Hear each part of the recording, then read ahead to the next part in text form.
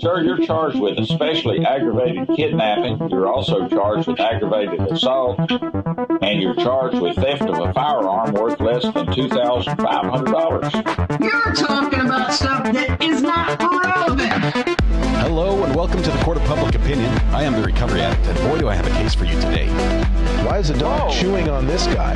I think they have got the wrong guy They there. got the wrong guy, and the dog was biting him. He roughed him up quite a bit. There's a lawsuit. This is the next search on February 28, 2020. 7:44 p.m. How, period, does the FBI find people, and people's misspelled P-E-O-O-P-L-E? Did the defendant find out how the FBI finds people in this case? Oh, she found out. So I messed up that audio. Hold on. I don't know why it's playing some random video in the background. I can't find it. Okay, there we go. Here we go. Now we can turn the audio back on. There we go. Finish the song.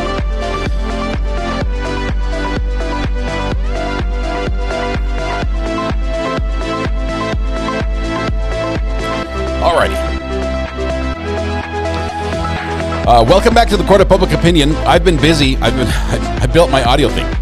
You knew I was going to do it, right? I had to finish the audio rack. It's all put together now. Thank you very much for the patience. We're going to be jumping back to court here in just a moment with the Carly Gregg trial continuing. Day 2, part 2 is what we got.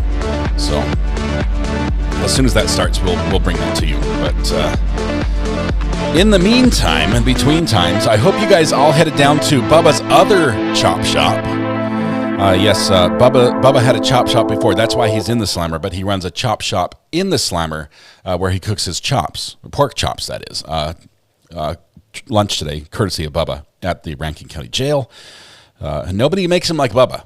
Nobody makes him like Bubba. So I hope you guys helped yourself to that. I had seconds, just for the record. I had seconds. they didn't tell me I couldn't. So, and I think 2 pork chops is a start. Is a good start. All right. Welcome. It is good to be here. I don't know why I have. Where's my chat? I don't know where chat is. I don't have chat. That's why. I figured it out. I fixed it. Hang on one second. Sorry, my audio's not working either. Pop that out. Put that full screen. When are we going to break for lunch? The front row is huge. Yes, it is. I have to say a big shout out to the one and only the sorting chat, who may or may not be Adam Nusky. We need a pork chop emoji. I wish I could get emojis working again. Here's the problem. I went like really, really popular during the manhunt, Cavalcante manhunt, and we made a bunch of emojis around that time. And I've made so many that now that the memberships have dropped back down to a more reasonable level, they won't let me make any more emojis. As a matter of fact, if I delete an existing emoji, it just says, oh, and you didn't deserve that one either because your membership level isn't high enough. So we have to wait till we grow a bit before we can do emojis. But pork chop, that's a good option. Let's see. I have a dog named Pork Chop and one named Michael Bacon. Speaking of pets, Eric Avanti. First of all, wait. Let me go back up. Adam, congratulations. The internet is all yours. Thank you very much for being first in chat and for depriving greeners of the privilege. I think that's what you were more pleased with, if I remember what you said in chat. But wonderful. Good to have you all here. We're going to start court when it starts, obviously. That's usually the best time to do it. But speaking of pets, just one second. I need to get this ready. DSK1 on air. Yeah. Okay. There's our K counter. Please read me my Miranda rights. Speaking of pets, our cat came back. Our cat, we were adopted. I guess the cat distribution system worked, and I guess in our favor, I guess we could say now because we like the cat, but originally we thought it was against us, and we received a cat many months ago. Pickles the cat. It's actually, we call him Kiki now, but Kiki has always liked the house here and liked the kids. We went on vacation. He has another family, and the other family, I believe, is the one that put, little things like the collar on him and the chip and things like that. But we share the cat. He comes here for treats and loving and all that and attention, and then he goes elsewhere when he wants to. And he goes elsewhere to do his business, like in the dirt, which is great. I'm a big fan of this. But we went on vacation. Kiki was maintained entirely by the other family, who probably did not feed him quite as well as we do. Because we came back, and he when he came back today, he is a healthy cat, but he is not nearly as round as he was when my kids were sneaking him rotisserie chicken on a regular basis. So, but very healthy, happy cat, and so he's enjoying all the attention. But RA likes doing business in the dirt. Okay, there you go. I like the cat doing the business in someone else's dirt. Anyway, we're excited to start off part 2 of day 2 on this trial, which is going super, super fast. Super fast.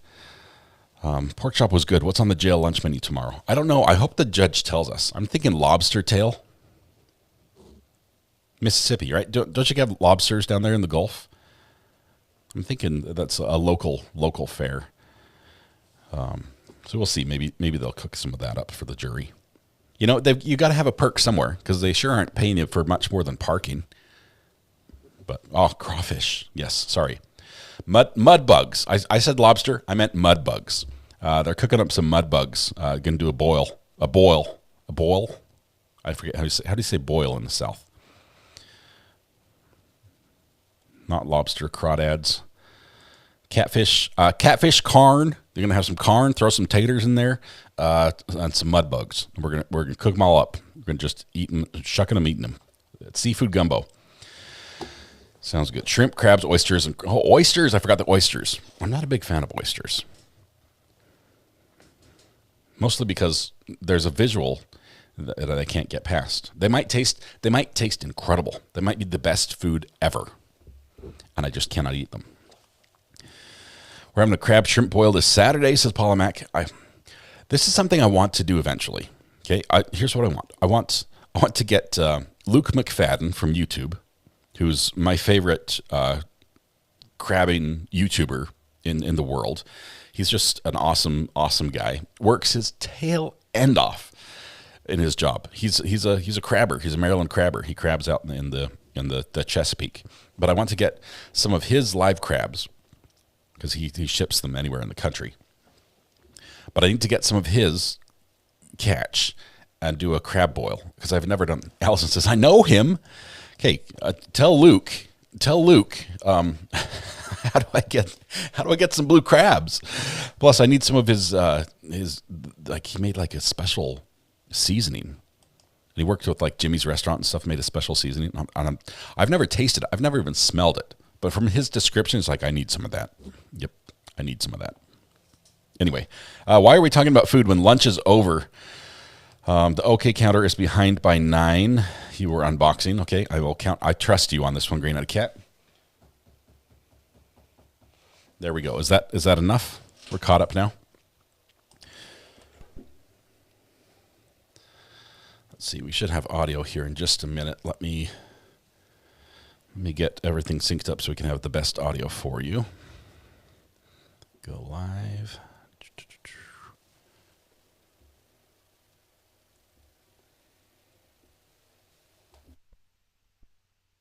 Let the juries finish their lunch. State ready? Yes, sir. Defense ready. Jury finished their pork chops. Let the juries finish their lunch. State ready? Yes, sir. Defense ready. Sure. Is the state saying the order? Is the state's next witness a juvenile? No, sir. Good. That makes it really hard.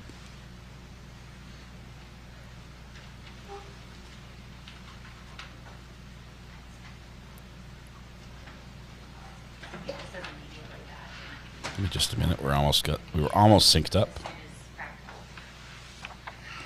So is that your objection? Yes, sir, Your Honor. I mean, I'm sorry. The objection to the order granting the motion for production is he shall immediately furnish. Yes, sir. It says it in there twice, immediately. and how he would be able to do that. But not that he would actually produce them. There's no problem with that. As soon as possible. How's that? That's as close to immediate splitting the baby. However, please let Dr. Pickett know. I texted him during our lunch break that he would need to turn that baby. All right, state ready? Yes, sir. Defense ready. Is the defense ready? All right, bring him in. Bring him in. You will bring the jury. If you will bring the jury. Who's the state's next witness? Tyler Bernell. Y'all got him? Okay. Judge's mic is a little hot, picking up a little feedback on there. It's a little ringing sound when he talks. Brandy says boiled peanuts. Boiled peanuts is what she means.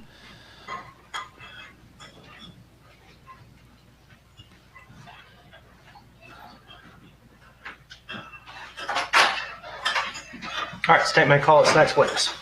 State calls Investigator Tyler Bernell.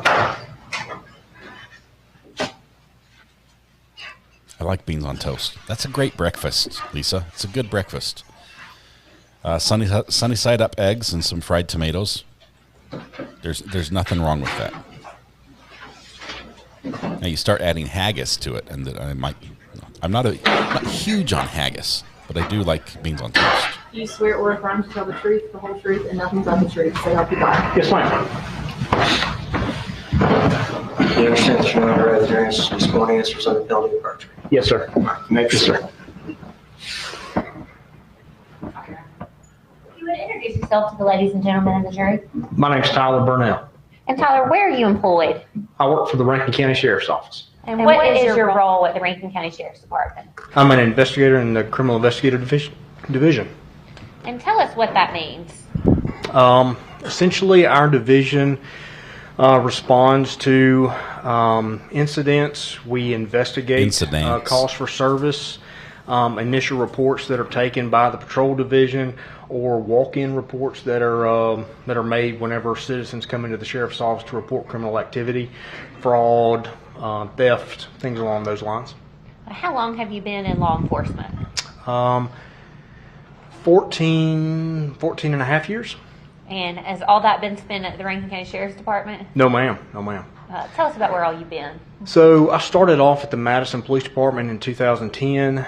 After that, I worked for the Madison County Sheriff's Office, the Pearl Police Department. I was an investigator in Pearl.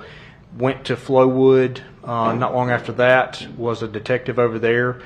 Started in internal affairs over there, and I went to go work for the Mississippi Attorney General's Office in the Public Integrity Division, and did some good work there. And not long ago, did some good work there. Sheriff and the undersheriff asked if I would be willing to come to the sheriff's office and kind of bolster that particular division, that particular program here. And so I'd maintain a criminal caseload and a compliance caseload. I want to take a step back. Can you tell the ladies and gentlemen kind of what training is required to become a law enforcement officer first? Well, you have to complete the basic police officers course. There are multiple taught in the state of Mississippi.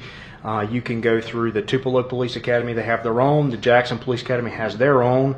The Southern Regional Public Safety Institute, which is the one that I went to, was at one point in time combined with the Harrison County Law Enforcement Training Academy because it had essentially been demolished during Katrina. And so it was relocated to Camp Shelby, Mississippi.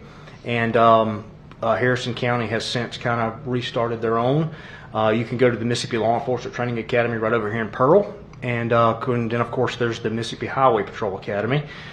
They kind of put on their own, but it's a state-accredited course that if a trooper decides that he no longer wishes to be a member of the Highway Patrol, he can always use that as a lateral into a sheriff's office, police department, under the state agency.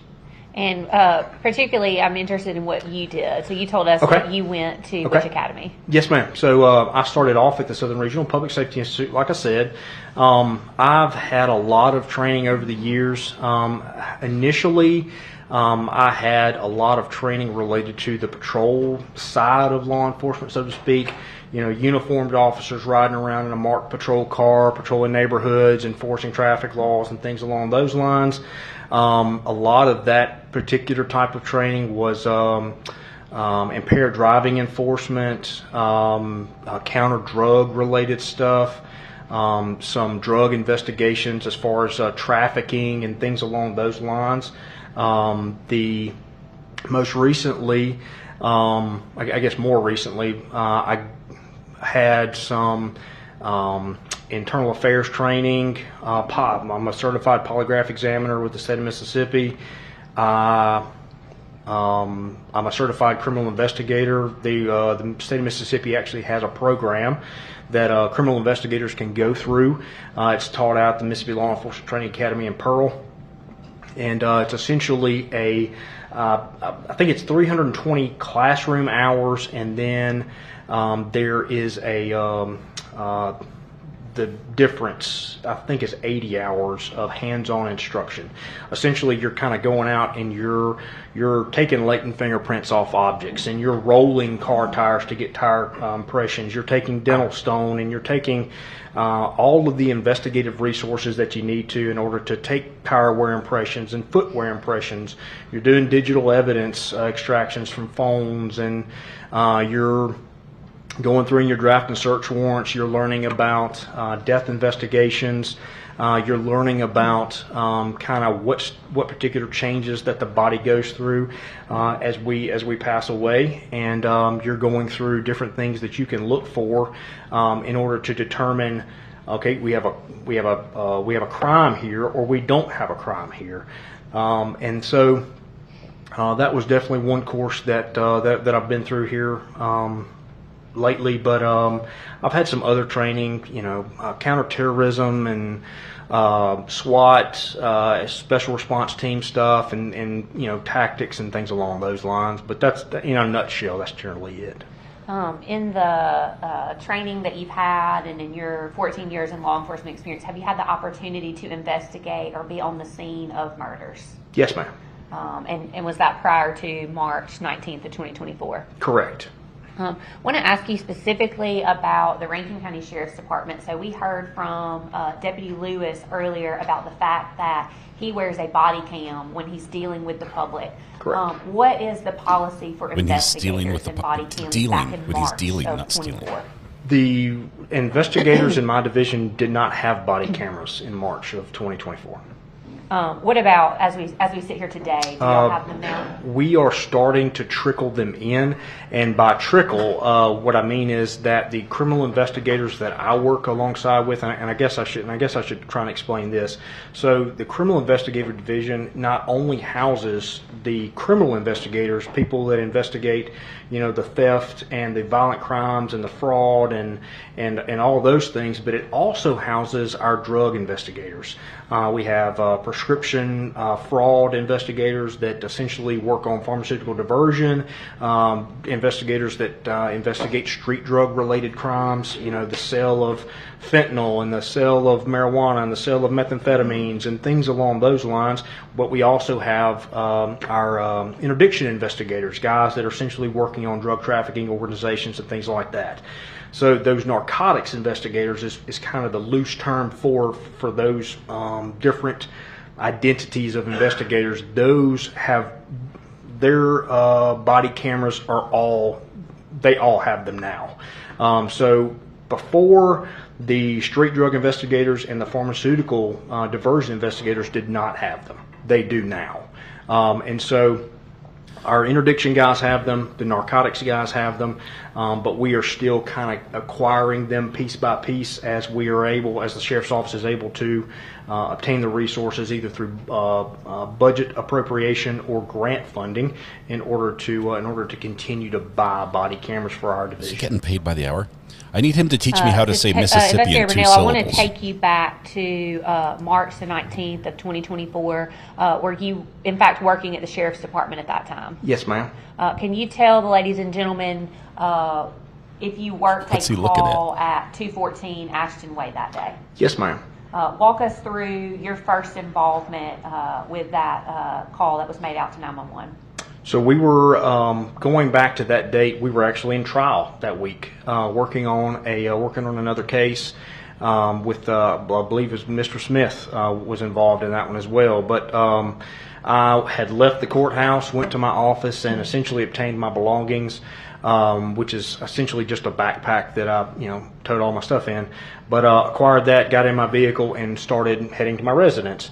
And my police radio is on, and the volume up, and I overhear our 911 dispatcher asking that the units that work the north end of our county, which is essentially like anything north of I-20 or Highway 80,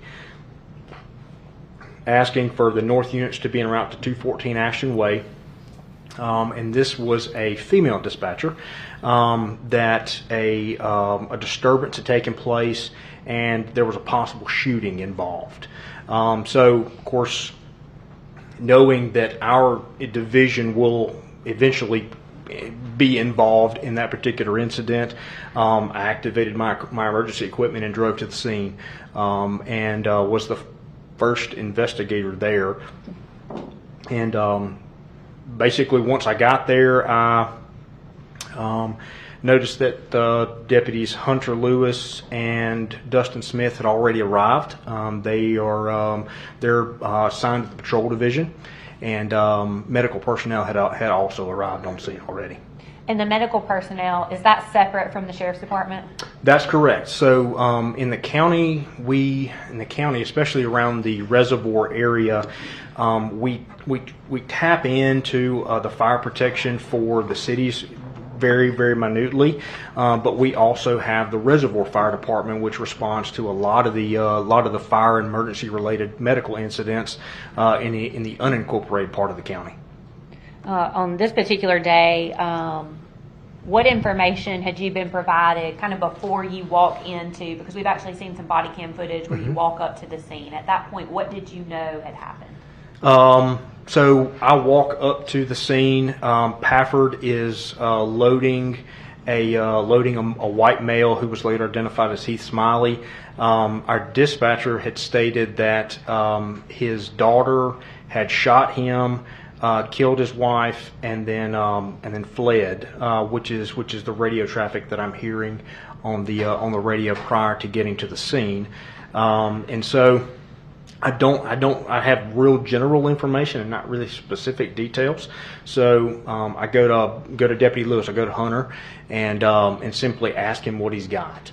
And then he begins to fill me in on the specific details related to kind of why we're there, what has transpired, what information he's been able to get from Mr. Smiley, anything along those lines. Do you recall around what time you got the call or that you went out to the house? It was shortly after 5 o'clock, 5:06, 5:07, somewhere around in there. Nighttime? Yes, ma'am. Yes, ma'am. Afternoon, right. I'm sorry. When you arrived on the scene, where was Carly Gregg? She was not there. Did law enforcement know where she was at that time? No, ma'am. When you go into the house, kind of walk us through what you're doing and what you're assessing at that time. So and this will be kind of hitting the fast forward button a little bit. So there are a couple of things that transpire after I make contact with Hunter. I provide him some information in order to get an incident log started, a crime scene log, crime scene integrity sheet, what have you, and essentially get my camera. And then our investigators I can hear them on the radio coming en route, so to speak, and basically informing our dispatcher that they're en route to the scene. And as that is beginning to happen, I simply take my camera, get some gloves, and because the gloves are, regardless of whether or not people think about it, gloves are they're important. They're a big thing when it comes to crime scenes. We have touch DNA in our skin. Believe it or not, this guy skin just cells cannot come focus. off of our hands, Like regardless squirrel. of whether or not we know it, and we leave those. We transfer those on different surfaces and things along those lines. And so gloves are an important thing when it comes to crime scenes. And so I obtained a pair of gloves, got my camera, and then essentially begin to try and photograph the residence. Start on the outside, and then work from the outside in. And basically, we're just trying to document and preserve the house the way it is, as we find it, so to speak. Investigator Bernell, I want to take a step back. You mentioned something about setting up a crime scene log. Can you explain to the ladies and gentlemen what that means and why that's important? So when I got there, the Deputy Lewis had facilitated the putting up of the tape, the cliche, the crime scene tape that that most people see on television, stuff like that. Well, what you may not see is a crime scene log. So it's essentially a document, a landscaped piece of paper that's got a bunch of lines on it. It's got a name, a place for an agency, the time in, time out, purpose for scene on some of them. It's essentially to document the comings and goings of everybody on that particular scene, whether or not you're a law enforcement officer, you're a coroner, you are a medical member of the medical personnel, whether or not you're fire, paramedic, so on and so forth. During the time that you have a crime scene taped off and you're doing this log, is anyone other than first responders and law enforcement, and I'm including the coroner in that, allowed in that crime scene? No, ma'am. I want to talk to you. You talked about gloves, and I know that when we watched that video, Deputy Lewis did not have gloves on Correct. when he first went to the house. I mean, y'all don't drive around in your patrol car with gloves on, right? No, ma'am. No, ma'am. No, ma'am. And so when you were on patrol, I mean, initially when you come out to a shooting call, what is your main goal at that point? Irrespective of any type of call, our first priority when it comes to law enforcement is the preservation of life. If I leave today and God forbid come upon some scene or something like that where somebody is in dire need of emergency medical help, I'm not going back to get my gloves. Like you begin to administer first aid regardless of that, and then we'll deal with the consequences and repercussions after the fact. Like we have to be able to preserve life. That is our number one priority, and then everything else falls secondary and tertiary and so on and so forth to that. I want to talk a little bit more in a minute about your processing of the scene, but I also want to talk about, I mean, when you arrived there, what did you learn? You said you later learned that Heath Smiley was the man on the front porch. Yes, ma'am. Yes, ma'am. What was his condition? He had sustained a single gunshot wound, I believe. So it would be his right and our left shoulder had a through and through gunshot wound to the left upper torso. I guess we can say it that way. And what about was there someone else in the home when you went there? There were no other living people inside the home whenever I got there. The body of Ashley Smiley was found in a room that was later determined to be controlled and normally occupied by Carly Madison Gregg. Carly's bedroom. In the course of your investigation, did you prepare a layout of the Smiley household? Yes, ma'am. Yes, ma'am. May I approach the witness, Sharon?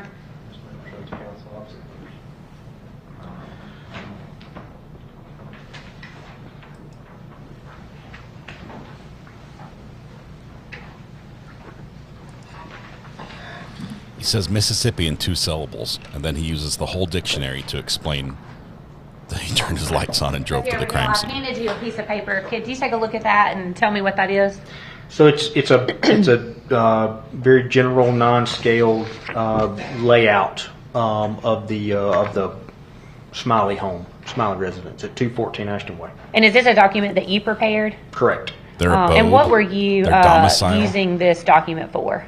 Essentially, we were using it for courtroom purposes. I mean, at the end of the day, like I know what the house looks like. You all don't know what the house looks like. You're not there. I can give you pictures of the best pictures in the world of a crime scene, but at the end of the day, if you can't look at it visually and kind of see how I move from room to room taking those photographs and essentially kind of see the layout of the home, whenever you're hearing 911 calls or you're hearing us talk about different things on the scene or you're hearing us discuss search warrants or something like that during the testimony phase, where you won't really be able to know where we are or where my mind is as I recollect that. And is that a true and accurate copy of the layout that you prepared in this case? His mind is in the thesaurus. Your Honor, we'd ask that this be marked as State's next exhibit. I believe it's 11. Sammy, welcome. Brand new member. Thank you so much for joining.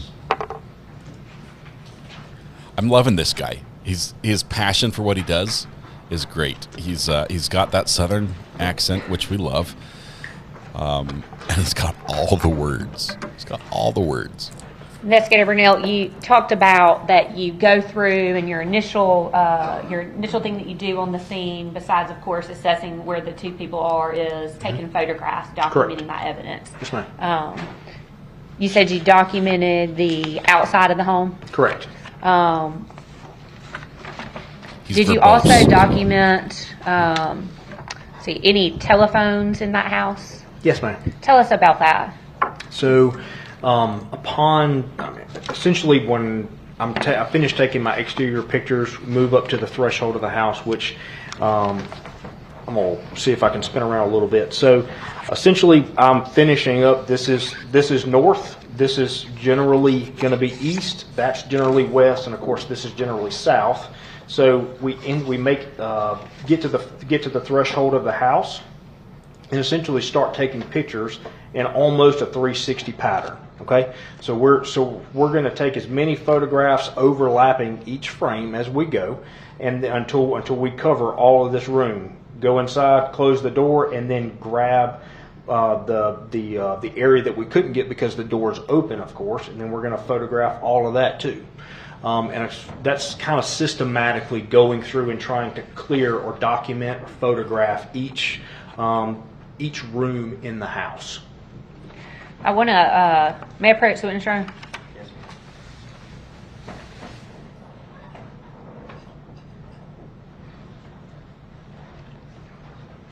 He's thorough. He's good. We can understand him. He's great. I love him. We give him a hard time, but this is a good witness. Okay. I handed you 2 photos. Yes, could ma'am. you identify, or could you look at those and tell me what's in those photographs? So essentially your first shot as an investigator when you get on scene needs to be of the front of the house. We typically like to have the mailbox in it, or at least some markings on the front of the house. That way it's readily identifiable as, well, this was 214 Ashton Way, and not 215, 213, 221 or anything along those lines. I know that all these photographs are from 214 Ashton Way, from this photograph until the last one. So the next photograph, whenever we entered in through that threshold I told you about a second ago from the living room, there is a let's call it a small entertainment center. It's about knee high. It's wooden. It's about the same color as this banister in front of you all, and it essentially has 2 phones on it. So this black phone and this white phone. So the white phone was later determined to be the property of Ashley Smiley. And the black phone over here on the left was later determined to be the phone of belonging to Carly Madison Gregg. Investigator Bernell, do those appear to be true and accurate copies of 2 of the photographs that you took on that day? Yes, ma'am. Your Honor, we'd ask that these be moved into evidence as the State's next exhibit. Any objection? No objection. Right. Front of the house will be marked as 12. The other one will be marked as 13.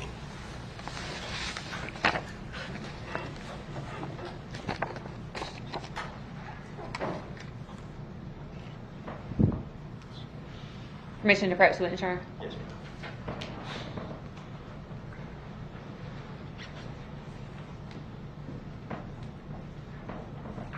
I'm self-conscious about it because my neck is killing me, and it has been killing me for about a week. But I keep trying to pop my neck, and every time she pops hers, it reminds me how bad mine hurts.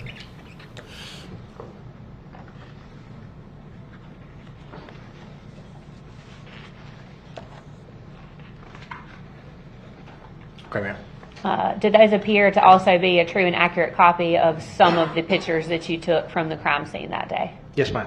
Are those particular pictures, I'm not asking you to describe them to the jury yet, but Yes, could ma'am. you tell me generally what are those photographs? What So are they the of? so the first one on top is a nylon single strap retention holster that was located on the bed in the master bedroom, which is believed to have been occupied and controlled by Heath Smiley and Ashley Smiley. The second photograph is the countertop in the kitchen of the residence that basically depicts some clothing, a scarf, and a winter wear jacket, a .357 silver revolver handgun, and then that is a large scale, a wide frame photo, and then the next one is a medium frame photo showing the same handgun, and then the next photograph is a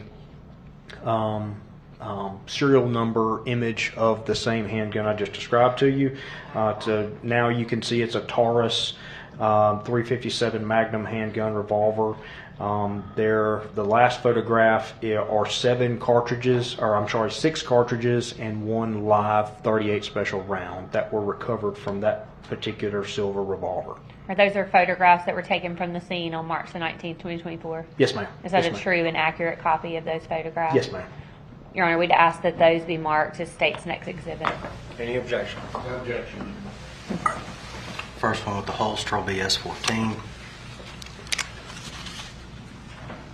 The bailiff does the marking here. Second one, medium frame, will be S15. Interesting Serial patch. number will be Never seen a S16. rectangle patch like that. I'm just sorry. It was snarky.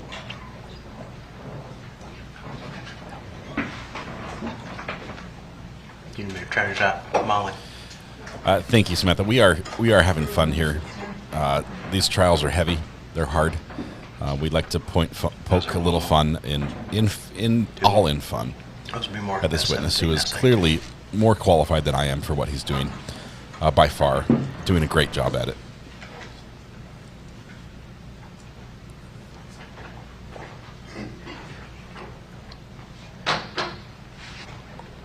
You may proceed. Investigator Bernell, as you were making your way through the house, were there, other than the murder weapon, were there other guns that you documented within the Smiley residence? Yes, ma'am. And where were they located? They were in the master bedroom, master closet. Permission to break to adjourn?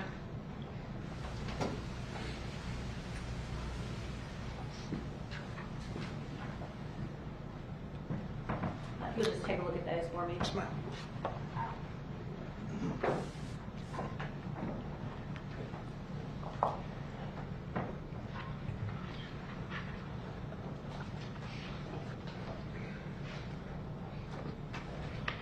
Okay.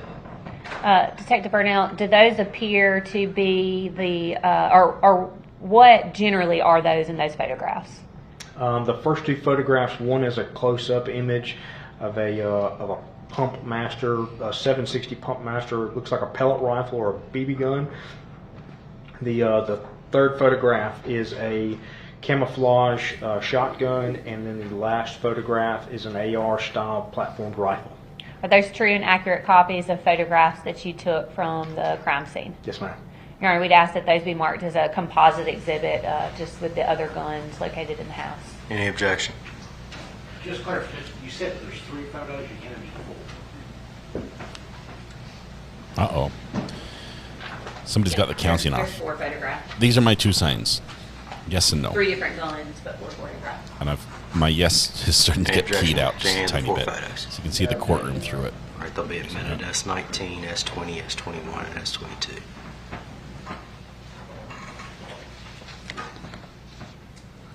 stop playing with the signs. Serious business here, guys.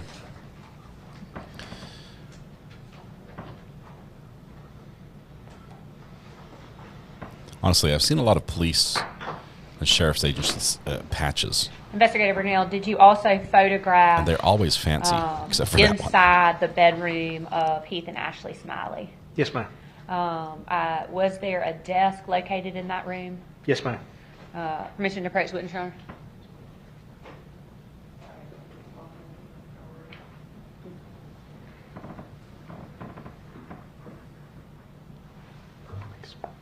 I've handed you 2 photographs. If you would look at those for me.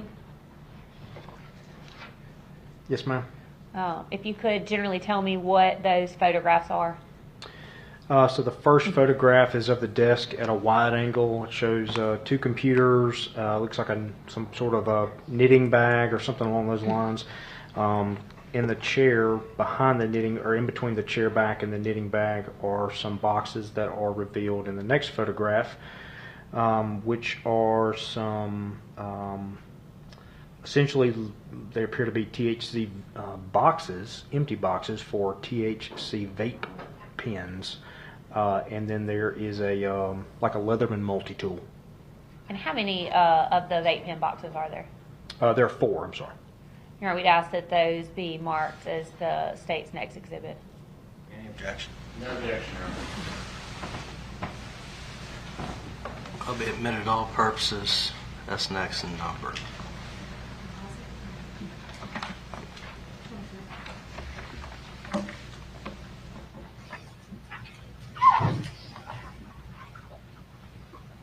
What's that next thing? All right, you can proceed. Secretary Bernell, looking at the layout, and I apologize, I don't have that exhibit number that you prepared. There's a dining room and sort of a kitchen area that are open, is that right? Yes, ma'am. Were there any doors that lead to the outside near the dining area? Yes, ma'am. So there is, generally speaking, there is almost like a shotgun style door from the front door through to the door that in the dining area that led to the backyard of the residence. And did you also take pictures of that doorway? Yes, ma'am. Permission to approach, Your Honor. Yes, ma'am. Man, this is another housekeeping team. You're trying to keep these 4. Okay.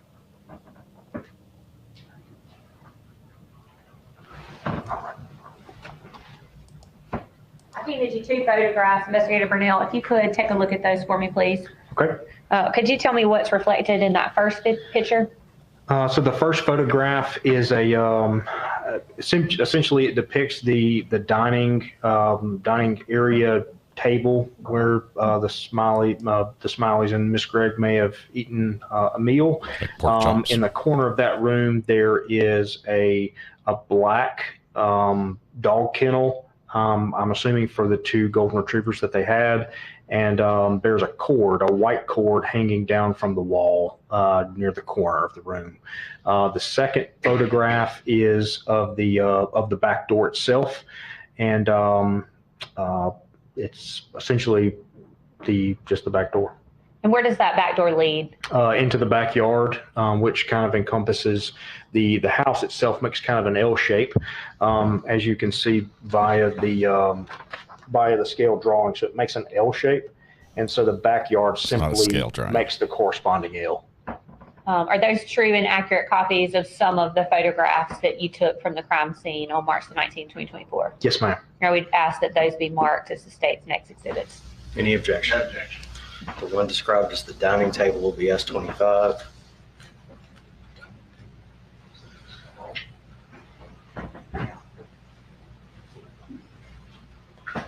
And the one described as the photo of the door will be S26. Investigator Bernell, before we move on to any other pictures, I want to ask you about that S25, okay. The cord that's hanging from there. Yes, in processing the crime scene, did you have any idea what that cord meant to? I did not. It's a USB-C cable. From my recollection, I didn't know exactly what it went to at the time. We hypothesized that it was part of some home surveillance system. As you sit here today, do you know what was plugged into that cord? Yes, ma'am. And what was that? It was a WISE home surveillance system camera that was recovered after the 19th. Okay, thank you. Did you also photograph throughout the home the laundry room area? Yes, ma'am. Permission to approach witness, Ron?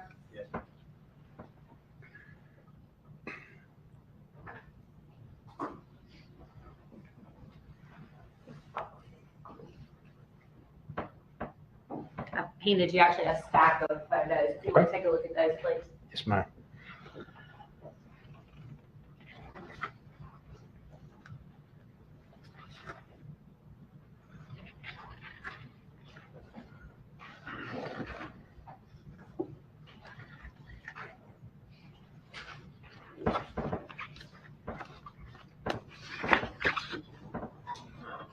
Okay. Do those appear to be true and accurate copies of some of the photographs that you took from the crime scene on March the 19th, 2024? Yes, ma'am.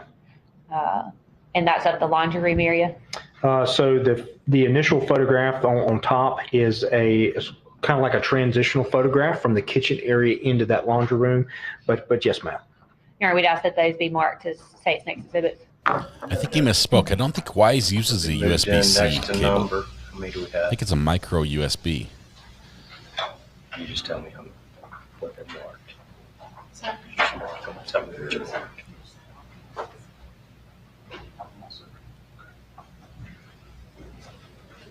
No, it's a detail, but I'm sort of a cable guy. I know my cords. The newer ones do. They've changed.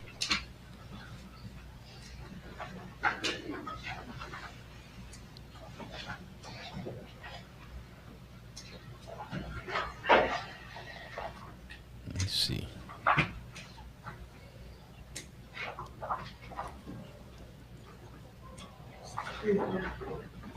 Those will be marked S27 through S34.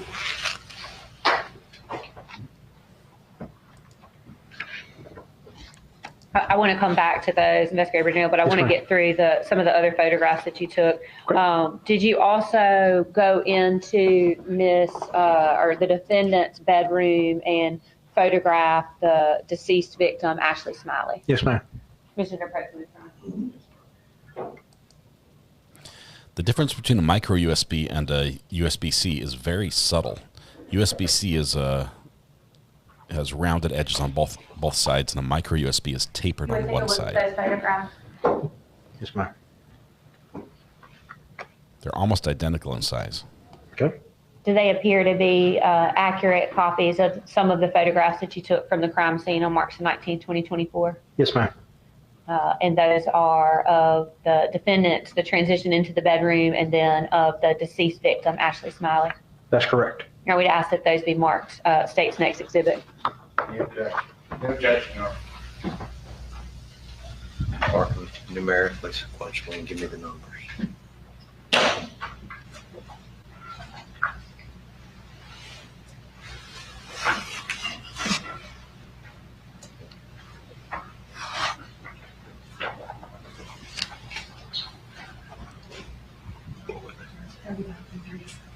We admitted 35 through 37. May I proceed, John? Investigator Bernell, so again, what is the reason for documenting the crime scene? Essentially, so that way we can preserve the way it was whenever we arrived on scene. The photographs and the body-worn camera recordings are a great way to do that. Do things get moved once you start processing the scene? Of course. For instance, in this case, initially, so when, as I said before, like preservation of life is our first responsibility. In preparing for this trial today, this week, I had the occasion to look at body-worn camera video evidence. When Deputy Lewis goes into the house to check on the victim, he tries to see if there are any signs of life. He's touching her arms and he's lifting up the towel that was placed upon her head. And he's essentially trying to see if there's any way to save this young lady. And of course, then right after him, the fire department comes in, does essentially the same thing. They're placing leads to see if there's any heart rate activity, and so they're moving her arms from the position in which they were placed on her torso. They're lifting up the towel that was placed on her head that would have been replaced by Deputy Lewis. And so there are things getting moved around. And so taking the photographs and trying to preserve the way that the crime scene was at that time is a very important and a very vital function of crime scene processing. The other aspect is, so during active scenes like that, where you essentially have some like a quasi-active shooter type situation, you are in a situation where you don't know where the suspect is. They're not readily apparent. They're hiding in the linen closet. Did they pull down the attic ladder and they're hiding upstairs? Like, are they hiding under a bed or something like that? So when officers are going through systematically trying to clear and make sure that we're not walking into an ambush or walking into a situation where now we are about to sustain more casualties as a result of this one defendant, things get moved. We have had situations in previous cases where shell casings have been in the roadway after drive-by shootings. Well, cars don't stop just because there's shell casings in the roadway. They get run over all the time. So recording those with photographs and body-worn camera videos and things along those lines is a lot of times our best way to preserve kind of how they were prior to those disturbances. May I approach the witness, John?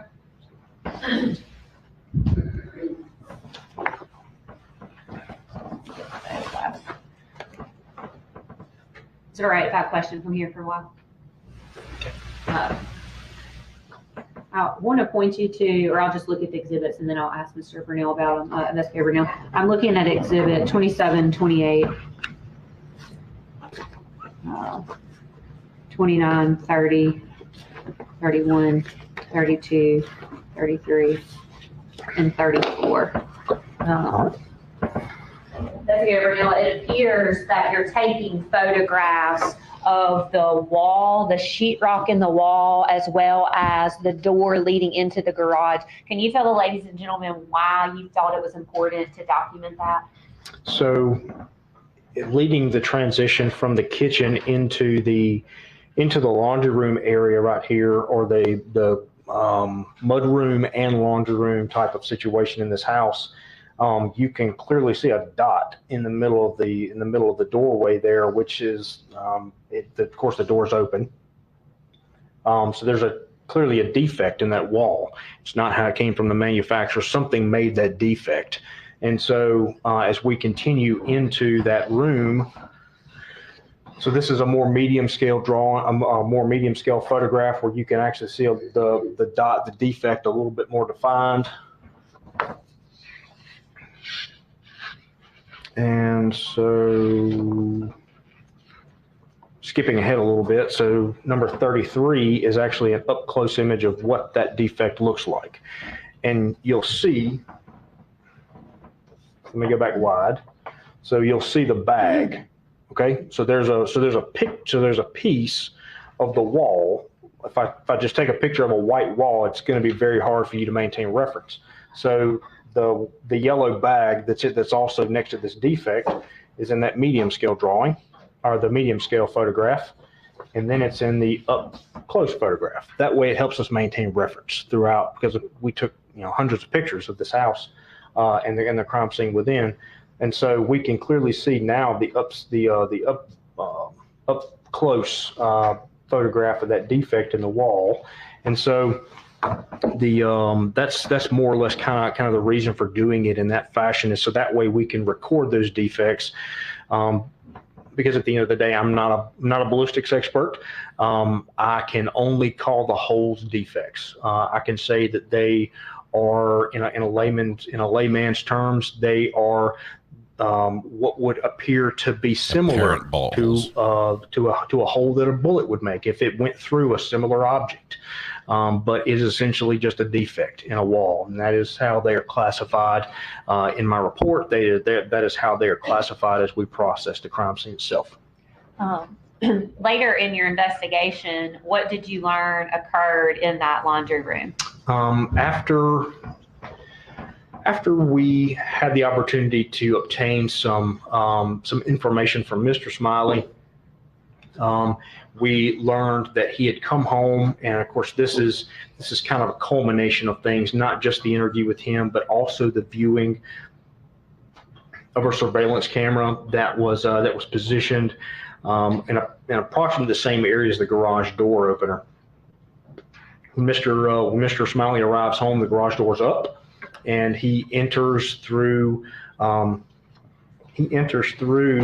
residence through that particular method. And so, sorry, I'm looking for number 11. And so when he enters the residence, there it is. So he enters through this carport right here, okay? So there's a storage room door right there, utility closet, what have you. And so he enters the laundry room right here, and then according to him, he later stated that Miss Gregg essentially lie in wait at the door, this door right here. So there's a door right here, a door that goes across into the corresponding carport.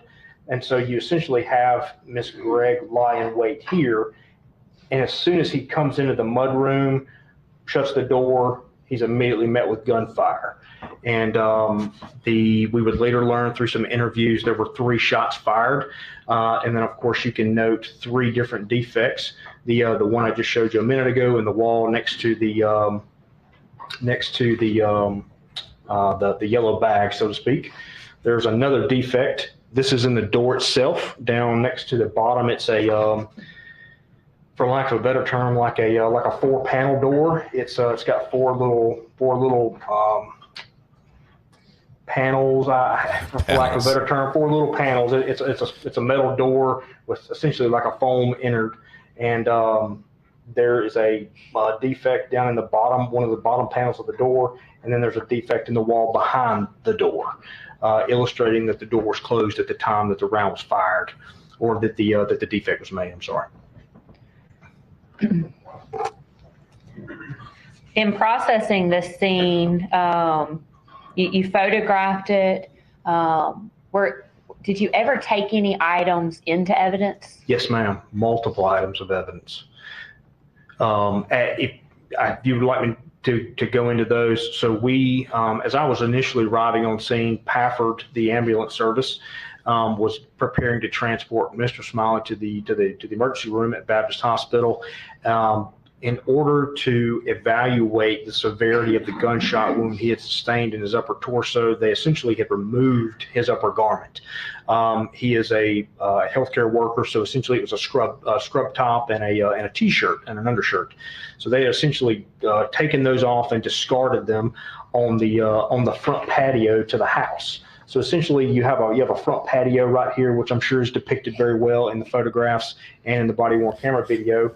But the shirt is discarded right here by the ambulance service. That was later collected by us, as well as Mr. Smiley's bottoms once he got to the hospital. With regard to the laundry room and the carport area itself, so we were able to later find that there was a projectile. Again, I'm not a ballistics expert or anything along those lines, but a projectile that seemingly lines up with the defect that we have here on State's Exhibit 32 in the lower part of that door. Went down it struck the carport floor, went into a rolled up carpet, and then essentially came to final rest in front of a blue Chevrolet Traverse, I believe is what it was. That was essentially Ashley Smiley's primary vehicle. That particular projectile came to rest right in front of the passenger side door, approximately. The defect that I was telling you about a second ago with the yellow bag exited out that wall and then struck the cargo rack of the same SUV, essentially fragmented almost, and then pieces of it were recovered at the back driver's side corner of that particular vehicle. So those were two partial, in part or whole projectiles that we recovered. Detective Bernell, if I may interrupt you for a moment, did you collect those and store those pieces of evidence separately? Yes, ma'am. Yes, ma'am. Permission to approach the witness, Your Honor.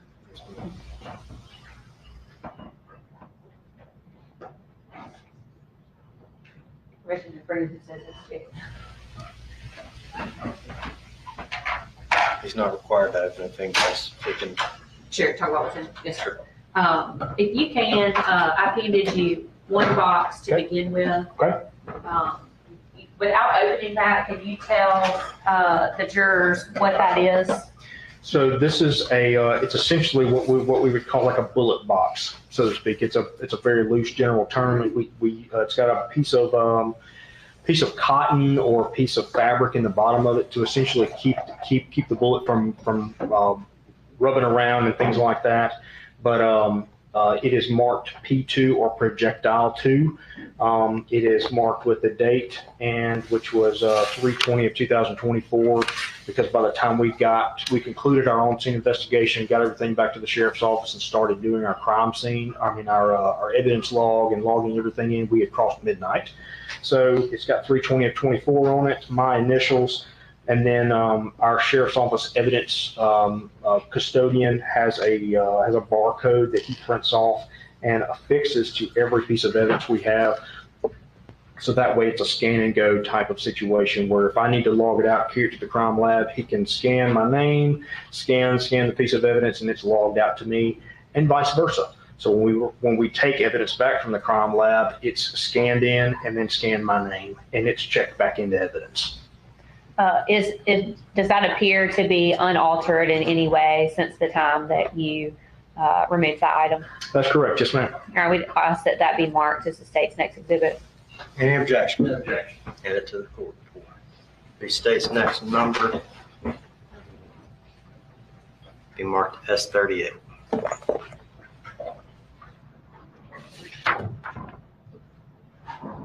All right. Permission to approach the witness, Your Honor. Yes.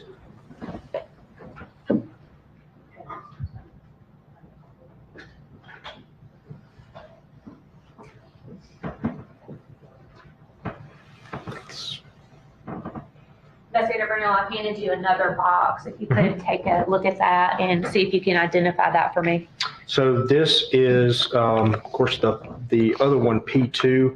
In the description on the box, it says projectile on ground RAX 0438 front of vehicle. So this would have been the nearly intact projectile that we recovered from the front of the blue SUV that was actually Smiley's primary vehicle.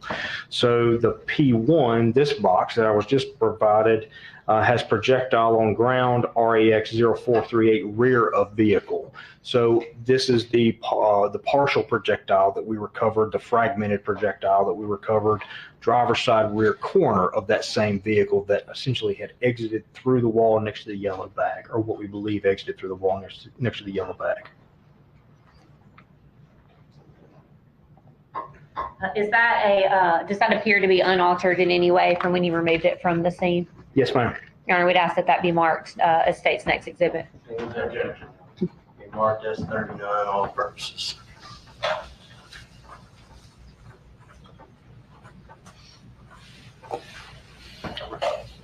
Investigator Bernell, y'all also recovered the live round and the empty shell casings, and those were also boxed up and put into evidence. Is that right? That's correct. What about the murder weapon? Can you tell us when you walked into the house where that was located?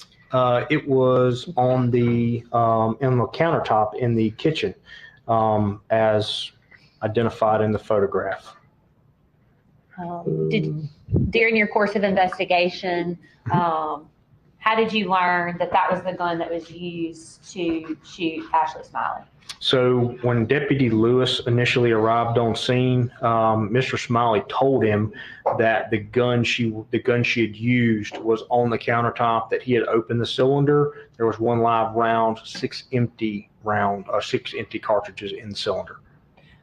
So you were in your course of investigation, did you learn that the same gun was used to shoot Keith Smiley that was also used to kill Ashley Smiley? That is correct. So later on in the investigation, we received a crime lab report from the Mississippi Crime Lab in Pearl, Mississippi, that identified projectiles recovered from the body of Ashley Smiley were similar in characteristic and in nature to the firearm we recovered from the countertop of the kitchen in the Smiley residence.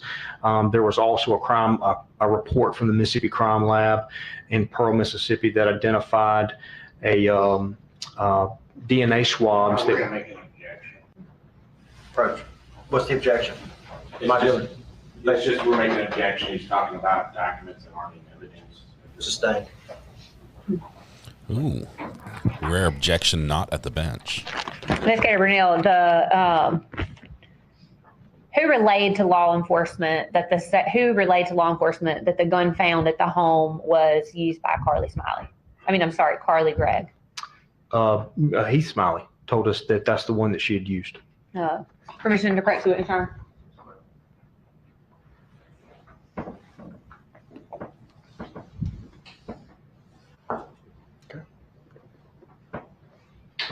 I handed you a box, Investigator Bernell. Can you tell me what's located in that box? I can tell you that without opening the box, I can tell you that it is the same box that contains the Taurus 357 Magnum revolver. This is the same serial number that is on one of the state's exhibits in this photograph. This is my handwriting, my chain of custody information, so to speak, over here on the right-hand side. This is the arrow that I drew whenever I wanted to indicate to crime lab personnel which way the barrel was pointing when they opened the box up. This is a evidence label that was affixed. This is evidence tape that we put on the box, and then this is the crime lab's own seal and barcode information.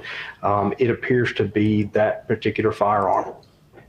Your Honor, we'd ask that be marked as state's next exhibit. Any objection? No objection. Be marked as 40. Your Honor, I'd ask that the witness be allowed to open that and inspect it and make sure that it's the same firearm as well. Okay. You have scissors? Yes, sir. Yes, sir. No gloves.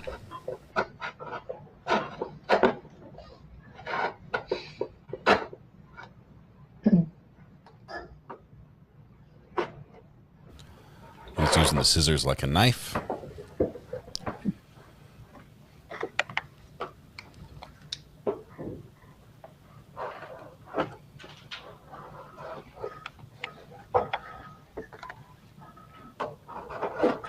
Always getting out of it's after lunch. Any of the jurors need an afternoon stretch. You know, sometimes people get sleepy. You do just stand up for a second, okay?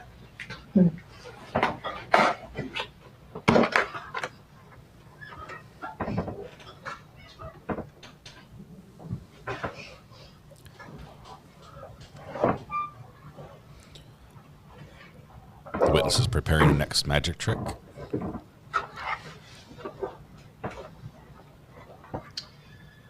Your Honor, may I remove it from the box? Oh, wow.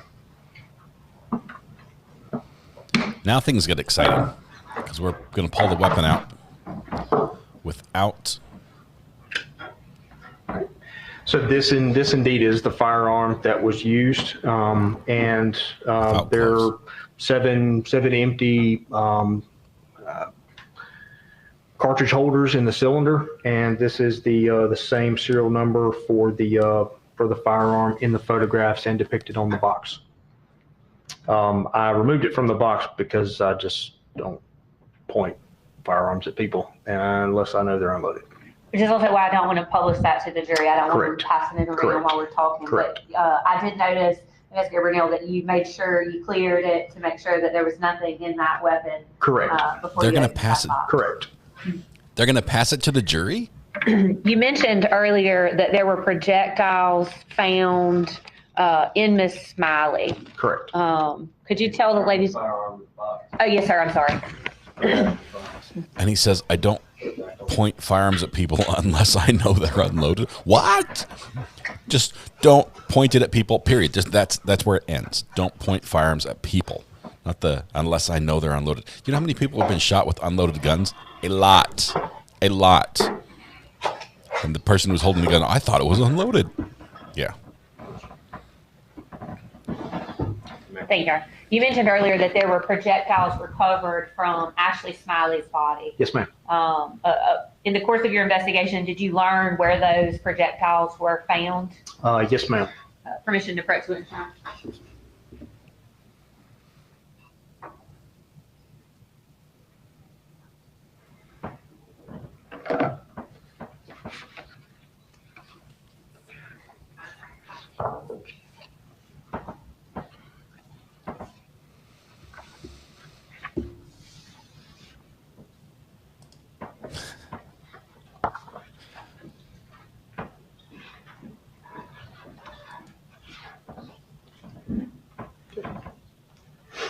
Leave them both up here. Okay. May we approach?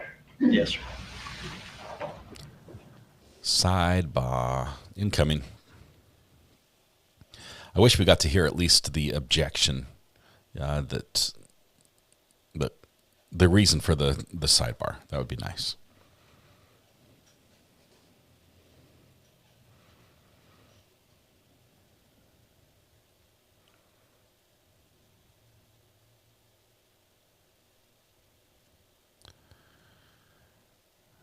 She's got support. They're right there for her. It's interesting. Debbie, they didn't say how the pork chops were, but if this witness had one, it seems he gave him a little bit of indigestion. I'm guessing that possibly Bubba's Finest chops did not serve him well. He's had a little bit of possibly some acid reflux. Yeah.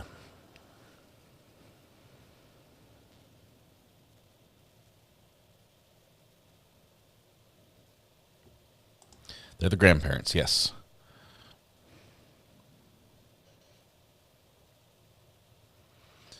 It does Overruled at this time, but pending further objection.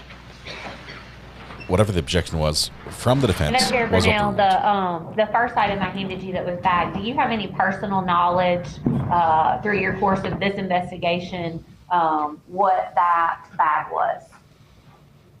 Oh, I'm sorry. I simply know what these items are due to the crime lab reports that we received via our results. Yeah, we're going to make them. It's an objection. Sustained. Yes, sir. Can't testify to those. That's hearsay. Yes, I would like to have them marked for ID. Mark it S41 and S42 for ID purposes only. If he only knows about the items based on what somebody else's work was, there's somebody else who should probably testify to that. And that was what the objection was before. The judge said tentatively overruled. They asked the question. He answered, said that is where he got his knowledge. And so that's why it was sustained. That was a good call by the judge and good call by the defense to make the objection.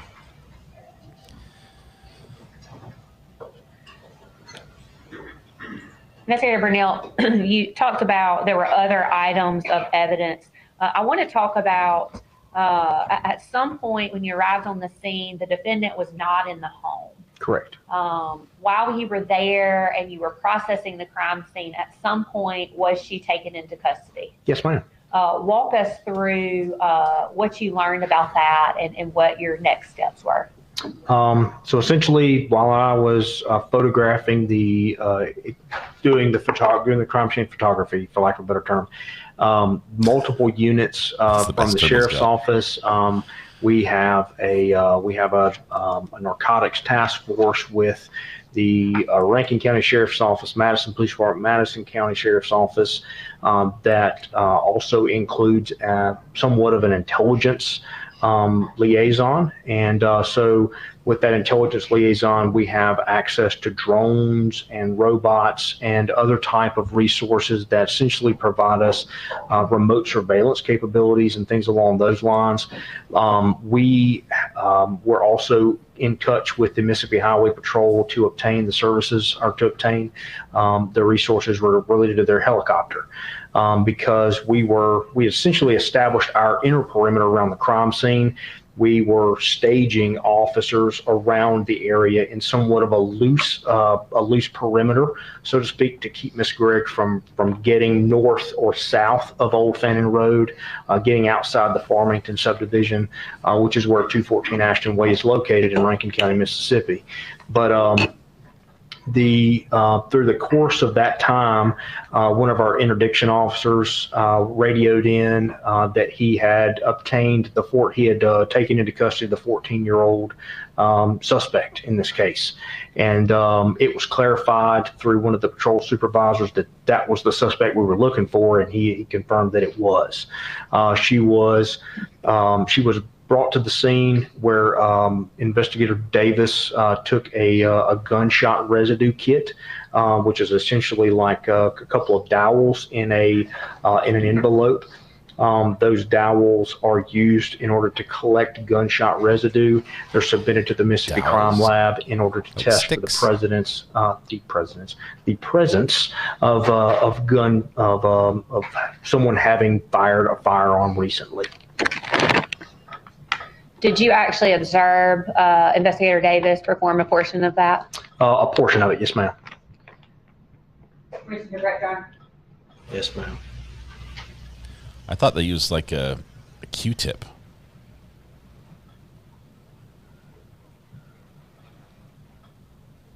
No objection from the defense.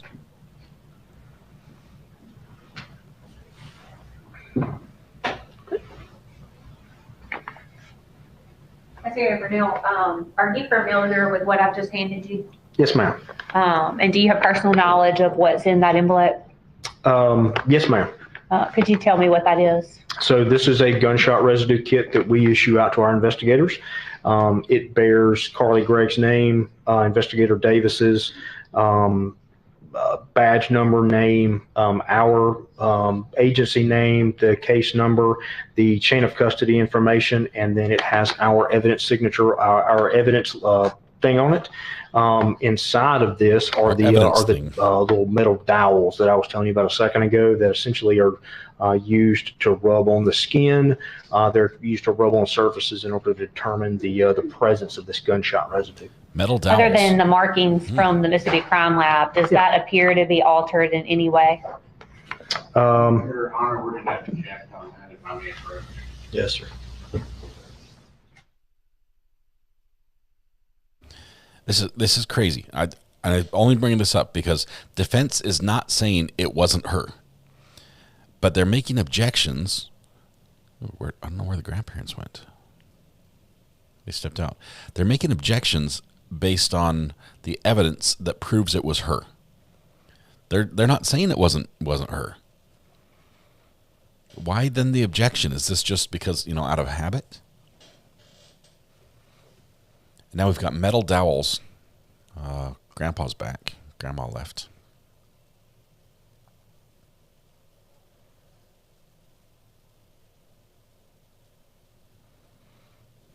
Okay, now I want to see what they just said. Let me check the replay here.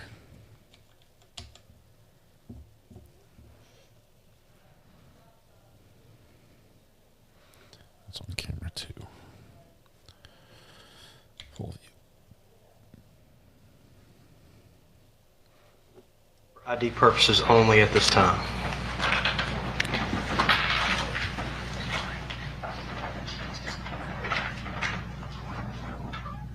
She had to pay. She had to pay, is what he said. She had to pee.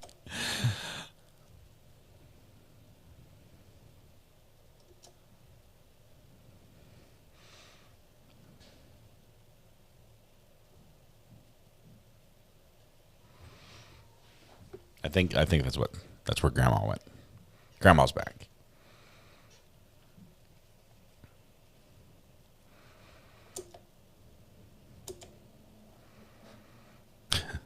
The deputy tries to stoop.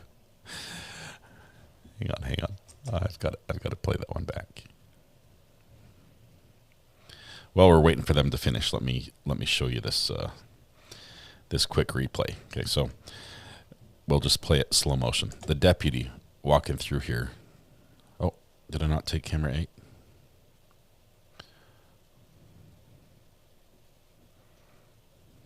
Why is that not working?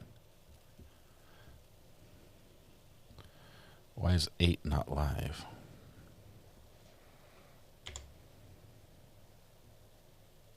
Okay, there we go. Fast forward. Let's go to the end. Waiting for the audio to come back here. It's taking its sweet time. Okay, I think it was right there.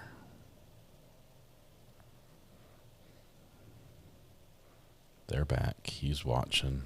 I don't know where it happened. Investigative Bernell, what is that? It's a gunshot residue kit. And who was that gunshot residue kit performed on? Carly Madison Gregg. And I believe your testimony was that you observed part of that gunshot residue Correct. testing. Your Honor, we'd ask that this be marked as State's Exhibit next. Any objection? No objection. Be admitted. That's 43, all purposes.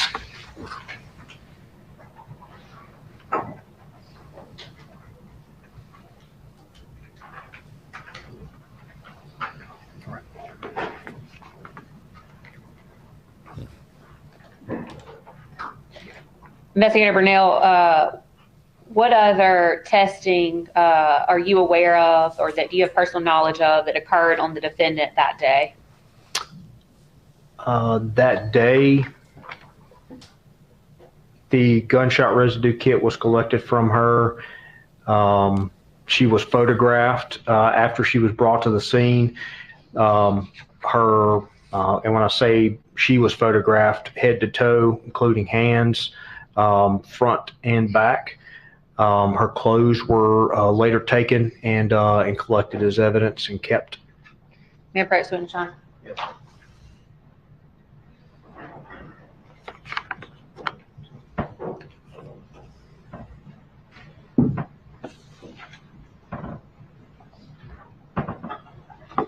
Investigator Bernell, who's in that photograph? Carly Madison Gregg. And is that the same Carly Madison Gregg that you observed on the scene on March the 19th, 2024? Yes, ma'am. That's after she'd been taken into custody? That's correct. Your Honor, we'd ask that that be marked as State's next exhibit. Any objection? No objection. Be admitted. That's 44, all purposes.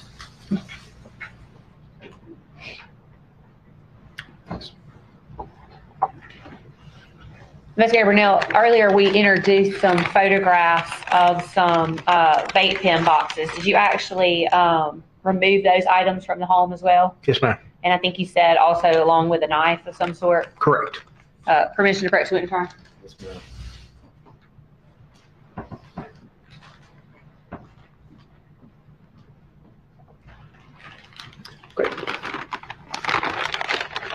Investigator Bernell, does that appear to be the items, including the vape pen boxes and the multi-tool or the knife that you removed from the home that day? Yes, ma'am. Does that appear to be altered in any way from the day that you took it? No, ma'am. All right, we'd ask that that be marked as State's next exhibit. Any objection? Be marked as 45, all purposes. Be admitted.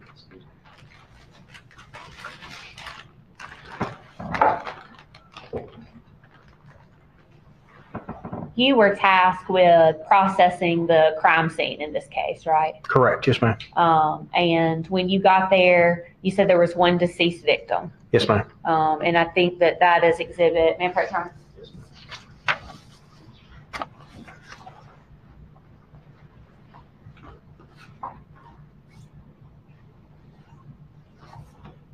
Looking at exhibit 36, could you tell me if that is the position of Ashley Smiley when you found her laying in the floor dead of Carly Gregg's bedroom?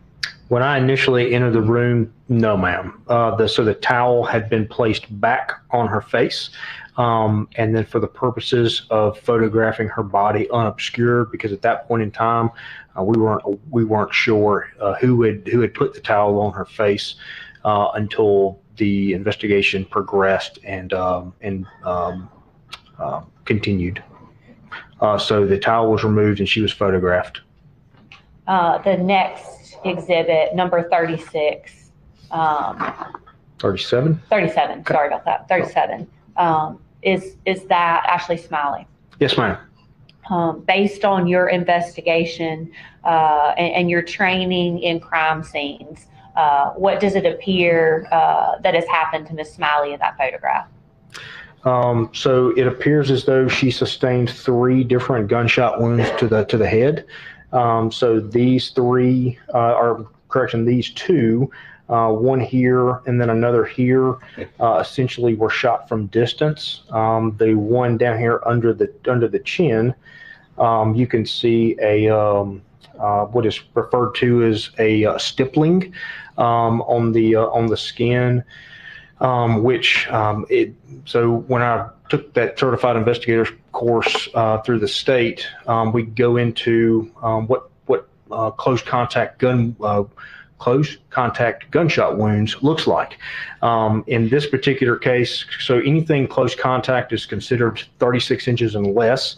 So here you can see the stippling in the skin just under the chin, but essentially what you have there is burnt powder. When it exits the muzzle of the firearm, it lands on the skin because it doesn't have the distance in order to spread out and burn up before it makes contact with any of the surface. And so it makes contact with skin and essentially burns the skin. Commissioner Encroachment Charter, I'd ask that these 2 photographs be published to the jury. Yeah, I'm looking bailiff.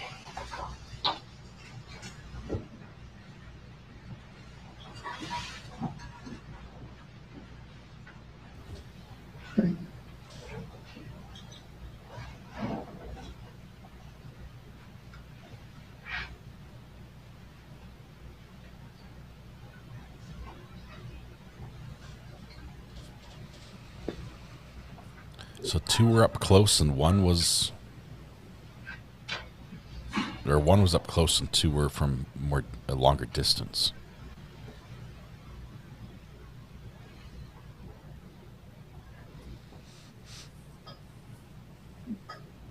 I wonder if they're going to tell us about if first of all, head wounds from a firearm can be incapacitating very quickly. And to have 3 shots that affect the head, it's very likely that one of them probably occurred after the body was on the floor. I'm not sure if they're going to give us any evidence about that.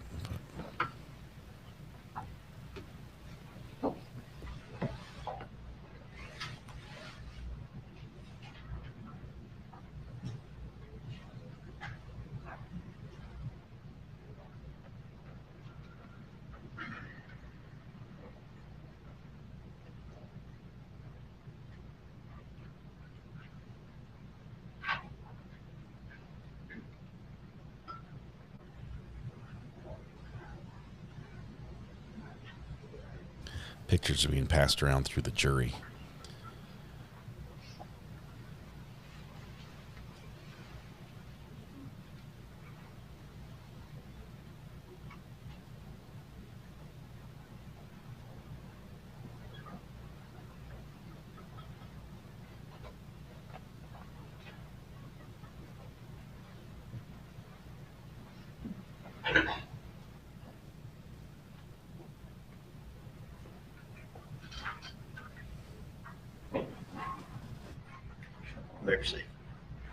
Okay, Bernell, you discussed with us, and now the ladies and gentlemen have seen that photograph. You discussed that only one of the gunshot wounds or defects appeared. And what does that indicate to you?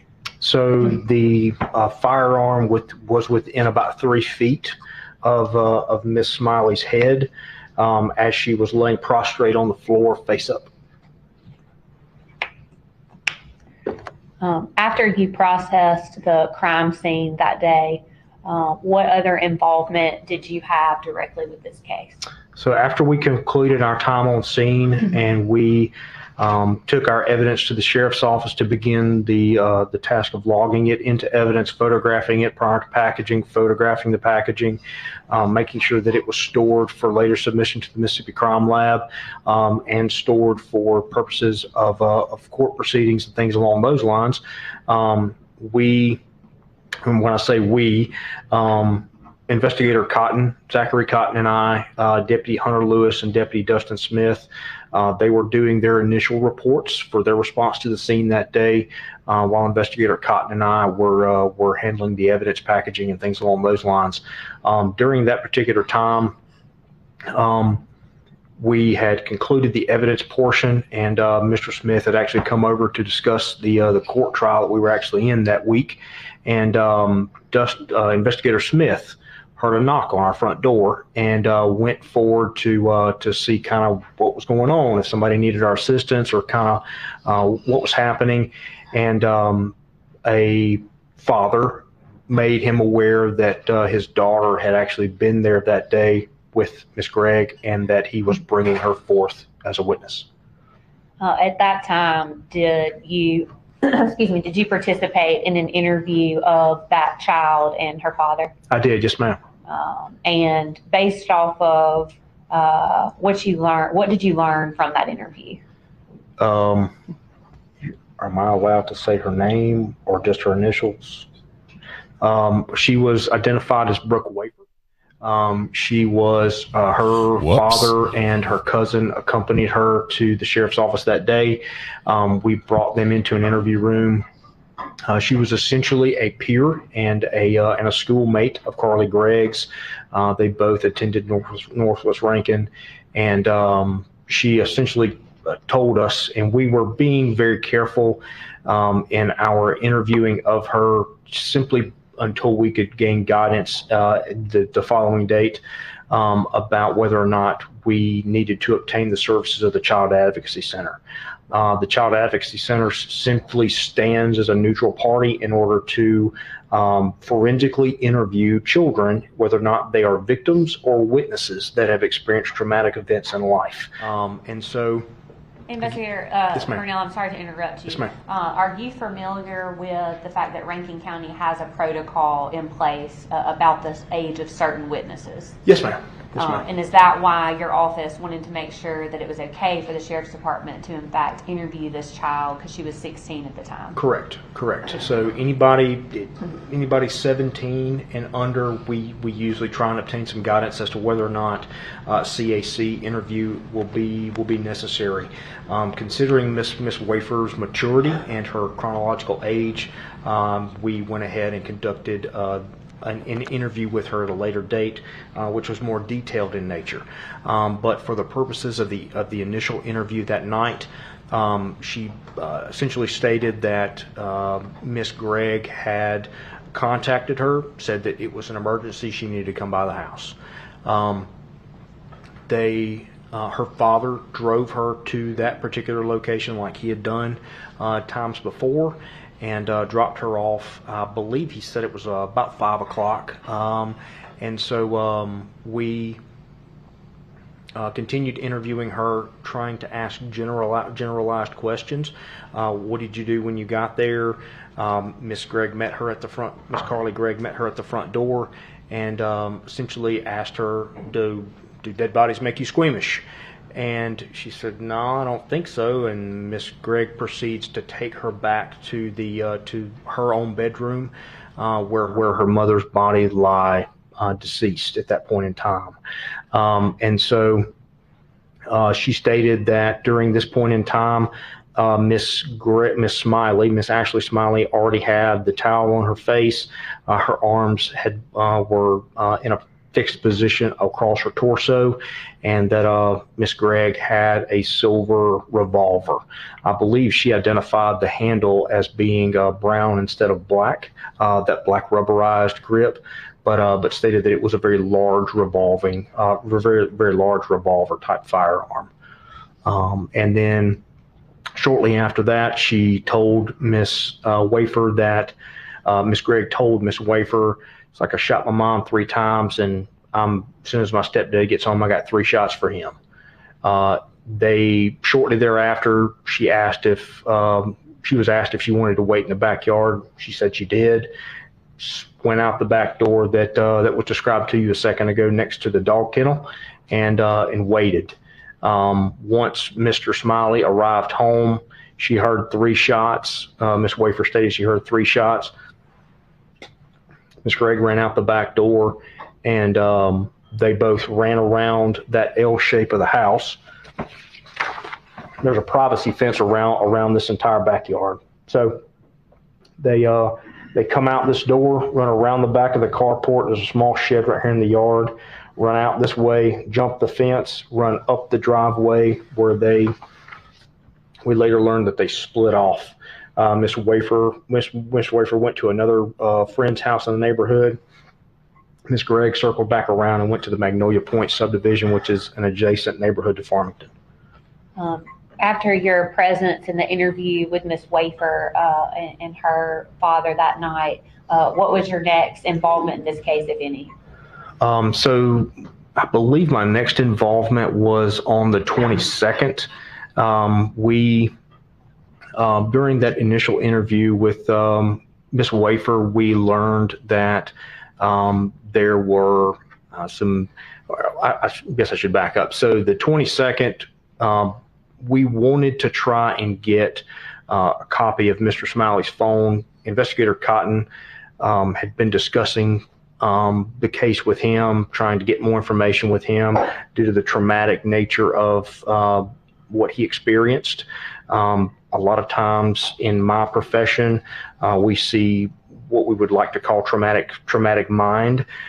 People experience trauma and essentially resolve it, handle it in different ways. The point being, days after that, things begin to come clear because your mind enters a fight, flight, or freeze type of mode. And so as he began to kind of come out of that, Investigator Cotton had talked with him, talked about getting a forensic extraction of his cell phone in order to figure out whether or not there were any messages, because he had received 2 messages that day from Miss Smiley's phone that didn't seem like her. And so we wanted to obtain copies of those text messages. So on the 22nd, we found out that Mr. Smiley had obtained the camera that was within the garage. We had overlooked it during the initial processing of the scene. He had collected it for us, and I had gone by to our investigator Cotton, collected the SD card from him and provided it to me. So during the initial look at that particular memory card, found that all the videos for the 19th were missing. The file folder was in place along with all the other file folders, which aroused some alarm. And so had deputies Lewis and Hunter, they were helping us canvass the area after Mr. Smiley stated that the camera from the kitchen had been missing. So we recanvassed the neighborhood, canvassed Magnolia Point subdivision, essentially trying to locate this camera that was gone. And during that point in time, I had a memory card reader, a little box you plug in your computer, and you can read the little memory sticks for the SD cards. Plugged it in, found what I found, and found the videos missing. Went back to the residence with deputies Lewis and Hunter for the purposes of having their body camera to essentially provide some accountability and some transparency to the situation. Had a conversation with Mr. Smiley about the missing videos, and learned that basically he was used to a Microsoft product and was using an Apple product in which to look at the SD card. So when he looked in order to try and preserve the videos on the SD card from the Apple product. He cut and pasted inadvertently instead of copy and paste. And so he allowed me access to his computer. I found the video files that were missing at that point in time, retrieved those, looked into the recycle bin, the trash folder, what have you, on the Apple product, and confirmed that there were no videos in that particular area, which would illustrate to us that he may have been attempting to destroy evidence. We had a conversation with him about the need, if he obtained or if he found or if he recovered any other evidence in the house, not to touch it, not to do anything with it, to call us.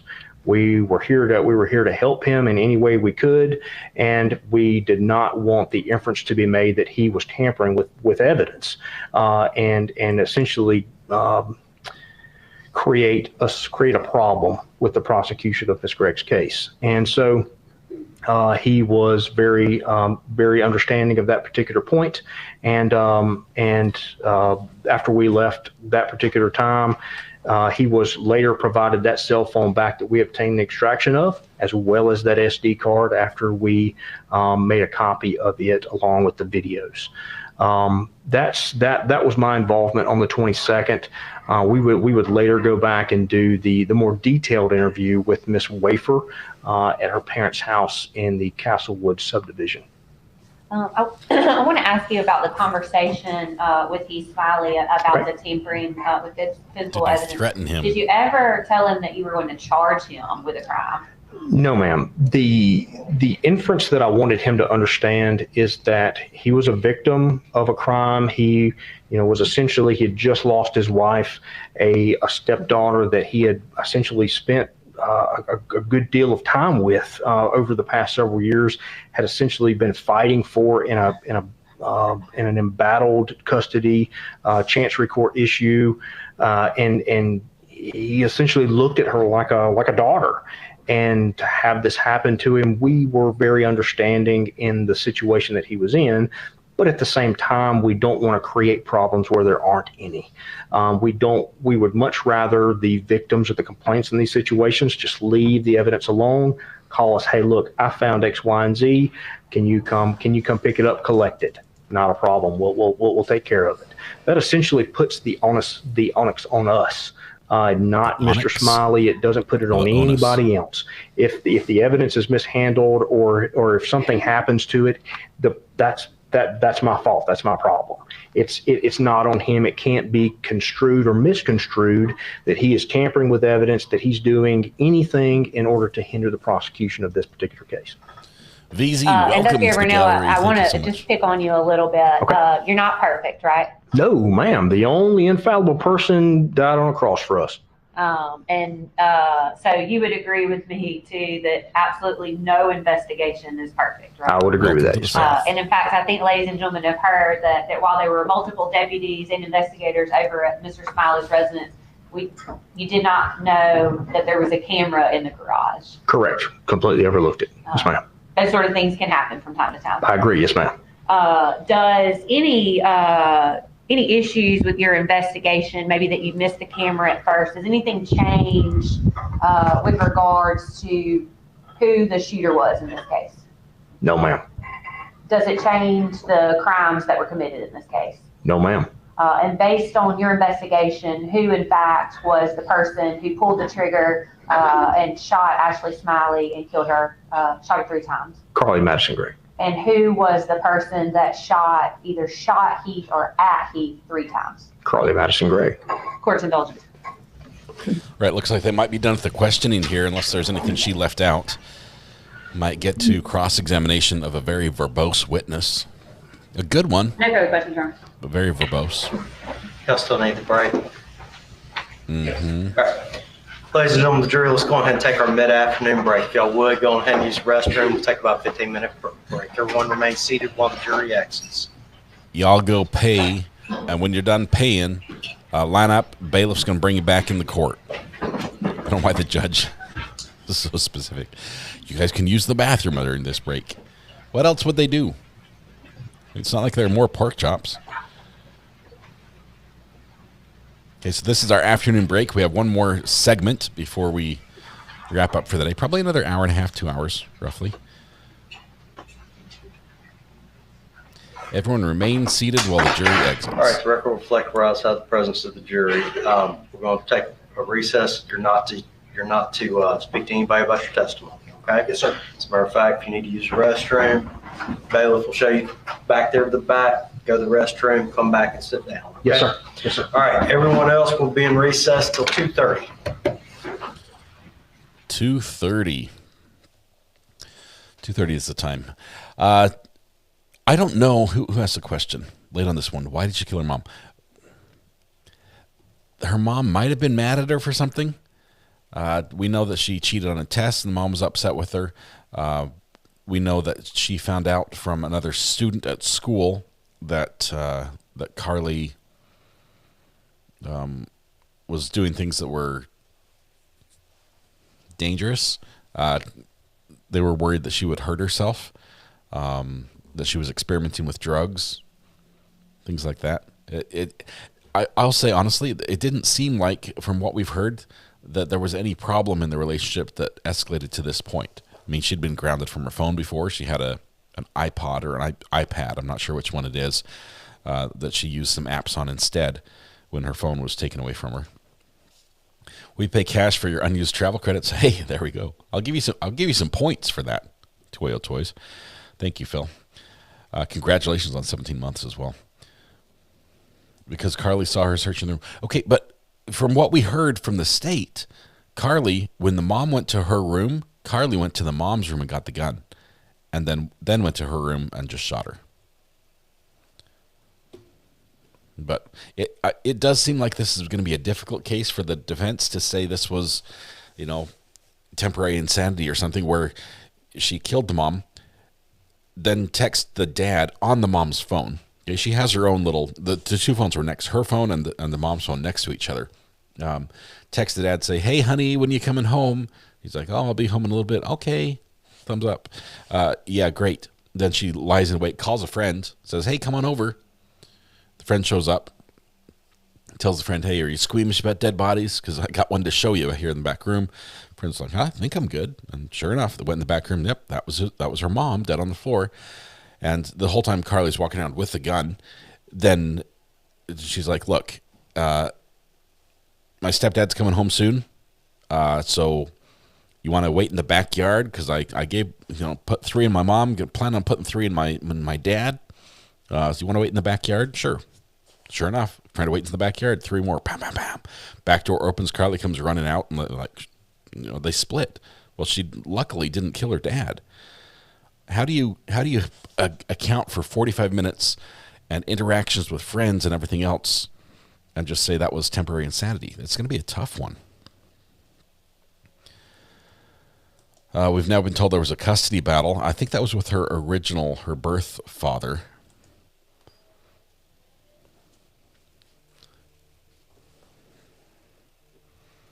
Hang on, I've got a call I need to take that's not work-related. 1 second.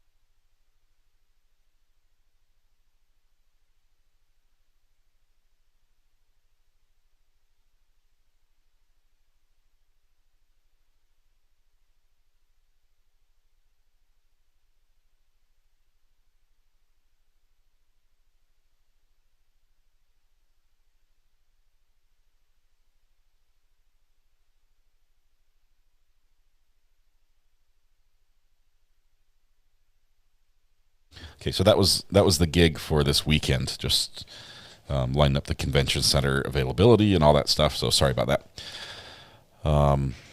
Anyway, trying to get a deal on shingles. You guys, your comments, you were cracking me up. I'll take a large pizza and a Mountain Dew. Calling about your car warranty. I was negotiating travel credits. Yeah, good stuff. Anyway, I think we're all lined up for. I've done this gig before, so I know what equipment's there and what we have to deal with. But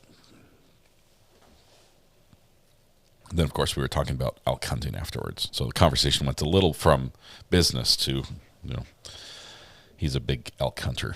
I've never been elk hunting. First of all, because I can tell you why. Elk live in places I do not want to walk.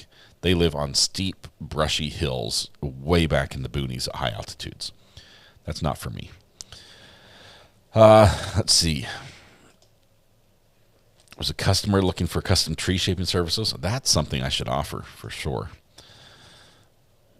That's elk hunting. Yeah. All right, so where were we? We're on a break. We've got just a few minutes here. Sorry, I took a call and wasted most of that time. But we're on a break. I think we've got. Oh, yes, we've got cross-examination of the very verbose investigator, who can tell you a story about everything in this case. So when we come back, we're going to have some questions by the defense on that one. I think. This may be the last witness for the state. Is RA frozen or breathing? I seem to be moving on my side. Might be on your end.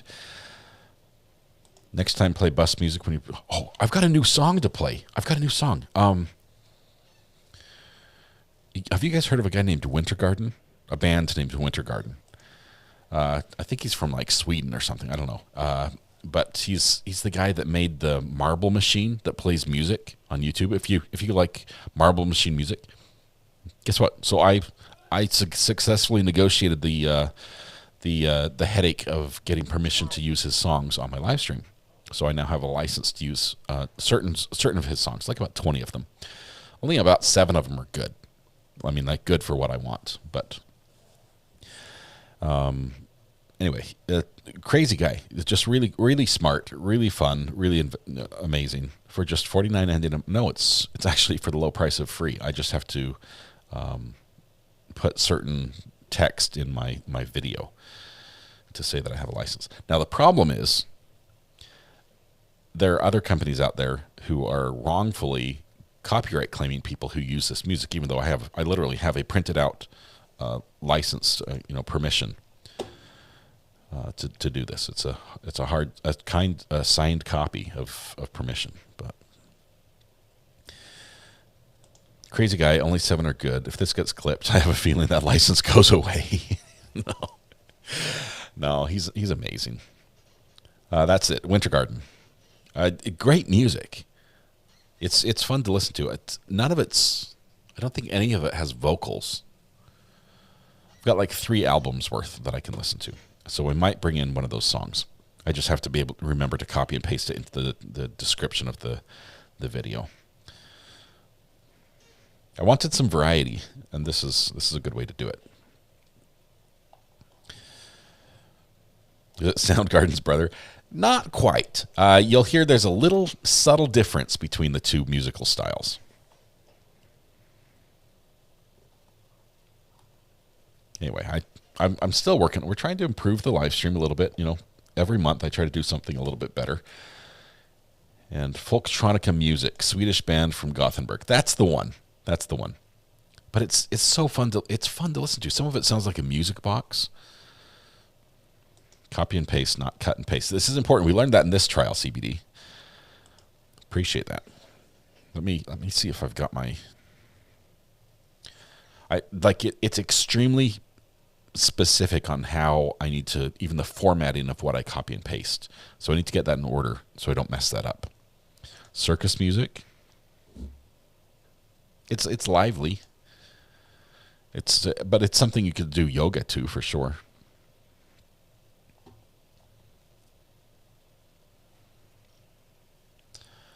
Man, the other side of my neck is now acting up. So like both, I don't know what this is called, but both sides hurt so badly. What music did I miss? I haven't played it yet because I haven't got the, oh, that's the spot right there. Oh my goodness. I'm like digging my thumb into a muscle that's just like shooting pain down my neck. I think it helps. I think this helps. This is why I'm not, you got to get a TENS unit. I have an inversion table. I cannot go upside down. No, if I go up, if my head goes lower than my feet, I can't stand up for the rest of the day. Ow. I can only lean like that far this way. This way, it's much better. And no, it's not just because my earmuffs are in the way. Man. Need a deep tissue neck massage. I've got a local guy that I might say, hey, what's RA's burner number? Burner number 801-513-1160. Don't you play guitar? Record your own stuff? I do, but I don't play that well, Gordon. Skip the TENS unit. Get a violent wand. A violet or violent? A violet wand. Earmuffs, they make those with sound. These ones.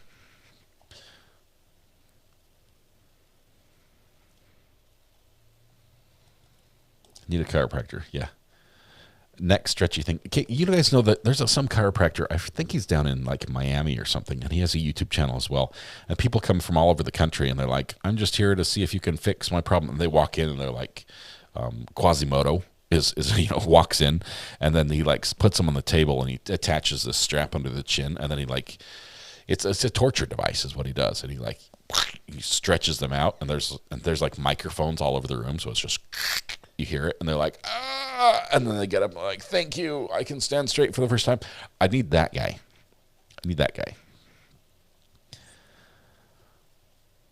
I've had two chiropractors that I liked. I'll tell you, Dr. Jason Smith. He says doctor, but the other doctors don't think he's a doctor. He's a doctor of chiropractic. Chiropractic. What is that? I don't know. He's a pop your back doctor. So I had him, Jason Smith, and then the other one was Dr. Toon. Completely different. Jason Smith had one of those machines where he's like, I just like put this device on you and it taps really lightly and then it fixes everything. And it works. This is the frustrating part. It works, but it doesn't give you that satisfying crack where it's like, I fixed it. Dr. Toon, he was all about the crack. He's like, here, let me just wham. And he was all forcing, popping. You leave that place, you knew you were adjusted. You knew you were adjusted because you felt it. Every bone in your body felt it. Both did equally good jobs. Completely different methods. I like them both. Although Dr. Toon drove a really nice sports car. And I think every time I paid my bill, I figured I was paying for his sports car. RA looking for a crack guy in Miami. Check, says Greeners. Okay, so you left out some important information. This channel does not give out medical. This is not medical advice. Please consult for your physician before engaging in any physical activity. Need a firm ergonomic pillow. Chat today's headed in many directions. Oh, look at this. I could rent an Airbnb that has a massage chair. It's like a roller coaster ride with an awesome massage. That's it. I just need to find the right Airbnb. It comes with a chiropractor. Let's see. Dr. Toon here to tune you up. That's it. Weather Watch is currently listening to Marble Machine. There are a couple versions. Like there are some songs he does like actually the music is recorded on the Marble Machine. I think we're coming back to court here in just a second. And there's others that he does a piano version of. We'll get it fixed out, and I'll share it with you guys. I won't make you wait too long. I think Judge is coming back in right now. Maybe. Not a sponsor. Please consult with a licensed medical provider for appropriate medical advice. Why don't we get chat summary anymore? I don't know. Did YouTube do away with it because it was wrong so much? Pipe's like, I don't know. You seem sort of whiny today. I hurt, Rebecca.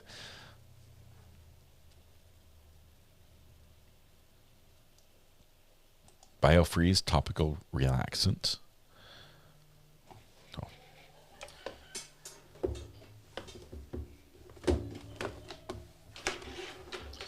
Got a call coming in. Let's see who this is.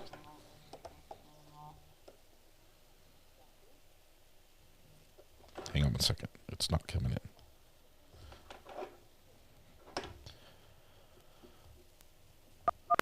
Hello, this is RA. Hi, RA. This is Jackie. Hey, Jackie. How are you doing? I was calling just. I'm wonderful.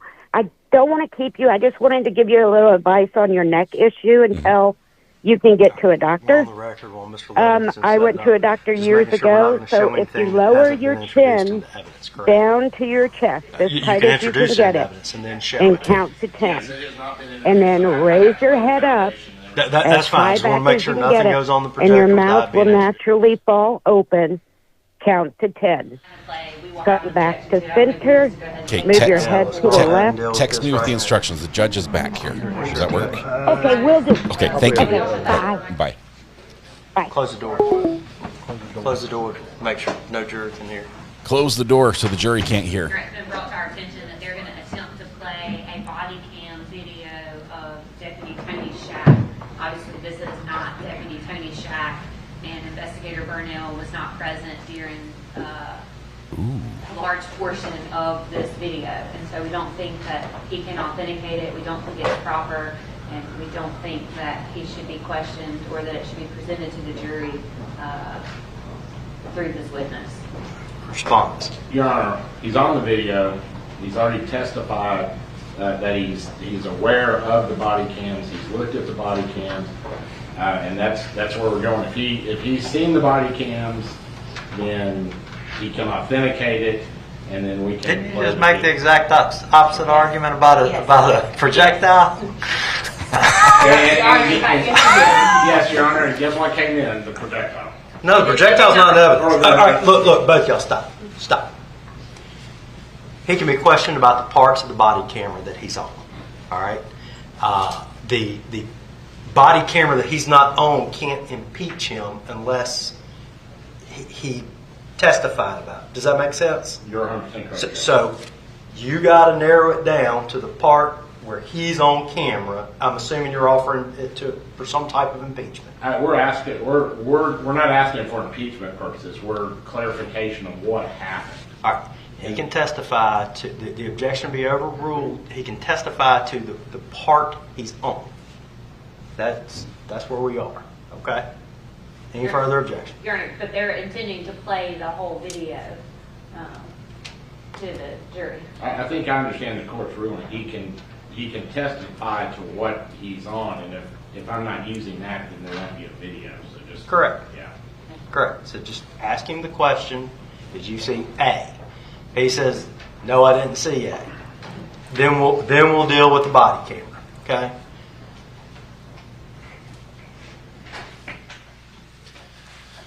All right. Apparently, we're going to have a fight here in court. All right. We ready now? I've never seen the prosecution object to the body camera being played. Yeah, correct. It's up there. I can turn What? it off. Yeah, we don't need it until. Just minimize it. Yes, sir. Why is that? All right. Stay ready. Yes, sir. Defense ready. We are, Your Honor. Bring him in. Bring him in. Bring the jury. If you will bring the jury. Judge having a little bit of Pure Life water. That's good. That's good. Good stuff. A little louder in this here. Still got a mouthful of water. Don't make him laugh. He'll spit it out. Okay. Judge swallows it. There it is.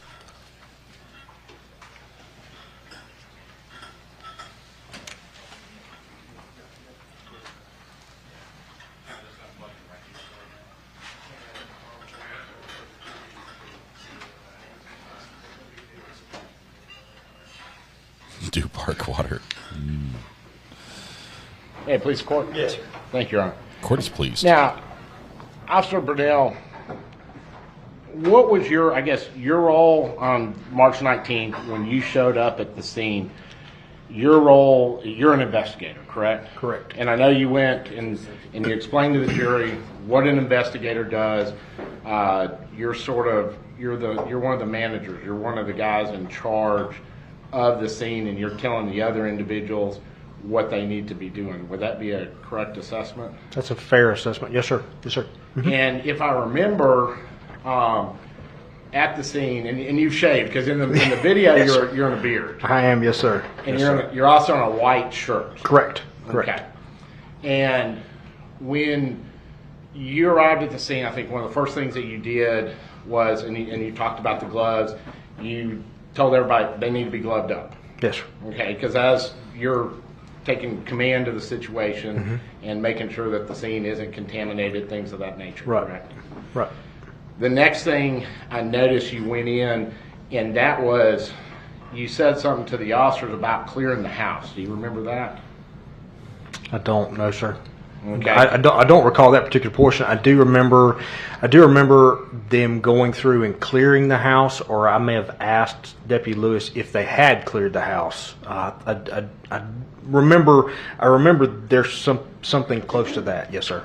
Because in the video that we've already seen, okay, and that was the officer, I think it's Lewis, who had showed up first, and when he comes on the scene, or when you come on the scene, it shows you and you're taking the pictures, just like what you described. Yes, sir. You started going around the house and Right. taking the pictures, and then you get inside, and you made mention to the officer, had it been cleared, and then it was Okay. like, it may not have been cleared, but y'all need to clear it. Okay. You remember that? I don't recall that, no, sir. Now, it also, there was another individual that showed up, and he was in a blue shirt, okay? And I think that's Officer or Investigator Cotton. Did he have glasses on? Yes. Yes, sir. Yes, sir. Yes, sir. And you made mention to Cotton that this was his case, and you were there Right. to assist him. Correct. Because you would not be the main investigator on this case. You're sort of an assistant investigator, is what I gather. Correct. So on this particular night, he was the after-hours investigator on call, and so any incidents or what have you that the sheriff's office that required an investigator from the sheriff's office to respond to a scene or handle any of those kinds of things, we usually go on call about. It depends on people's vacations and time off and stuff like that, but relatively about every 9 to 11 days. We will rotate on and off that particular call schedule. This happened to be his particular night on call, so the duty as the primary investigator was his. I was simply there to, for lack of a better term, accommodate him, assist him, do whatever I could to make his job as the primary investigator just a little bit easier. And the whole thing of you being an investigator and going to the school to make his job as the primary investigator just a little bit easier.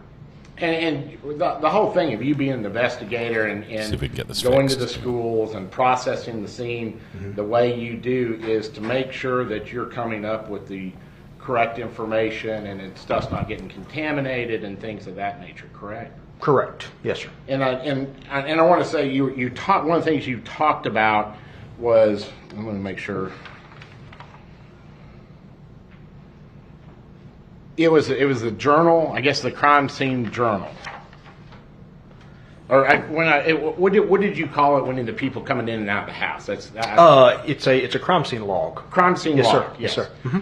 And in the video, it shows you, and I think it was Deputy Rayburn. You told him to start marking, who's coming in, who's coming out of the scene, things of that nature. And he had a little memo book. It looked like some sort of notebook, and he was writing down who was present, what they were doing, things of that nature, and it looked like whenever somebody was going in, he was writing it down. Would that have been his job? I remember getting on scene and then going back to my car, and I'm recalling this not only from my report but also from Deputy Lewis's body camera. I get a crime scene log out of the back of my Expedition, and I give it to him, and that was his duty at that point in time. If he had delegated it, he did delegate it off to Deputy Rayburn. But you're correct in that I essentially gave him that responsibility.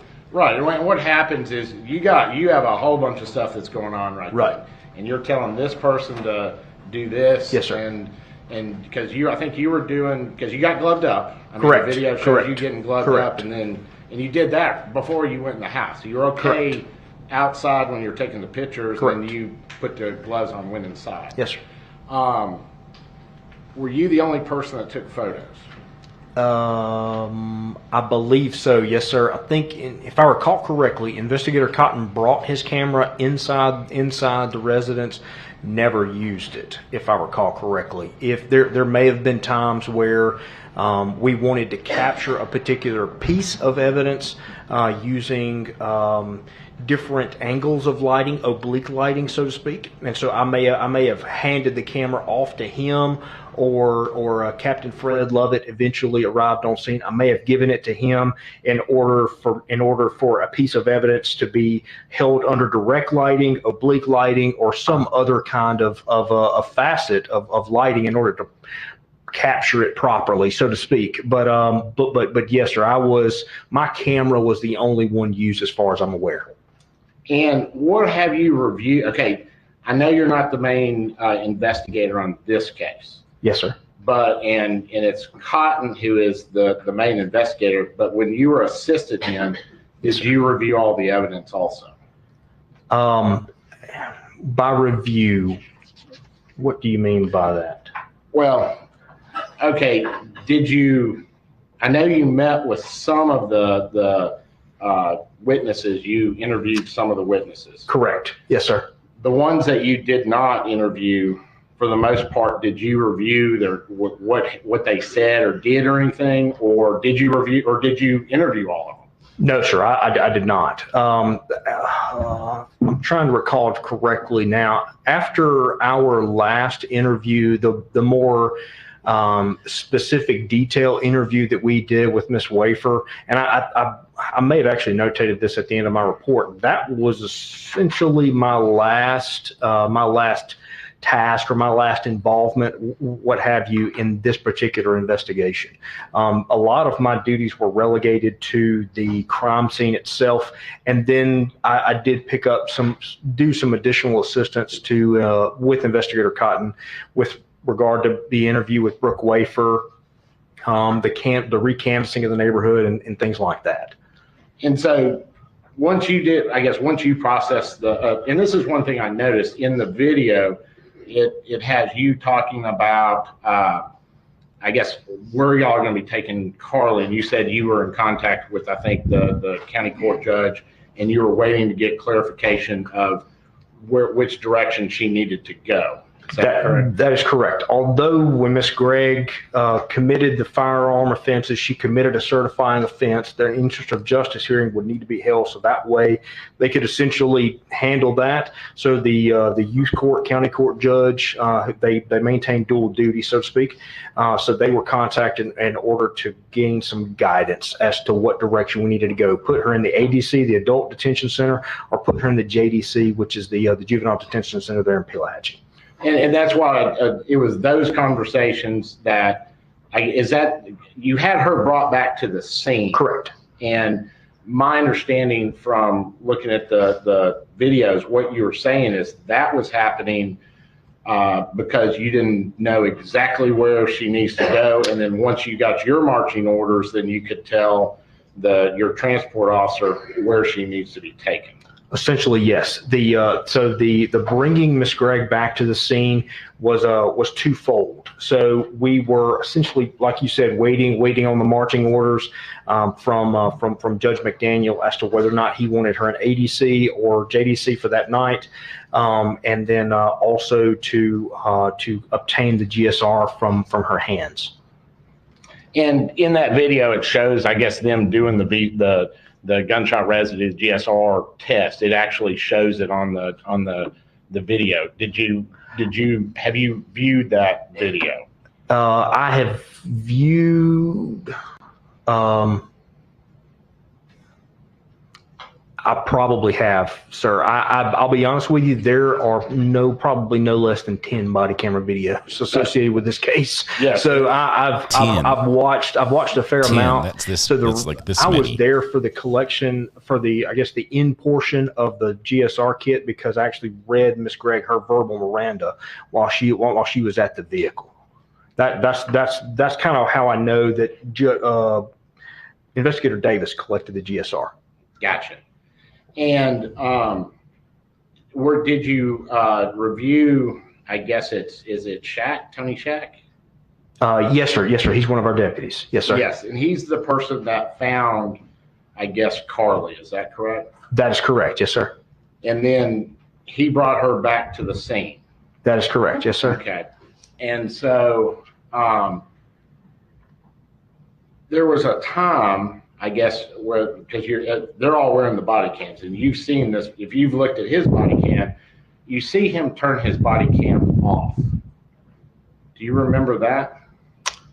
I know that once our deputies, for instance, if our deputies are involved in a police activity, an investigative activity or what have you, involved in some kind of law enforcement capacity or something like that, they will have them activated in order to properly, document, record how the scene is, any particular interactions they have with the public, any interactions they have with suspects and things along those lines. Of course, when they activate them, I believe the lag time is like 45 seconds or a minute where you don't have any audio, but at the end of the day, like you still have the video, which is representative of kind of what's going on for that 1 minute. Now, once they get to, if they're going back to, for instance, if they're concluding that law enforcement activity and going back to shoot the breeze with some guys on their shift, or going to talk about the last traffic stop they made or something like that, they're no longer involved in that investigative activity, that law enforcement activities, that police activity, so they may deactivate them. And then if they're called back in, hey, look, can you come over here and hold this up, or can you perform this particular task, they may reactivate them, come back up, and then perform some task or something like that I need to have done.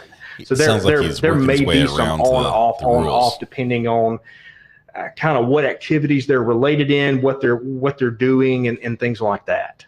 Yeah, doesn't the Rankin County Sheriff Department have a policy that says that these body cams, as long as you're on a crime scene, are not to be turned off, correct?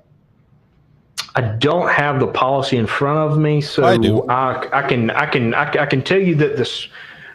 I can tell you that policy and procedure, we use that as a foundation on which to build our particular activities and what we do as law enforcement officers. Similarly to like the Bible, for instance.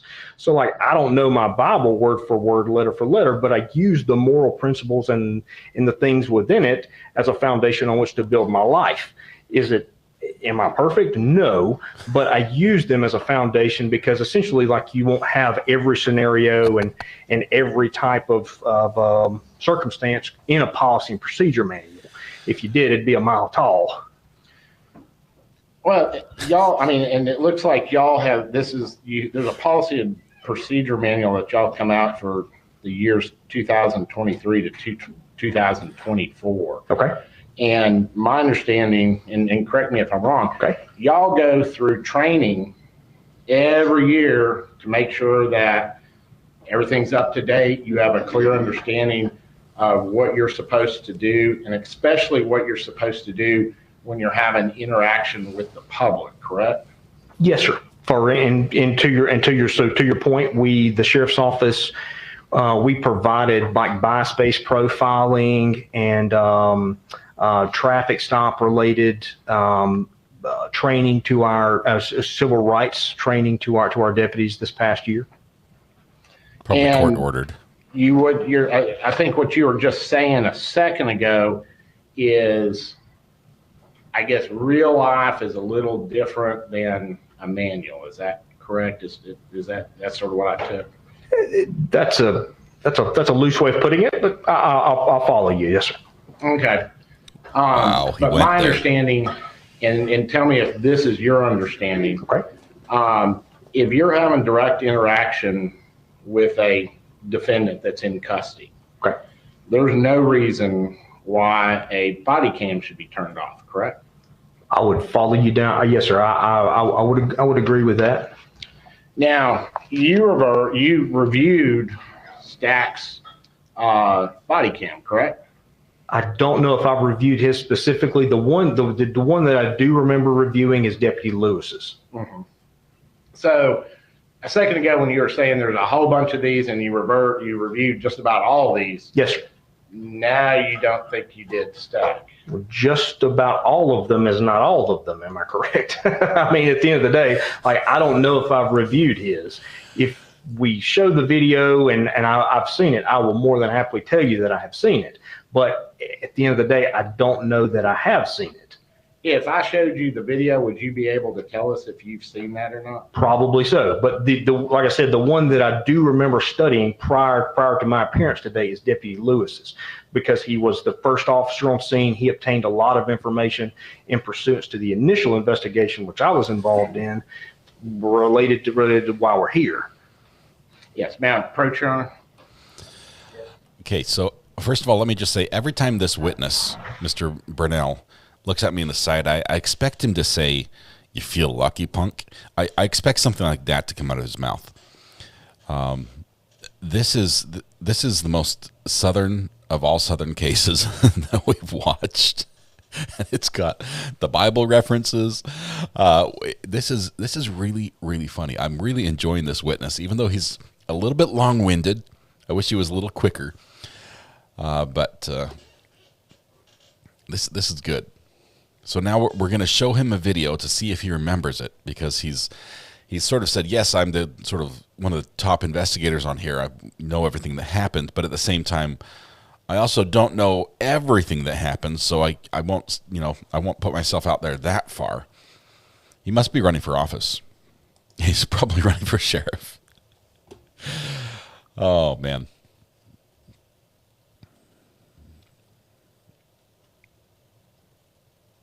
This is some serious Bible Belt criminal justice. I love it. We love the South. There are so many things. Oh, we've got a fort. We've got a box fort being built. Box fort in construction right now. This is in Mississippi. Yes. I think you're right, Northwest. The point itself doesn't matter, but if they can show that the police were doing things that were against their policy, that they violated procedure, that the investigation was not as smoothly or properly run, that they can use that to sort of shade or cast shade on other areas where it might be more important for them. So they can say, the police were a problem. We already got that vibe from Mr. Heath, from Mr. Heath Smiley. He's already talked about how many times they searched his house and didn't find the cameras that were sitting right there.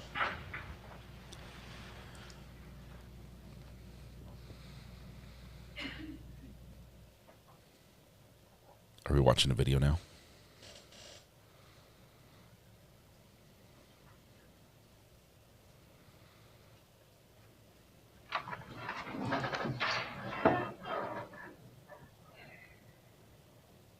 It's either you feel lucky, punk, or get off my lawn. It's one of those two is what this witness wants to say. Ma'am, please call Your Honor. Yes. Okay. Now, Tyler, I know you talked to Heath Smiley. I guess you're the one who actually went to his house to retrieve the videos in this case. Is that correct? No, sir. It was Cotton? Correct. Okay, because my understanding is, and maybe we have, there may be different times when people went to the house, so you'll have to maybe clarify that a little bit with me. Yeah. Yes, sir. You were testifying that you went to the house. Yes, sir. And at some point, you brought, it sounded like 2 other officers with Correct. you so that they would have the body cam. Correct. And you went in and at that time you were saying the reason why you do that is so that anytime you're interacting with public, you want to protect yourself, but also the public. Correct. And my understanding is that you were the person who, I guess, retrieved this, I want to say SIM card or whatever. I follow you. I believe it's like an SD card. SD card. Right. Yes, sir. Yes, sir. Okay. And my understanding was, okay, is what happened, the SD card was retrieved by Cotton, taken to the sheriff's department. Y'all looked at it there and found that it didn't have anything on it, and then you went back. Is that what you did? That is exactly correct. Yes, okay. sir. Yes, sir. Yes, so sir. the second visit, dealing with this SD card, correct, is when you went to the house. That is correct. That is correct. And so once you can, at this point, my understanding is Mr. Smiley has been cooperative with you the entire time. Mm-hmm. Yes, sir. Okay. And when you go back, were you just looking for the SD card, or were you looking for other things at that time?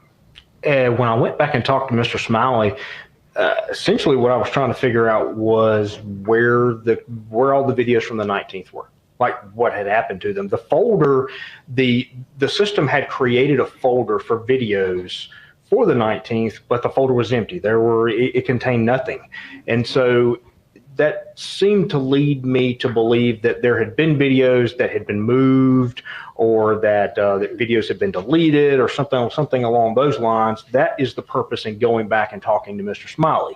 During the course of that interaction with him, we figured out, like I was explaining earlier, that he essentially was not familiar with an Apple product, and that whenever he clicked on the videos or selected the videos, there's a cut, I guess an Apple product does a cut and paste and not a copy and paste like a Microsoft product does. And it seemed like a very innocent mistake or anything along, or something along those lines. And so we were able to recover the videos for the 19th, and then subsequently provide those. But at the end of the day, I wanted him to understand that, you don't have to do anything. Like if you find a piece of evidence, or you think something may be pertinent to our investigation, you don't have to do anything with it. Just let us know. We'll come collect it. We'll come do whatever we have to with it. So that way the inference isn't being made, he's destroying evidence. He's tampering with evidence. The video has him saying, he's doing that. Or we'll charge you with and I just want to make sure for the record here, at no time was he ever like a suspect in this case at all, correct? If he had told us that, well, yeah, I deleted those videos, or I don't know what happened to them, or something like that, yes, sir, he would have become a suspect. Right, but at no time, he didn't do that, and then you found out what happened. And I think, so at no time is he ever a suspect. Was he officially labeled a suspect? No, sir. Was the purpose in having that interview with him to figure out whether or not he was one? Yes. Yes, because like I said a second ago, if we had been able to determine that he tampered with evidence or destroyed evidence, we would have a problem. That would be a significant misstep, and then he would be a suspect in this case, or he would have been an additional suspect, so to speak. Now, and I guess I'm trying to get my mind wrapped around it. Okay. He called you to say, "Hey, I found this," correct? No, sir. He called Investigator Cotton. Well, when I say y'all, the sheriff department. Okay. Call me. I'm picking up what you're putting down. Okay. Yeah, he didn't call you. Did he ever have your number? Probably didn't. He probably had Cotton. I don't recall if he did. And in all honesty, Mr. Camp, I may have given him a business card, or given Miss Smiley's family a business card that had my phone number on it. If they needed anything from us or anything along those lines, I may have given them a business card that had that number on it. I don't recall if he ever used it. And so he didn't call you. He called Cotton to say, I have found that I have this SD card that has some videos on it that y'all need to have. Is that basically what occurs? Yes, sir. Then Cotton goes and gets it. Yes, sir. then Cotton brings it back to, because he didn't look at it, I guess, at Mr. Smiley's place, correct? That's correct. We needed the card reader for that. Okay, so then he comes back to Sheriff's Department and you open it and there's nothing for the 19th. Correct. Okay. And so then y'all are like, we got to check and see why there's nothing for the 19th. Correct. Because there's stuff for other days. Correct. But the day that is important that you've been told there's videos on the 19th, there's no video. That's correct. Okay. And you do realize, I know you're saying that you were polite and you didn't insinuate anything. I think the testimony is he went and got an attorney because he was so scared.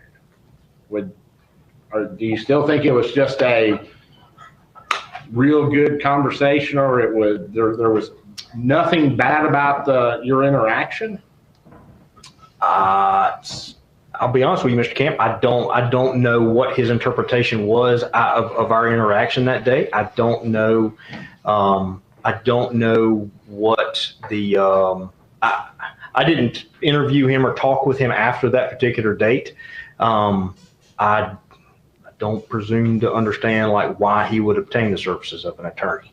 If he felt that he was in some legal jeopardy or maybe criminally culpable for the mishandling of that camera, he was never officially charged or anything along those lines. And you didn't do anything to lead him to believe that he's going to get in trouble for calling y'all about that drive. What did he call it? The little card, SD card. Can you ask me your question again?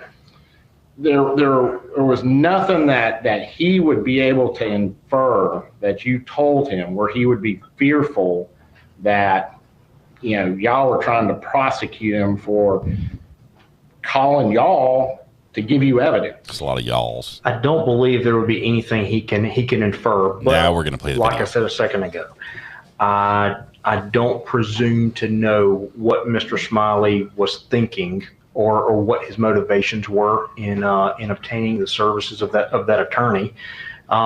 It's my understanding that even after he obtained the services of an attorney, I believe he was still cooperative. And then did you, I guess, and you sat in for he was cooperative when he came in and sat and talked with you, correct?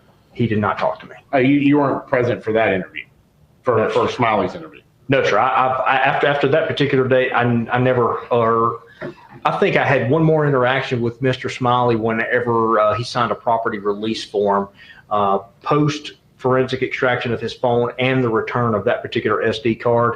I believe that was my last interaction with Mr. Smiley. And he said something about his driver's license, that y'all hadn't given him his driver's license back. And I don't know if you're aware of any of that at all. I have no idea. No, sir. I don't know anything about that.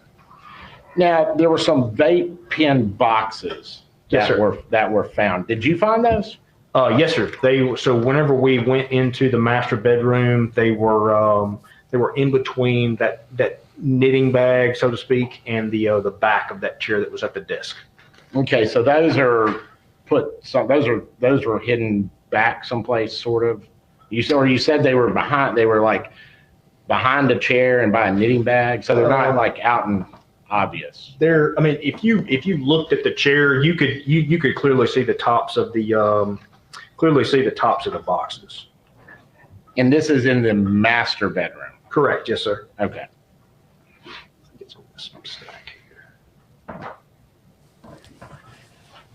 Yeah. Are we going to play the tape? So when you're looking at the knitting bag here, you can see that objection. These are purple, maroon, orange, and like a fuchsia color. So essentially, they're right here.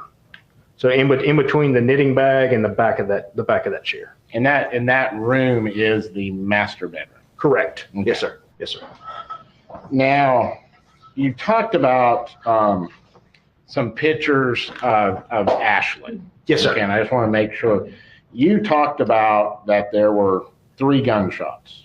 Yes, sir. And did you the night, I guess you were there on the 19th.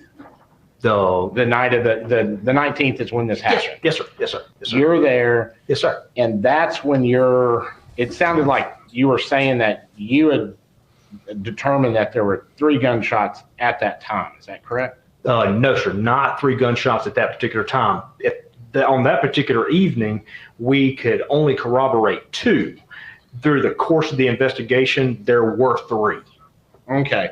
So somebody else gives you that information that there are 3. You didn't go and examine the body yourself and say there were 3 gunshots. It was, I guess, were you able to tell there were multiple that night, and then you found out subsequently there was another one? Is that sort of how it happened? You asked me 2 different questions. Can you ask me again, and I'll answer one of them. Well, it sounded like that.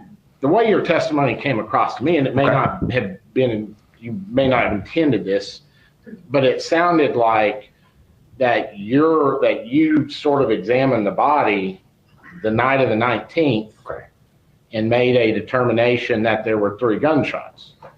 Now, my understanding is you knew that there were 2 of them that night. Correct. And that they found a 3rd one later. Would that be correct? Yes and no. So we knew there were 3 gunshots involved. After the recovery of the second camera from the kitchen, there were multiple videos from the date of March 19th, where Miss Gregg is clearly visible and depicted on that video. She walks. She exits that back door into the backyard from the kitchen area, dining area. Is this a video that's, I don't think has been entered into evidence yet? Or are you aware of if it's in evidence? I don't have a clue, no, sir. So anyway, she exits into the backyard and then comes back in a little while later, walks in the direction of comes back in the back door, the dining room area right here, walks around down toward the master bedroom, comes back in where this camera is right here in this corner. And so it faces back this way, so it captures anybody walking past this living room wall. And so when she walks back past this way, her hands are behind her back. She's kind of peering around this I guess peninsula of a wall right here, peering around it, trying to see if there's anybody in there. And then she walks down this way, goes into her room. Well, prior to that, in the video, you can see Ashley Smiley down in this area of the house. Of course, her entrance into that room is out of frame. So you can see Carly walked down this way. Her hands are hidden behind her back.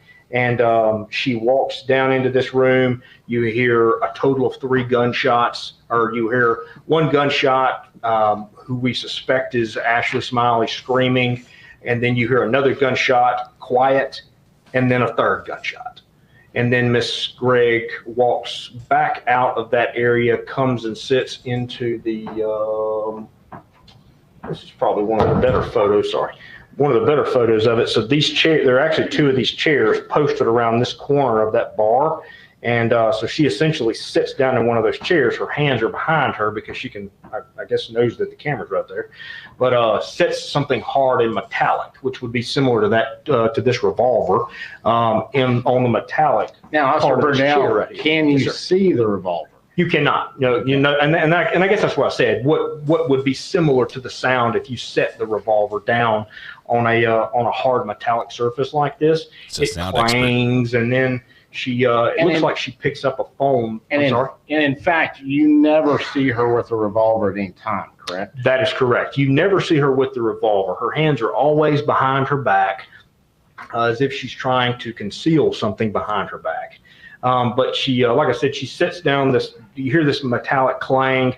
She picks up the white phone that we determined was hers. This white one. Trying not to jump in, but yeah, I want to know about the rooms, because you said the camera faces back away from, I guess, the wing of the house where all this took place. Okay. And there's 3 rooms, correct?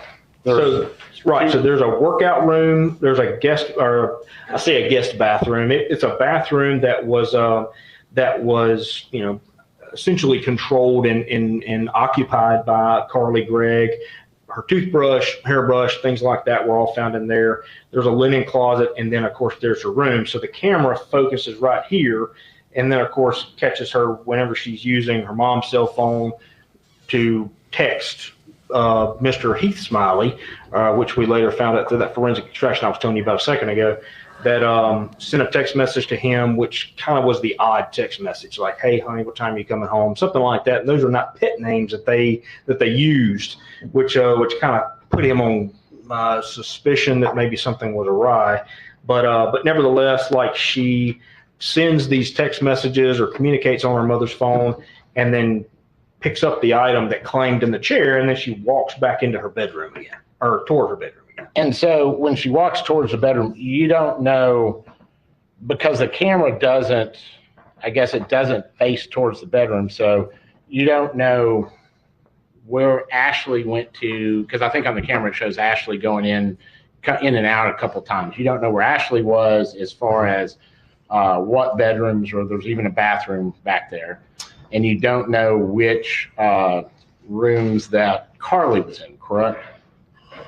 Based upon the on-scene investigation, I would deduce that Miss Smiley was in Carly's room at the time that the 3 shots were fired, based upon the defect in the wall and the fact that... We're saying, I guess we're talking about the video.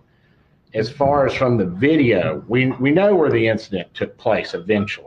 Okay, I apologize. I thought you were asking me where Miss Smiley was in reference to the gunshots. I apologize. Yeah, but you don't know. You can't see her go into any specific room at any time, correct? The video does not show her going into any specific room. However, the foundational evidence that we collected, either through the photographing of the scene, the identifying of defects, and things along those lines in the car, and it shows room. Back eventually in the bedroom. Now, you talk about the other picture, which was I guess the boxes that we just talked about, the little vape boxes. Yes, sir. Yes, sir. Okay, yes, sir. You do not see those in anybody's hands, correct? So at a portion of the video, you can see Miss Smiley. She is essentially back in what we believe is Carly's room. She walks toward her own bedroom in the same path that Carly took, like after she brings the dogs back in the house. And she has something small in her hands, which we believe are these. Well, that's not very small. That's a big flat. There's 4 of them, right? Right. If you stack them together and you're holding them like this, you may not be able to see it, because I mean the camera's like from here to Mr. Levinson. Okay, so you don't know if that's what she's even holding, correct? Correct. The only thing I'm deducing is that it's small and that you can see an object that she's toting from Carly's room. Based upon the interviews we did with Brooke Wafer, she was using THC vapes and things along those lines.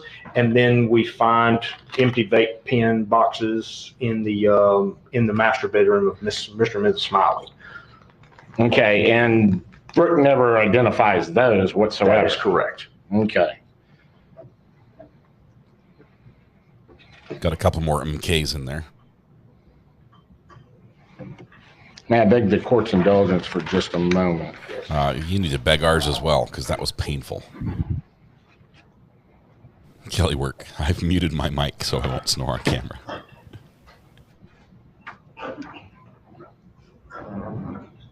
Can't hear me unless I unmute.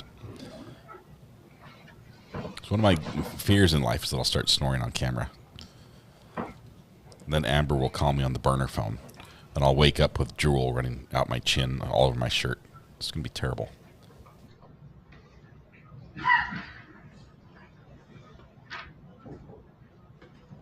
We never got to the video, the impeachment video, where we got to see this officer playing bad cop with Mr. Smiley, where he says, "No, I never did anything to make him think, that he was a suspect or anything." We want to see him. May we approach, Your Honor? Ooh, straight to approach. Let's see if they get to play this video. Should be body camera footage. Now I've got the pork chop burps as well. Amber's like, yep, you know I'd call.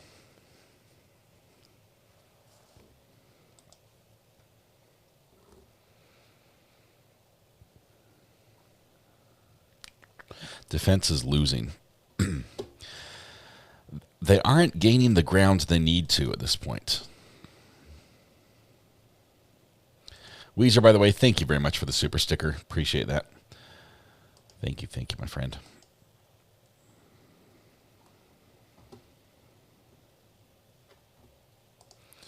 Kelly says, trying to keep on the side of not guilty until proven as long as possible. You need a sleep detector that truckers use. First of all, that's scary that truckers use a sleep detector, that they push it that far. Like when I was driving across the country with my wife, if I was tired, first of all, we watch each other very well, except for when I'm driving, then Mrs. Ari sleeps. We watch each other very well, and if anyone's like, you can tell when somebody's tired, they do that, sort of thing. Yeah, it's like, no, you don't get to that point. Plus, I had Mountain Dew.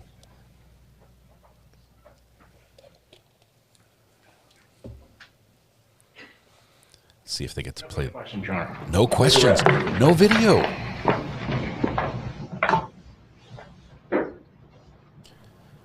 No video. Investigator Bernell, you talked about a video. I'm going to stand over here so that I can see. Yes, ma'am. You talked about a video from inside the Smiley house that you've seen from March the 19th, 2024. Yes, ma'am. Have you had the opportunity to view, there were multiple videos from the time that Ashley Smiley and Carly got home until the video stopped, is that right? That's correct. Have you had the opportunity to review each and every one of those? Yes, ma'am. During the initial recovery, we watched a lot of them. Yes, ma'am. Because essentially they're not time stamped or anything. They're put into a folder, and so we had to go through the folders systematically to try and watch the videos and find the timestamps and figure out kind of what was going on in the actual scene itself, to figure out kind of where we needed to be and which videos were of evidentiary value. When you viewed the videos, is there an actual timestamp on the video? Correct. It's in the bottom right-hand corner. Yes, ma'am. And to your knowledge, did you watch all of the videos from when Carly Gregg and Ashley Smiley walk into the house until the video camera shuts off? Yes, ma'am. Yes, ma'am. This is a Rode pod mic. Looks like this. Looks like this right here. But I use a windscreen over the top. A washable windscreen, so we can change these out. Oh, a little squeaky. It was naked. I think it sounds better with the windscreen on. That way you won't get any like breathing noises from me. If you're hearing those in court, that's from somebody in court. It's not from me. Windscreen, split screen. It's a, you say potato, I say potato. Same difference, Libby. So I think I bought 4 of these. What has been purported to be the video from the kitchen will be admitted all purposes by stipulation without objection as S46. We are getting the video, the Bring kitchen it, video. mark it. Okay, this, just warning, this video has Permission to publish this to the jury. audio recording of the attack.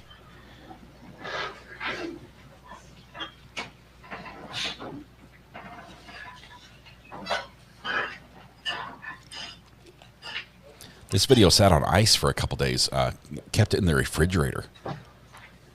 They believe that's where Carly hid the camera until Dad had cleaned out enough of the donated food that the neighbors brought over to see that it was back there.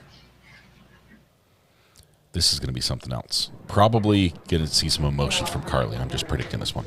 Yes, ma'am. Actually, do I have permission so I can see the standing beside the jury? Mr. Camp, counsel for the defendant wants to go over there. They can't. Oh, you have a screen. Okay, I apologize.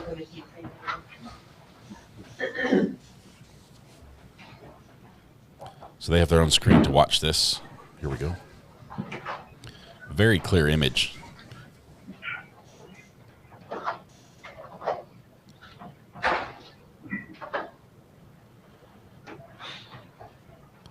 What's that yellow strap on the door jam thing? That's the victim. Followed by the defendant.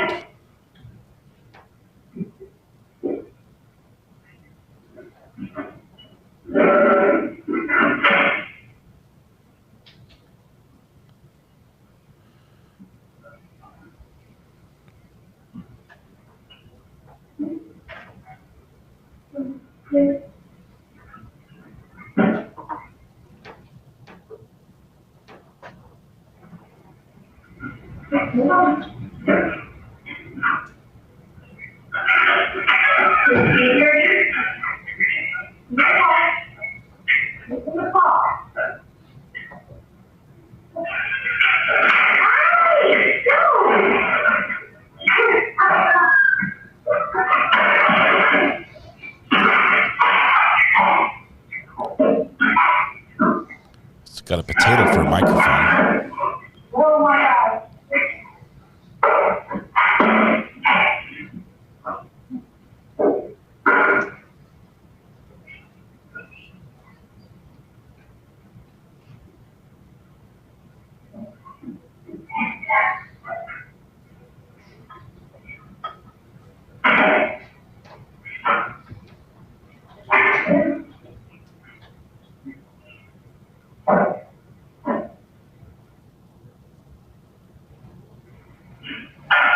There are 15 of these videos in the set. This is number 3.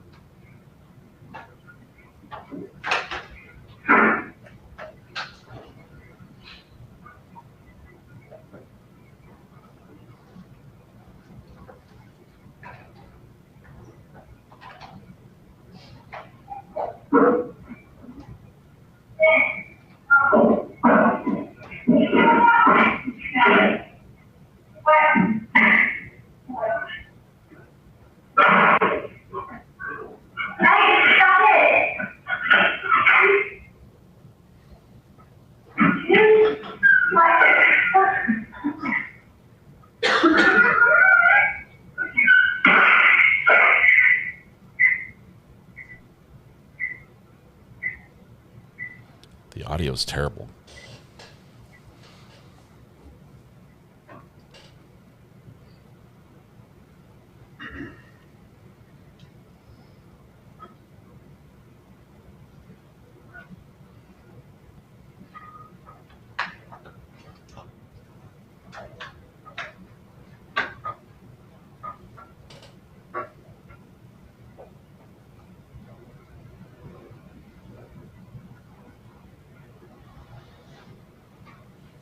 Now Carly's going to be coming back in from the backyard in just a minute.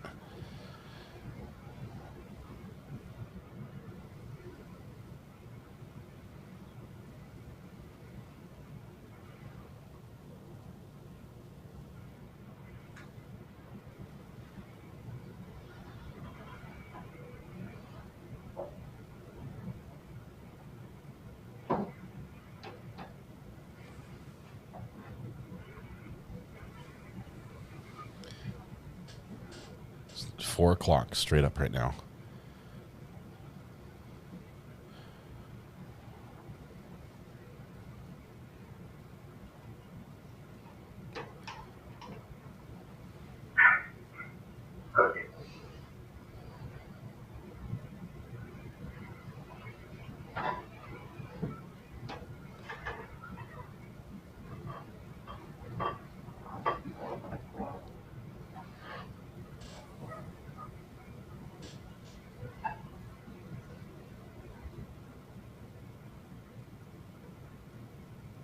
What is the blue thing on the table?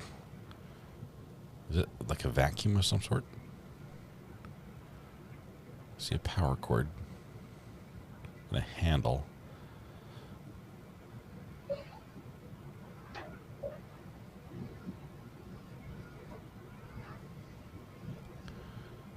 Scuba tank? Don't think so.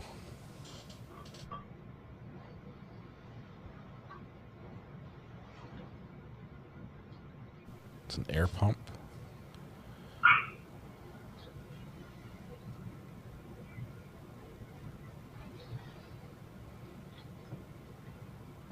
Don't think it's a rock tumbler.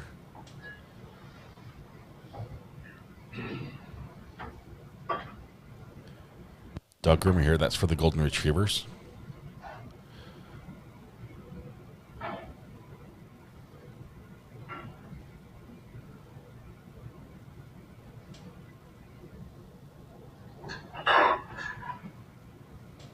It's for drying the dogs.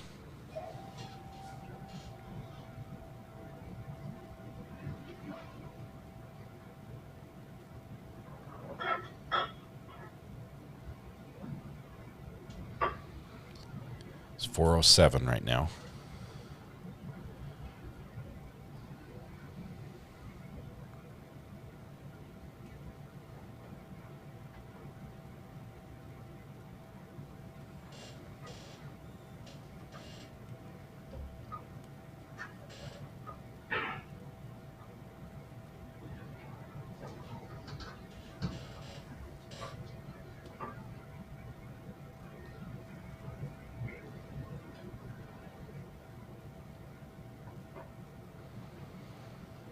Show you the full screen here.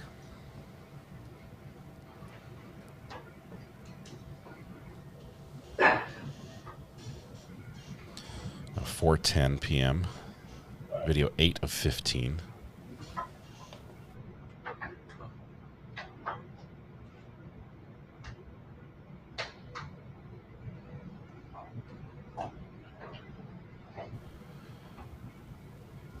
The mom just checked to make sure Carly was in the backyard with the dogs.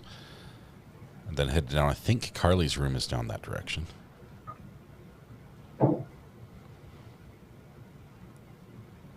It's 4:10.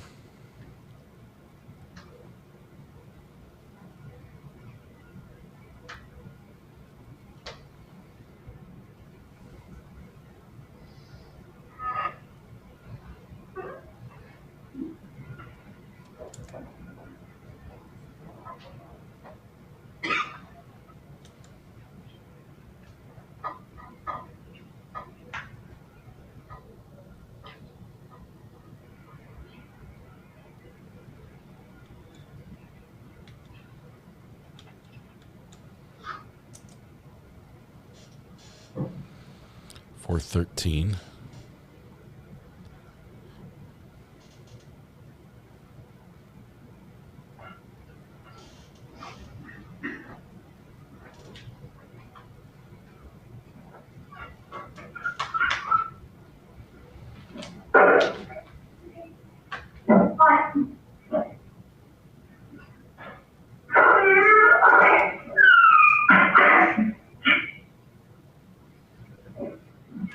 Is that a Nirvana shirt she has on?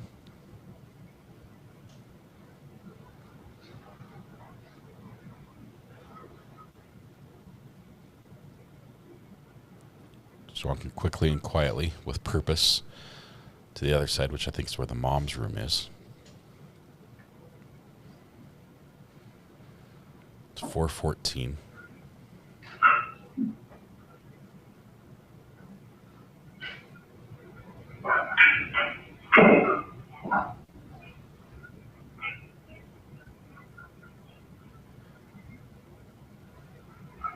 Okay, content warning and ear warning.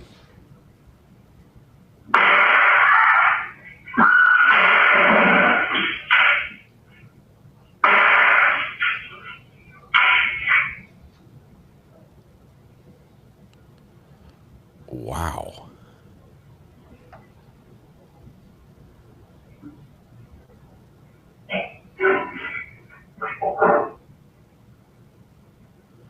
That's her mom's phone.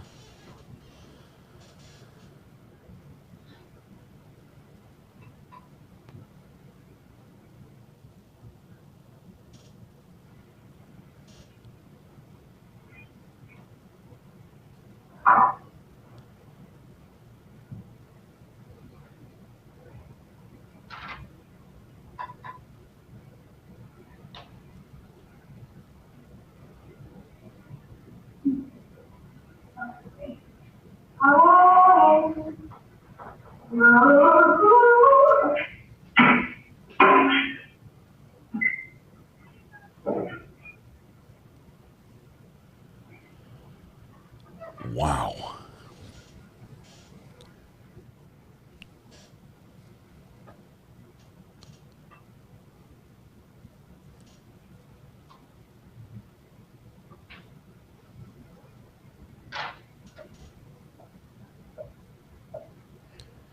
She knows the camera. She knows the camera's there. This is definitely calculated.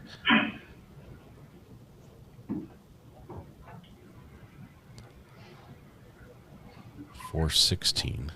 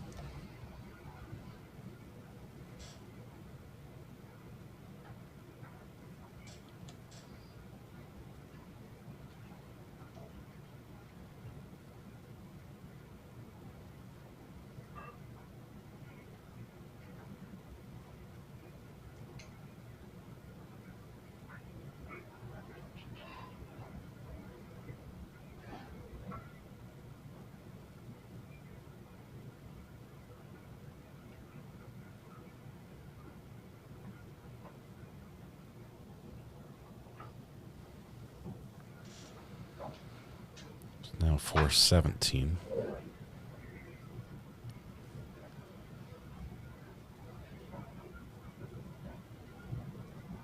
The dogs want out.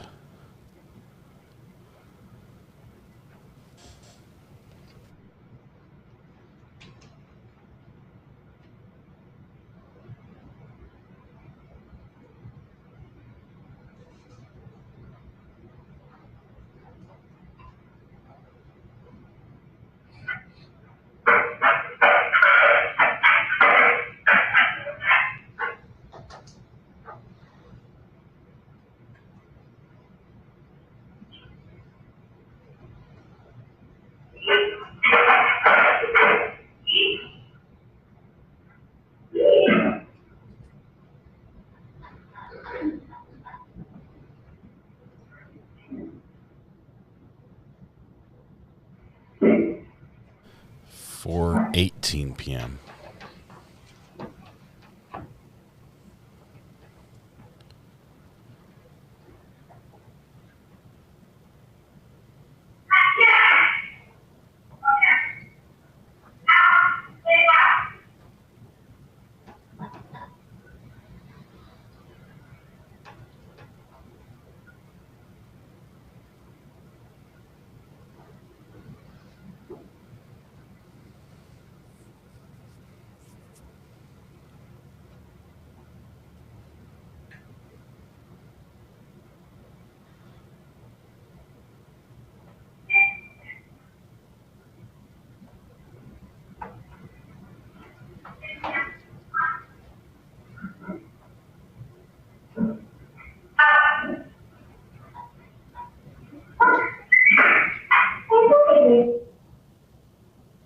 Warning, cannot play this file.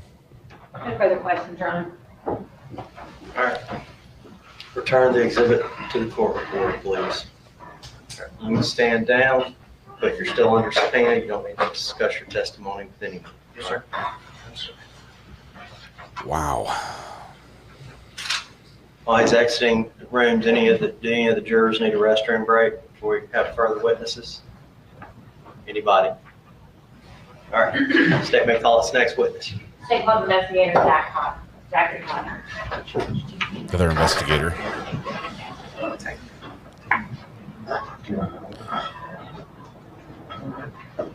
Yeah, Ayden, you would do that for me, thank you. I apologize. Everyone remain seated while the jury exits. Let's have a seat until the jury exits. The jury's leaving now, okay?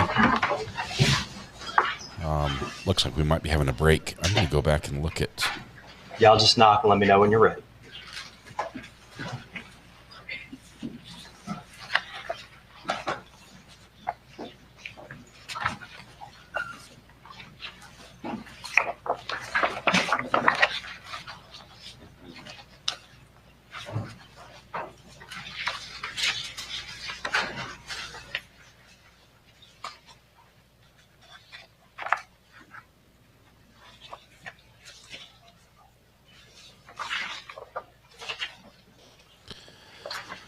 Okay, well the jury's out.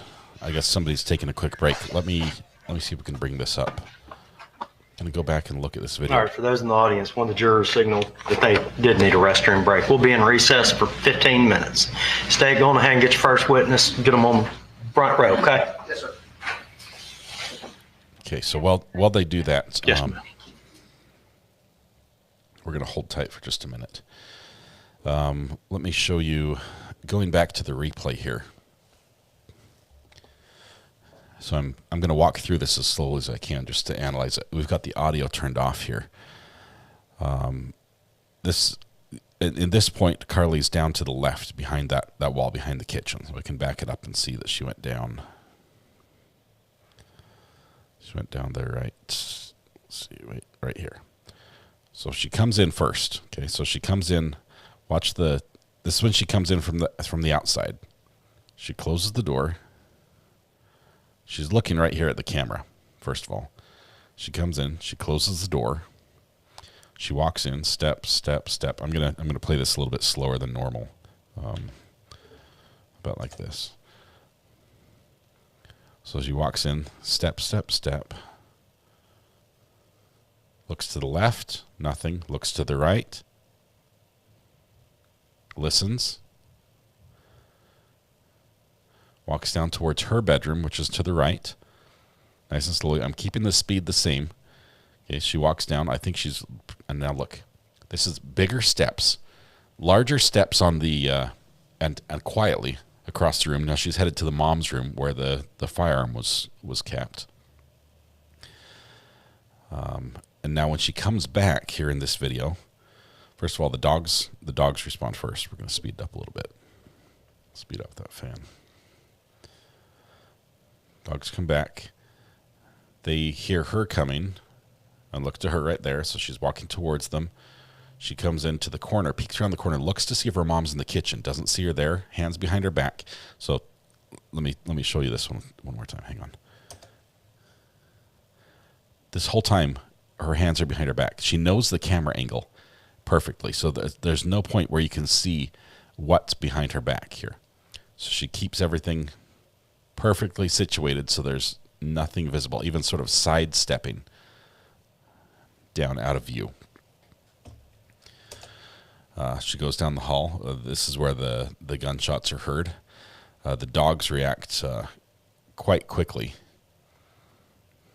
So there are 3 gunshots. Dogs come running out. They know something's wrong.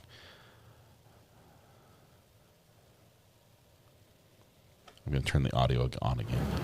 Wow. Oh, that's my audio. Sorry. Now she comes out. Now watch this. Watch this here. Hang on. I'm going to slow this down to see if anything is visible. Frame by frame.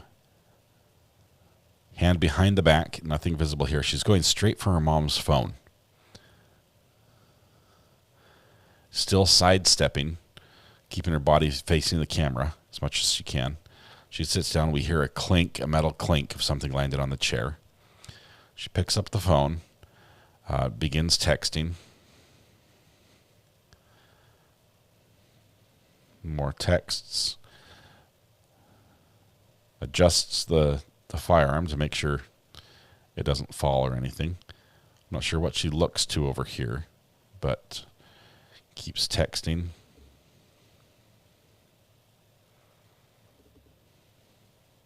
Look, I'm looking at her hands. There's no shake. See her, she's rubbing her fingers together, just like. There's no nervousness. She sent a friend text first. I'm going to play this real speed. So she's looking around. She's texting, waiting for a reply. Gives a thumbs up emoji. Closes it. Picks up the whatever's on the chair and walks back out. Even with as she walks out. Okay, so her arms behind her back.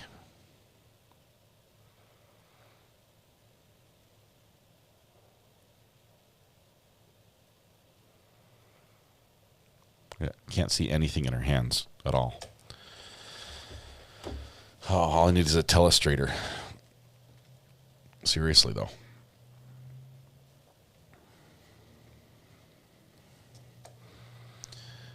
That takes us to the end, I believe. The dogs are in here. They want out.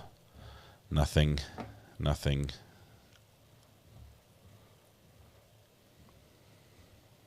Poor dogs.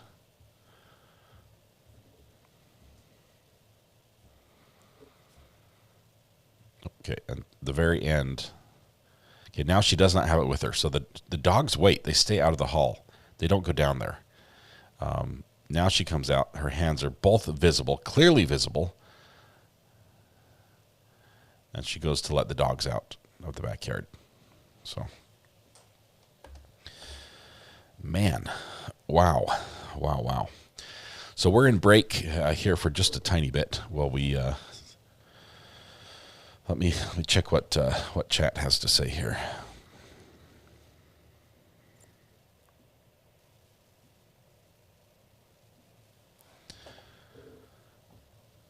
Stepdad lied. What did he lie about?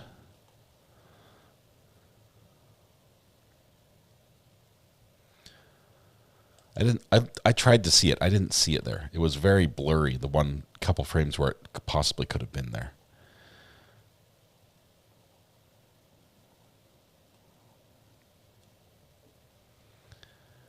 You can see a shadow or the handle of the gun. I could not.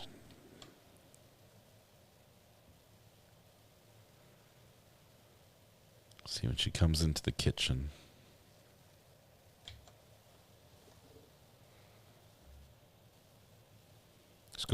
Let's look for the shadows specifically on this one while we're on break here.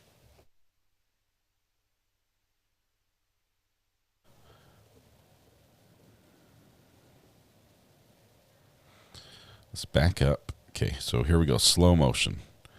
Very, very slow motion.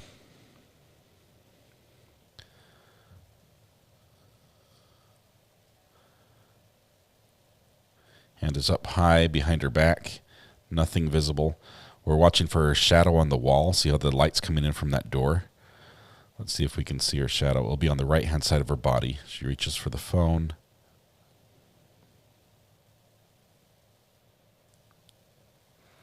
Sitting down, can't see the brake.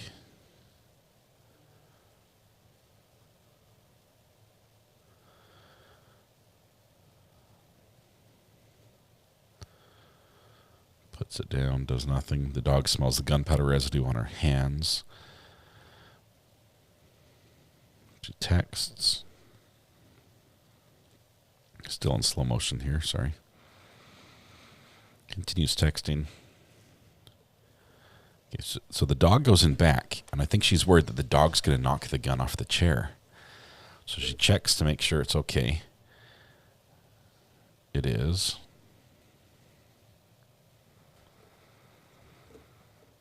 More texting, more texting, more texting.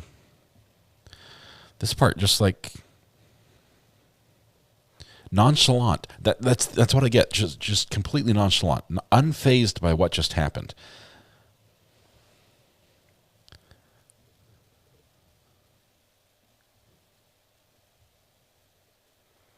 Okay. As she stands up here, you can see a little bit of separation with her shadow. Now she stands up.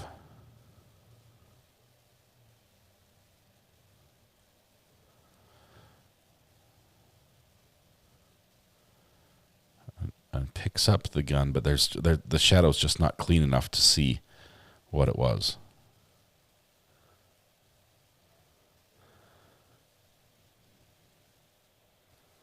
Puts it behind her back, changes hands, grabs her mom's phone, and does the sideways shuffle out. Now it looks like right here, like right as she goes through, it looks like her arm comes forward just a tiny bit.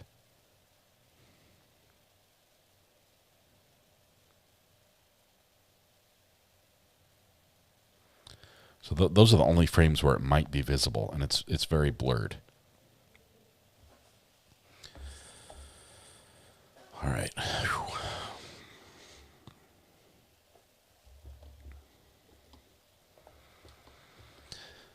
All right, we've got a little bit of a break. I love the replay machine, though. It's quite useful. Bring him in. Oh, perfect timing too. Jury's done.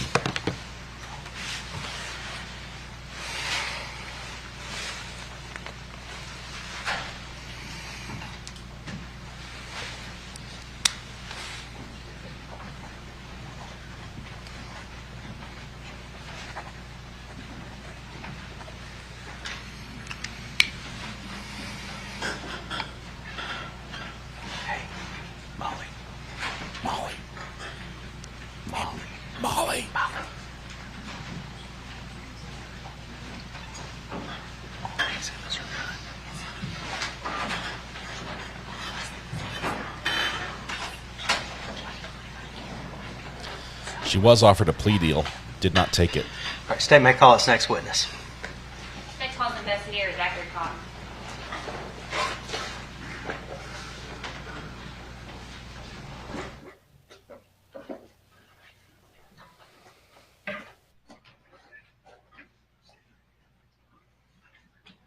You swear or affirm to tell the truth, the whole truth, and nothing but the truth, so help you God. Yes, ma'am.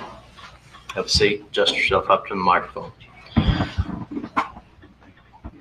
You don't have to speak directly into the microphone, but you speak so the gentleman on the back row there can hear you, okay? Yes, sir. All right, you understand that you're now under oath and your answers will be sworn answers under penalty of perjury? Yes, sir. All right, you may proceed. Mr. Cotton, if you would introduce yourself to the ladies and gentlemen. I'm Zachary Cotton. I'm an investigator at the Rankin County Sheriff's Department. Investigator Cotton, how long have you been with the Rankin County Sheriff's Department? I started in April of 2015. And tell us kind of work your way through, because did you start in dispatch? The jail. The jail. Yes, ma'am. And I went to the academy in January of 2017. And so you graduated from Law Enforcement Academy in 17, and then were you with the Sheriff's Department as a road deputy at that point? I was a school resource officer at the beginning, and then in December of 2017, I transferred to patrol.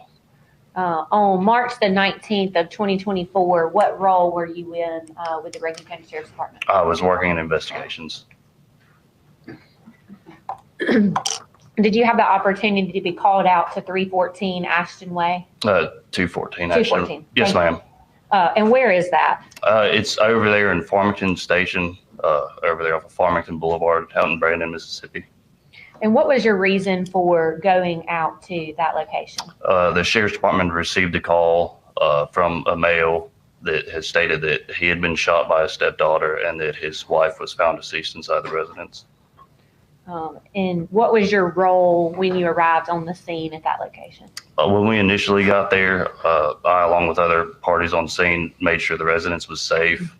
Other investigators had made it on scene prior to my arrival and began taking pictures. While I was on scene, it was noted that a friend of the suspect or the defendant had been located in the area. I went outside and interviewed him whenever he was outside the residence. And we heard from testimony from him yesterday. What, if anything, did you do after you spoke to the male friend that came that day? His mother was there, explained to her that we would need his phone in order to make a forensic copy of the phone, due to him admitting that he had communicated with the defendant through his cellular device. Around the time that he was being interviewed, and I'm not sure the exact time, but it was informed that Miss Gregg was taken into custody.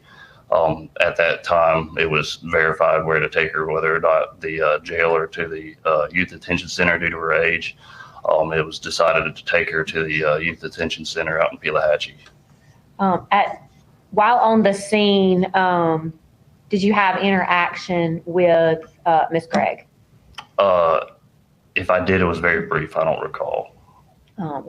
Did you have an opportunity at the Sheriff's Department to do any sort of testing on Miss Gregg?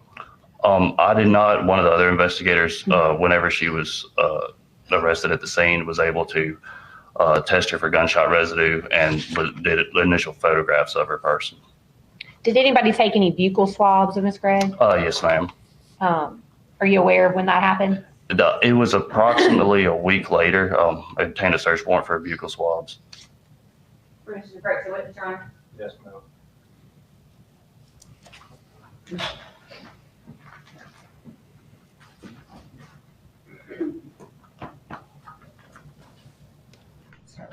I've handed you one envelope. What do you recognize that to be? It says it's a buccal swab of her left cheek and a buccal swab of Miss Gregg's right cheek. And those are both of Carly Gregg, the defendant? Yes, ma'am. Did those appear to be altered in any way? No, ma'am. Other than they were taken to the crime lab. If you would you turn them over? Are your initials on those? Yes, ma'am. And what does that mean? That I sealed it on that specific date.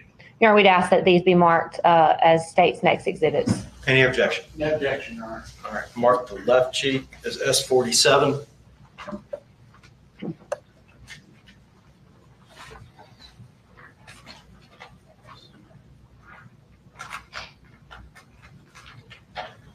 And mark the right cheek as S48.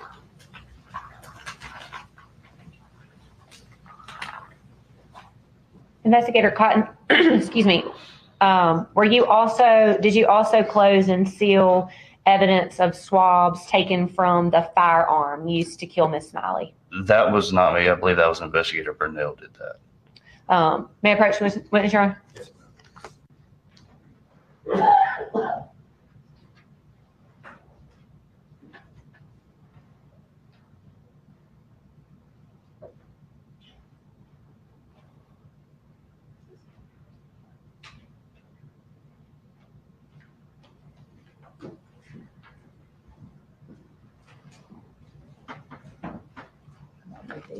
That's all right.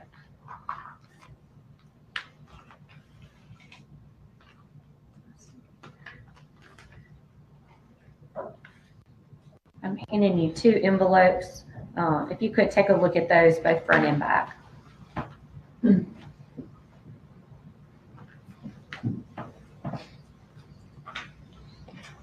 What are those 2 envelopes? This one says it's a swab taken off of the trigger of the firearm, and this other one says it's a swab from the hammer of the revolver. And do those both bear your initials as well? Yes, ma'am. Indicating that you do know what those are? Yes, ma'am. And is that taken from the hammer and the trigger of the weapon used in this crime? Yes, ma'am. Your Honor, we'd ask that those be marked as the state's next exhibit. Any objection? No objection, Your Honor. Sorry, I don't know why this is frozen. Will be the swab of the hammer.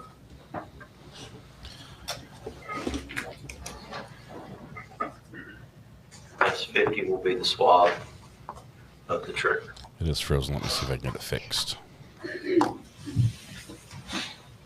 Investigator Cotton, we've heard from 2 other officers, a deputy and investigator, that were involved in this case, and so I certainly don't want to rehash what they've talked about.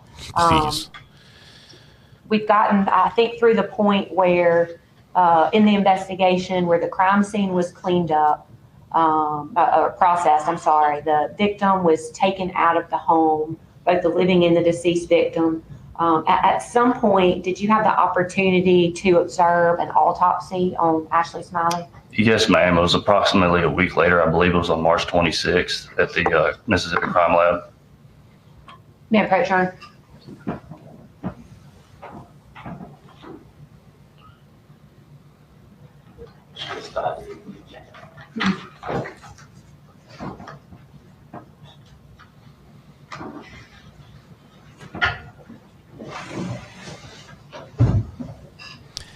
Allie B from Tennessee. What previously been marked as 41 and 42 per ID. If you could take a look at those and tell me what those are. These are both projectiles that were recovered from the body of Ashley Smiley. One of which was recovered from her brain, and the other which was recovered from the back of her neck. And were you present when the autopsy was performed and those projectiles were removed? Yes, ma'am, I was. And did you also seal that evidence? I believe the crime lab sealed that one due to them being the one that actually recovered the projectiles. But you were present when they were recovered? Yes, ma'am. We'd ask that those be marked as an exhibit rather than ID at this time, Your Honor. Any objection? No objection, Your Honor. They'll be admitted all purposes. Please hand them back to the court reporter. They mark 41 and 42 all purposes. So those bullets are admitted as evidence now. If they were marked previously, but the previous officer couldn't testify to them, now they're in as evidence. All right, you may proceed.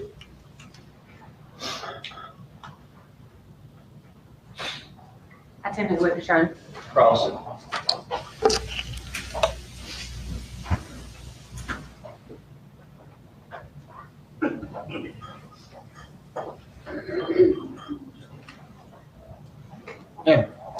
Investigator Cotton, who all did you witness, or who all did you I guess, interview in this case?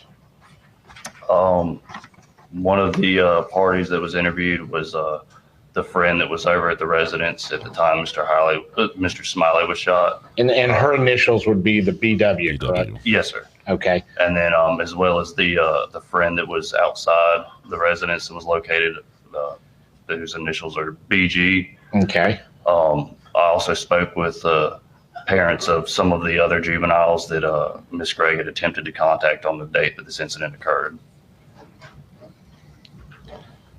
as well as Mr. Smiley. Okay. And when you I guess,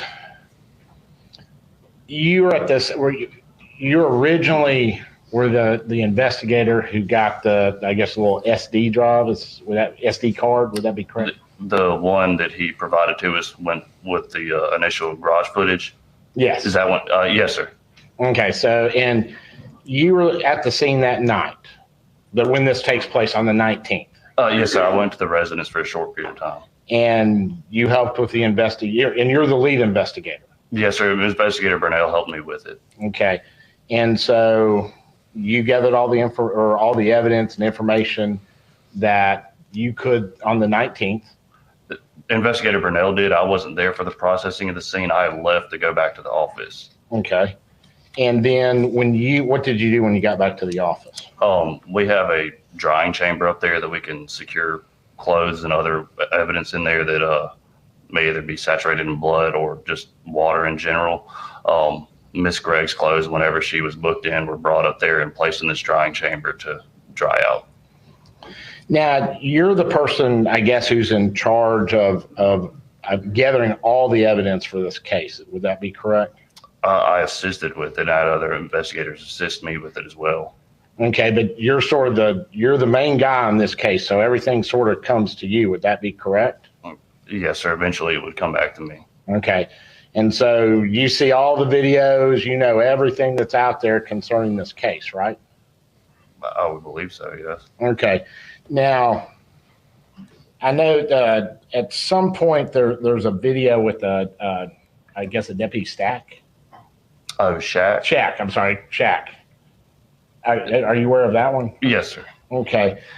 And does Carly ask to see her mother on that video, doesn't she? I don't recall. Okay.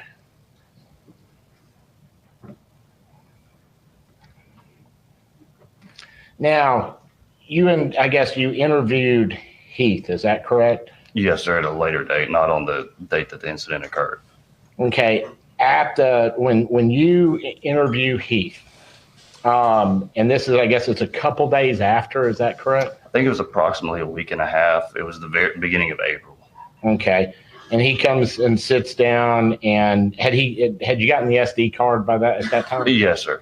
Okay.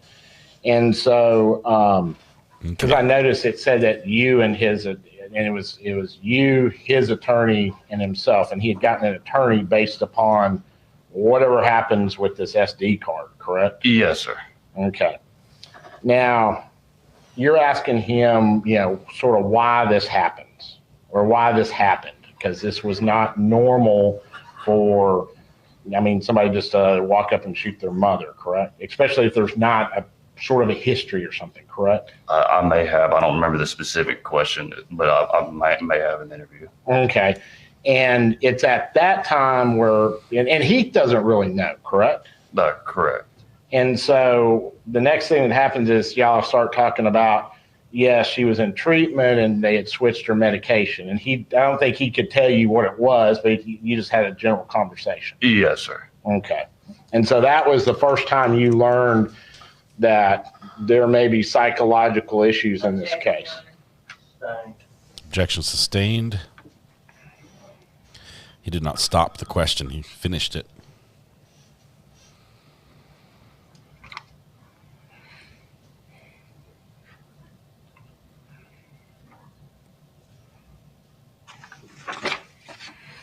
Now, we had just seen, there was a video, and I think it's a video you've been questioned about before, and it was, I guess it's the video, it's the camera that was found, not the little SD card, but the camera that was found in the refrigerator.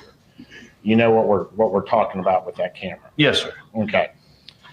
And I think you've been questioned about it, and you said you can't tell what Miss Smiley, what room she's in, correct?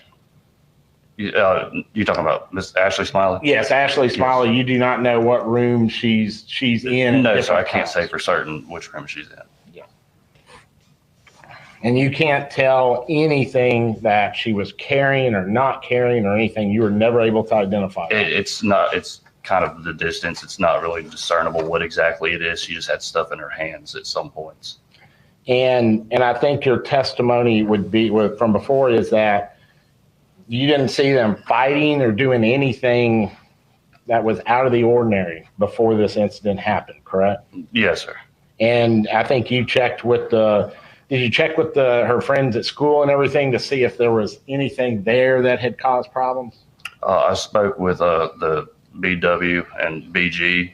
I know BG had mentioned that he had told Miss Smiley prior to them leaving school that day that he had informed her of a phone that she wasn't supposed to have because, to my understanding, she was in trouble already and had her actual phone taken away, and had told her about what he called weed pens that she had been using. And he said that he had told Miss Smiley that prior to her leaving school and going home with Miss Gregg. And I think he also had told you he didn't see anyone like Miss Smiley mad or anything like that when he left Miss Smiley, correct? I believe so.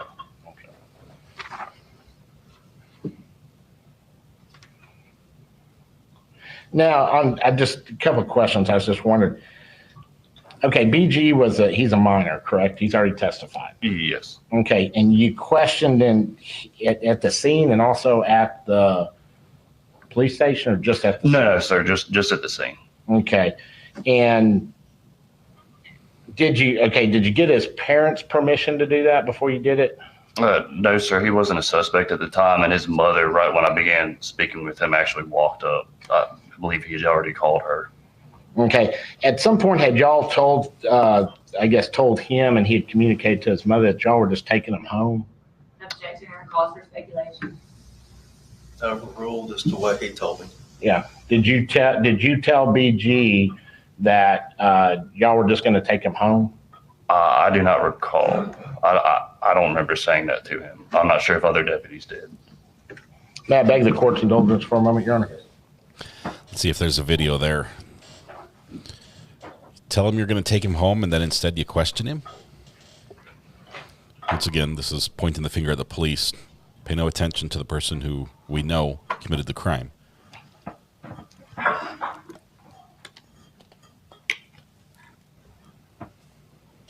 And I just want to be clear.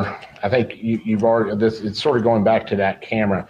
You had said, I think you've already said that you couldn't tell if Ashley Smiley had been cleaning out a drawer like in the other room or something like that. You had no idea what she was doing, correct? No, sir. She just appeared to be going over to that side of the residence where Miss Gregg's room was and then coming out with items in her hand.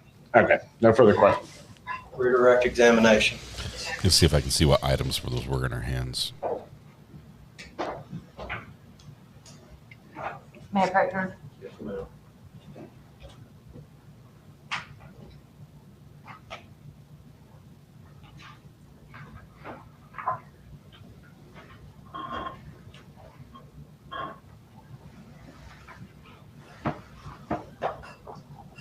Mr. Gregg Cotton, I'm handing you what's previously been marked as Exhibit 36 and 37.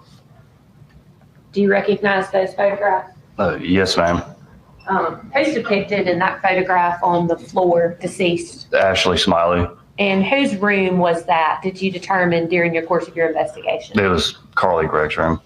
And in the course of your investigation, were there also other signs that the shooting had occurred in that bedroom? Yes, ma'am. I believe there was some blood spatter on the television that was in the room that was mounted on the wall, as well as there was a defect in the wall where one of the projectiles had gone. Was there any evidence that any crime had occurred in the guest bedroom? No, ma'am. Not that we found. Based on your investigation, the murder of Ashley Smiley occurred in what bedroom? In Miss Gregg's bedroom. And who murdered her? Miss Gregg.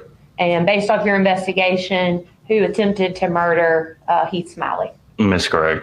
And based off your investigation, and we watched the video just a few moments ago, who's the last person that was alive in the house when the camera goes out? Miss Gregg was. Is it your understanding that she's the one that removed the camera? Yes, ma'am. No further questions, Your Honor. This witness be finally excused by the state. So does your recall, Your Honor. All right. You're free to stand down, but you must leave the courtroom and you must not discuss your testimony with anyone else, okay? Free to step down. While he exits, Mr. Bailiff, would you hand the exhibits to the court reporter? State may call its next witness. The state calls David Whitehead. David Whitehead.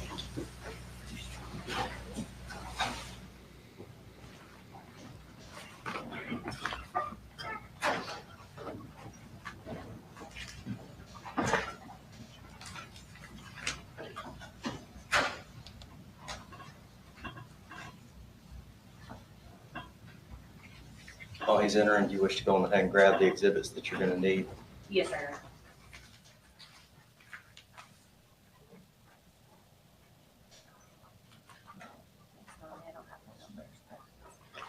Man,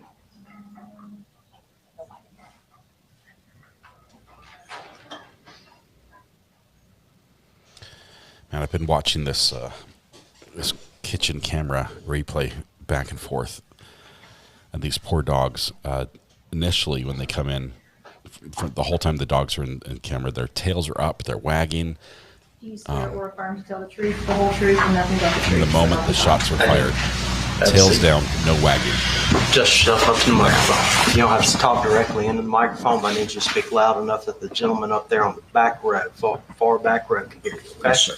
You understand you're now under oath and your answer, your sworn answer, subject to This guy looks familiar. Yes, sir. All right, you may proceed. Talk to the ladies and gentlemen. David Whitehead. And David, where are you currently employed? I'm employed at the Mississippi Forensics Laboratory in Pearl, Mississippi. And you're our first witness from the crime lab today, the forensics laboratory. So could you explain for the ladies and gentlemen what you guys do over there? We provide forensic examinations to 8 law enforcement agencies in the state of Mississippi.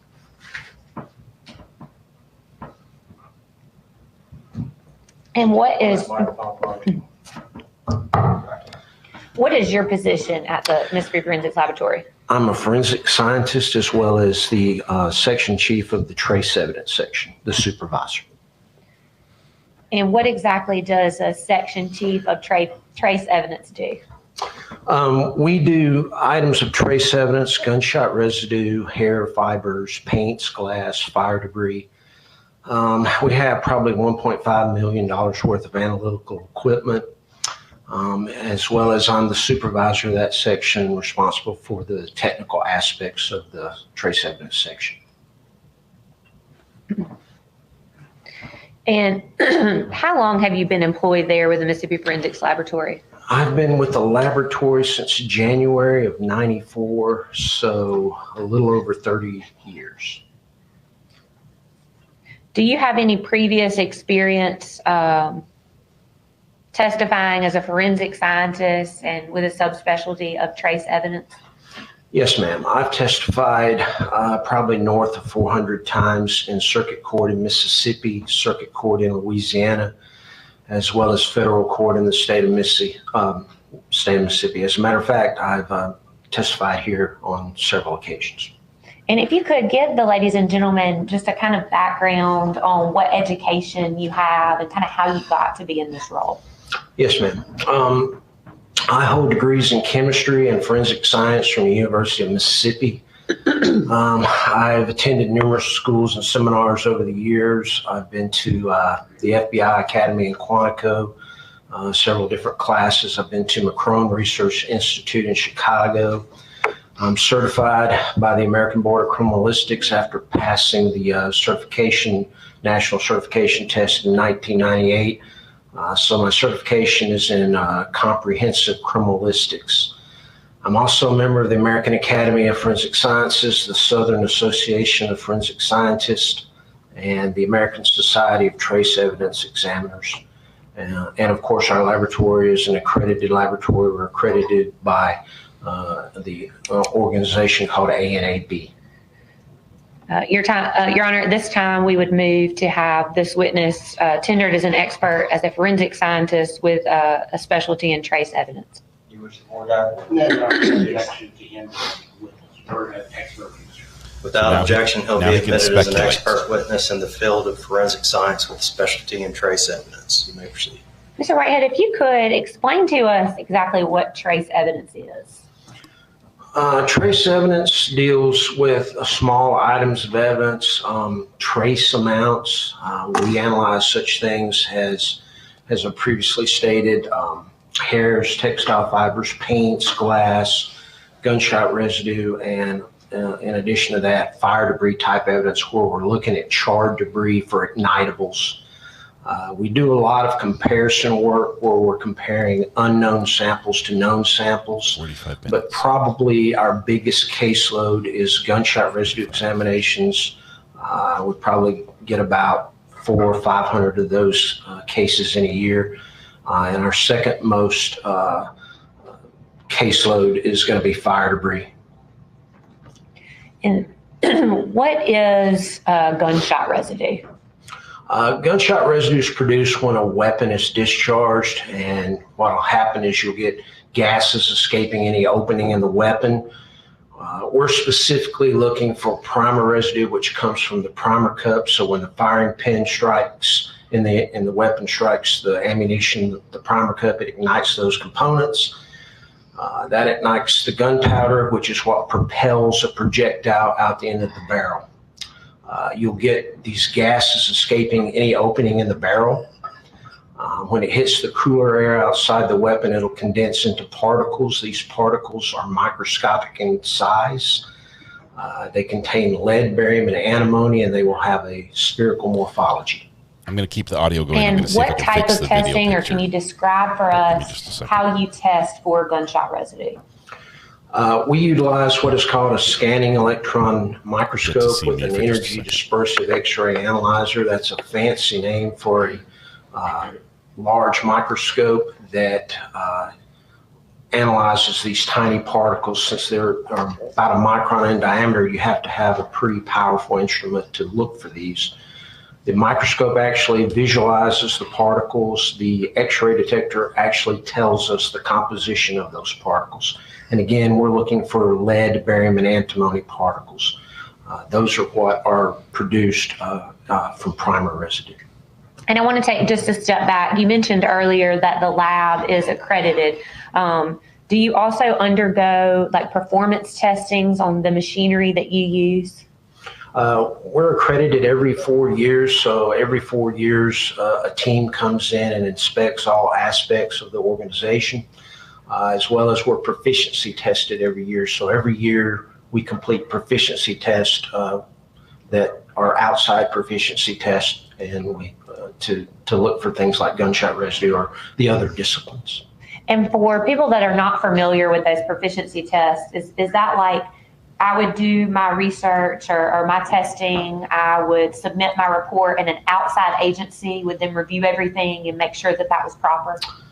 It's sort of like that. What we do is the outside agency will produce the proficiency test. They have an expected outcome of those tests, and the report will be issued after the report is published on what that proficiency test is. So there is an expected answer. Excuse me for speaking of you, back in March of 2024 through currently, was your proficiency testing at the crime lab, and you're specifically up to date? Yes, as a matter of fact, I just completed a GSR proficiency test. Mr. Whitehead, did you have the opportunity to work on Mississippi Crime Lab case number 24003-524? I did. And who was the suspect in that case? The suspect was listed as being a Carly Greggs. And the work and the testing that you did on that case, was that also reviewed by anyone else? It was. All of our casework is reviewed by a second examiner, and that particular examiner in this case was Jacob Birchfield. And did he agree with the results of your findings? He did. What evidence did you review did you receive in order to do your testing? I received a gunshot residue evidence collection kit labeled as coming from Carly Gregg. Permission to approach witness, Your Honor? Yes, ma'am.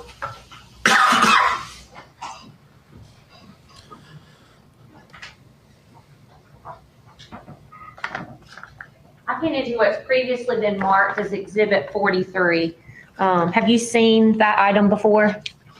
I have. This is a gunshot residue evidence collection kit. I can identify it by the crime lab case number, submission number on the barcode that was placed there by an evidence tech when it was received into the laboratory. I can also identify it by the green evidence seal that I placed after the analysis was complete with my initials and date across that seal. And being that that is still sealed, does that appear to be in the same or similar condition as when you closed it? It does. And for what purpose did you review that piece of evidence?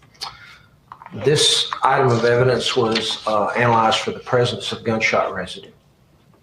And did you perform that testing to see if there was gunshot residue present?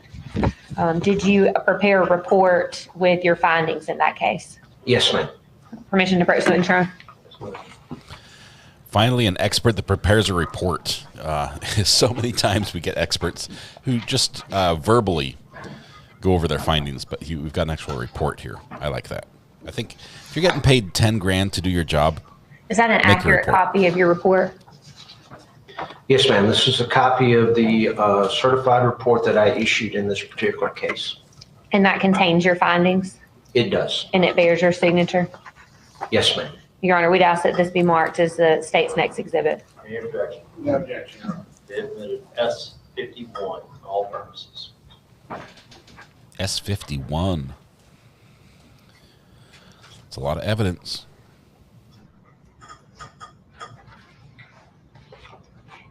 If you would, Mr. Whitehead, if you could explain, I know you've talked about what gunshot residue is and that you tested that particular kit. If you could just walk us through the testing on this particular item and what your findings were. Yes, ma'am. This particular kit contained 2 adhesive tape lifts labeled right hand and left hand. The adhesive tape lifts, the idea is if there's any residue on the surface of a person's hands, it will be picked up by the adhesive tape lift. Those samples were then placed into the scanning electron microscope and analyzed for the presence of gunshot residue. And I reported out the results of that analysis. And what were the results in this case? Particles of gunshot residue were positively identified on the right hand, labeled as coming from Carly Gregg's, and the left hand, labeled as coming from Carly Gregg's.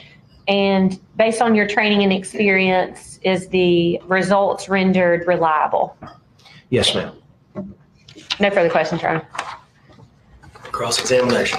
No questions of this witness, Your Honor. All right. May this witness be finally excused by the state. Yes, sir. We may be. Yes, Your Honor. All right. You're free to go. We're almost done, I bet. The state may call its next witness. State calls Nathan Hawley. Nathan Hawley. Nathan Hawley, step right up. I'm showing 5:24 Eastern Time, which means we've got 1 more hour, roughly, before the judge has to go home and have dinner. And you don't want to get in the way between judge and dinner, as we know from the pork chop incident.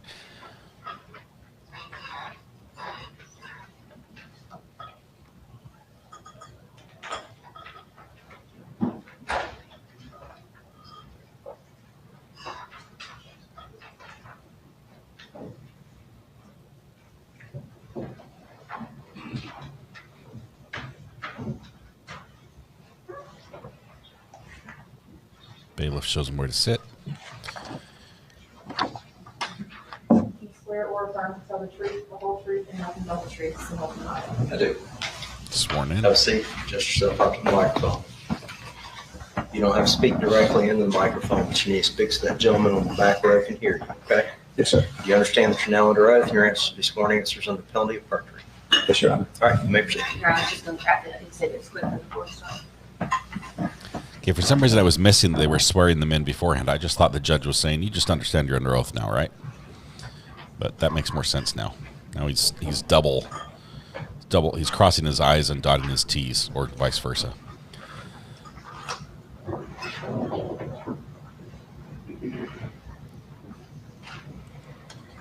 guy in the back If row you is would like, I introduce can't hear yourself Jack. to the ladies and gentlemen of the jury. Sure. My name is Nathan Holly. The last name is Holly. And Nathan, where are you Brother currently or buddy? employed? I'm employed at the Mississippi Forensics Laboratory in Pearl, Mississippi. Nathan, what do you do there at the Mississippi Forensics Laboratory? So I'm a forensic biologist specializing in DNA analysis. And does that require any type of specialized training? Training that I have is from the forensics laboratory. What about your educational background? Could you tell us what that is? Sure. I have a bachelor's in biology with a minor in chemistry from the University of Southern Mississippi. And how long have you been employed? I'm sorry, you might have already said, how long have you been employed with the Mississippi Forensics Laboratory? 17 years next month. And have you been doing DNA evidence and testing that entire time? Yes, I have. Do you have any prior experience testifying as a forensic scientist specializing in DNA evidence? Yes, I do. How many times would you estimate that you've been certified as an expert? Approximately 27. It's a very specific approximation. At this point, we would tender the expert, to this witness is an expert in forensic science and DNA analysis. Any voir dire? No objection. All right, No he'll be objection. admitted without objection as an expert, as a forensic scientist, as an expert in the area of forensic science, particularly DNA analysis. You may proceed. Mr. Hawley, if you could tell us, for those of us that are not science people, what DNA is. Sure. So DNA first stands for deoxyribonucleic acid, and it's a molecule that's found within the cells of the human body. And what DNA does is it tells the body how to build cells and also how to function and work those cells properly. There is a test afterwards. A person gets their DNA half from their mom and half from their dad, and it's that combination of those two separate DNAs that gives everybody, except for identical twins, a unique DNA profile. And when you do DNA testing, what are we talking about? What's done with our DNA? Sure. So with the DNA testing, I'm looking at certain locations on that DNA molecule, and there are forensic tests that can determine what a person's DNA looks like at those locations. And I basically take items of evidence and I do the DNA process on those, and then I take reference samples or known samples, and then I compare those two DNA profiles to determine whether or not that person's DNA is there. And a known sample would be like if a swab was taken from my mouth, we would know that that was my sample. Is that right? Right. It's a known or reference. And then an unknown sample would be something that you would collect or that law enforcement would collect on a piece of evidence and send that to you. That's correct. We just heard from Mr. Whitehead that the entire forensics laboratory, of course, is accredited. Is the DNA section of the laboratory also, does that fall under the accreditation? Yes, it does. And do you follow proper protocol there? Yes, we do. Have you personally provided or undergone any proficiency testing? Yes. If you could explain that to the ladies and gentlemen. So for DNA, we're proficiency tested twice a year, and it's from an outside company. And basically, it is for us to demonstrate that we are capable to do the DNA process or our job. And so there's a correct answer for that, and they double check us on that. And your proficiency is up to date? Yes. Did you have the opportunity to work on a case that's Mississippi Forensics Laboratory case number 24-003524? Your Honor, may I refer to my notes?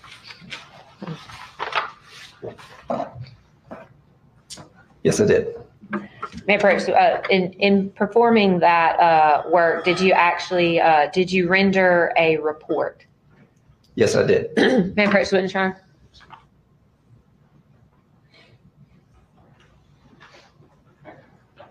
Your Honor, we're not going to have an objection to the document.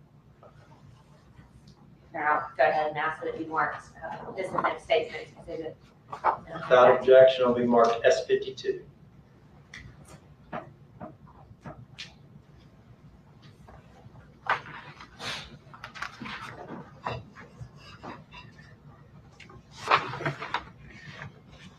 Mr. Holly, before you can do any testing there at the crime lab, you have to receive certain pieces of evidence. Is that right?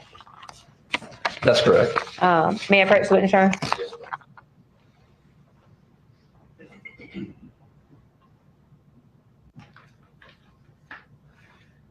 I'll put these all out in front of you. I'm handing you what's previously been marked as Exhibit 47, 48, 49, and 50. If you could, starting with number 47, tell me what that is and how you know what that is.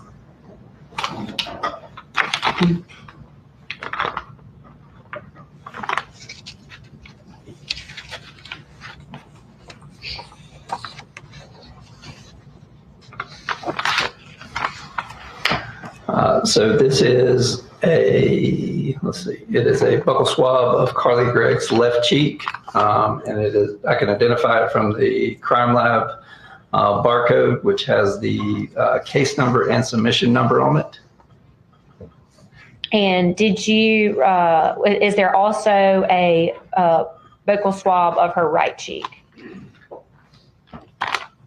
Yes. And did you rely on that evidence in your testing in this case? I did. I also handed you another item, looks like 2 additional swabs. Could you tell us what those were from? So one is a swab from a hammer of a Taurus revolver. And once again, I can identify it by the crime lab barcode that has a case number and submission number, as well as the evidence tape with my date and initial on it. And then the other one is a swab taken off of a trigger of the firearm.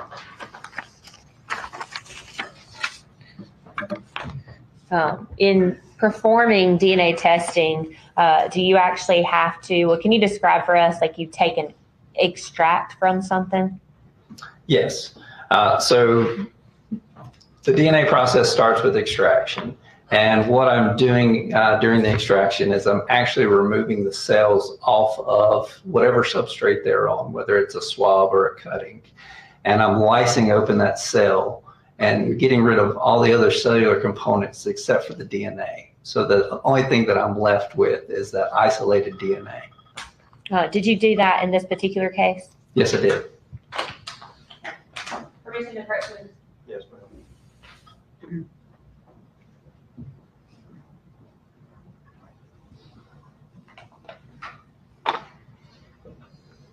Do you recognize the item that I've just handed you?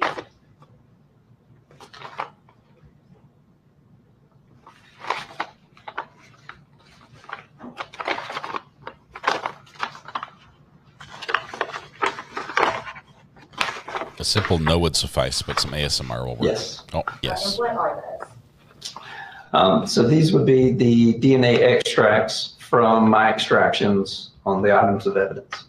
And there's 4 total, but I just want to talk about, is there one for the swab from the trigger and then one from the swab of the hammer of a firearm? Oh, man. Adam. Yes, there are. All right, we'd ask that that be marked as state's next exhibit. Any objection? No objection. All right, we'll do hand the triggers extract to the court order. That'll be S53.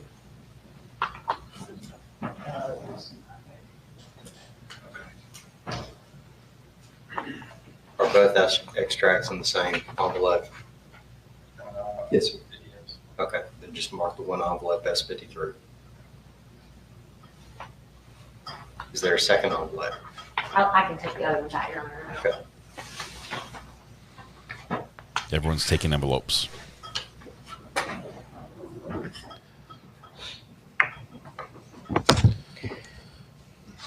Mr. Hawley, the report that you prepared, did someone else review that work that you had done?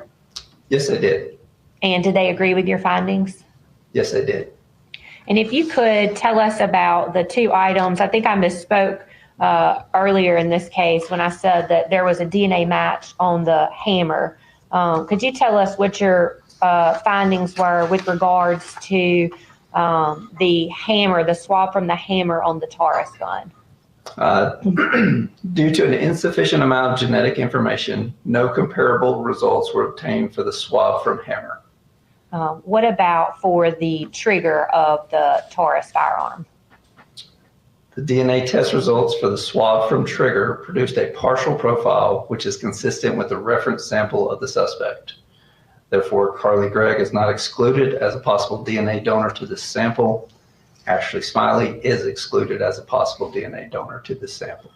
So explain that, because, when I first read one of these reports, I was like, what does that mean, not excluded? In layman's term, I'd say that's them.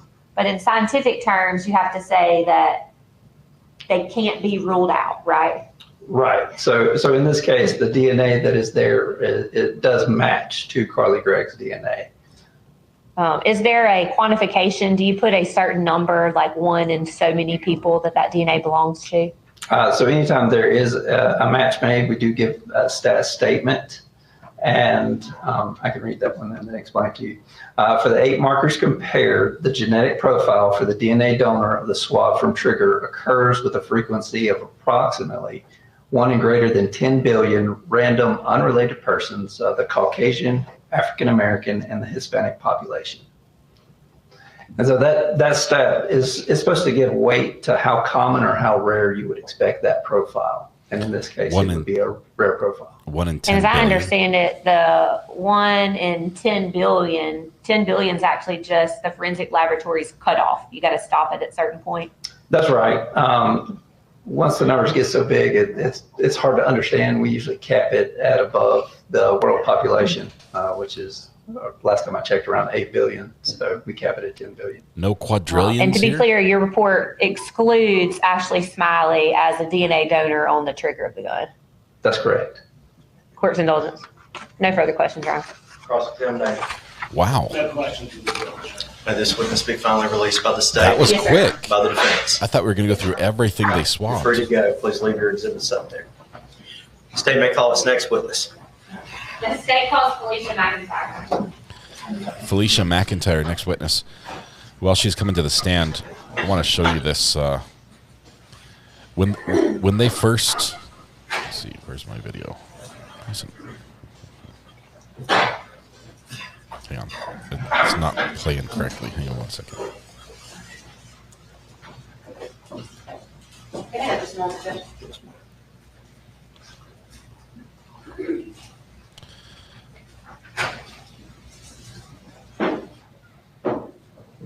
Here we go. When they first come in the room, well, she takes the stand. Watch this. Mom sets stuff down. Daughter comes in, watches her, pops her neck, goes, puts the books down, but immediately watches to see where mom's going, keeps an eye on where mom's going, looks back again to see where mom's going. I'm just saying she had this planned out before she came home. Yes, sir. Do you understand that you're now under oath and your answers to sworn answers are subject to penalty of perjury? I do. Statement begins questioning Ms. Wood. Ms. McIntyre, if you would introduce yourself to the jury, please. It's Felicia McIntyre, first name Felicia, last name Mcintire. And where are you employed? I'm employed with the Mississippi Forensics Laboratory located in Pearl. And No relation what to are your Reba. duties there? Or sorry, what is your position there at the Mississippi Forensics Laboratory? I'm the section chief over the Firearm and Tool Mark Unit. And what are your duties as the section chief of the Firearms and Tool Mark Division? As the section chief, I oversee the administrative and personnel matters within our division, but also act as a forensic scientist specializing in firearm and tool mark identification, which allows me to compare bullets, cartridge cases, or other ammunition components to see if they were fired in a particular firearm.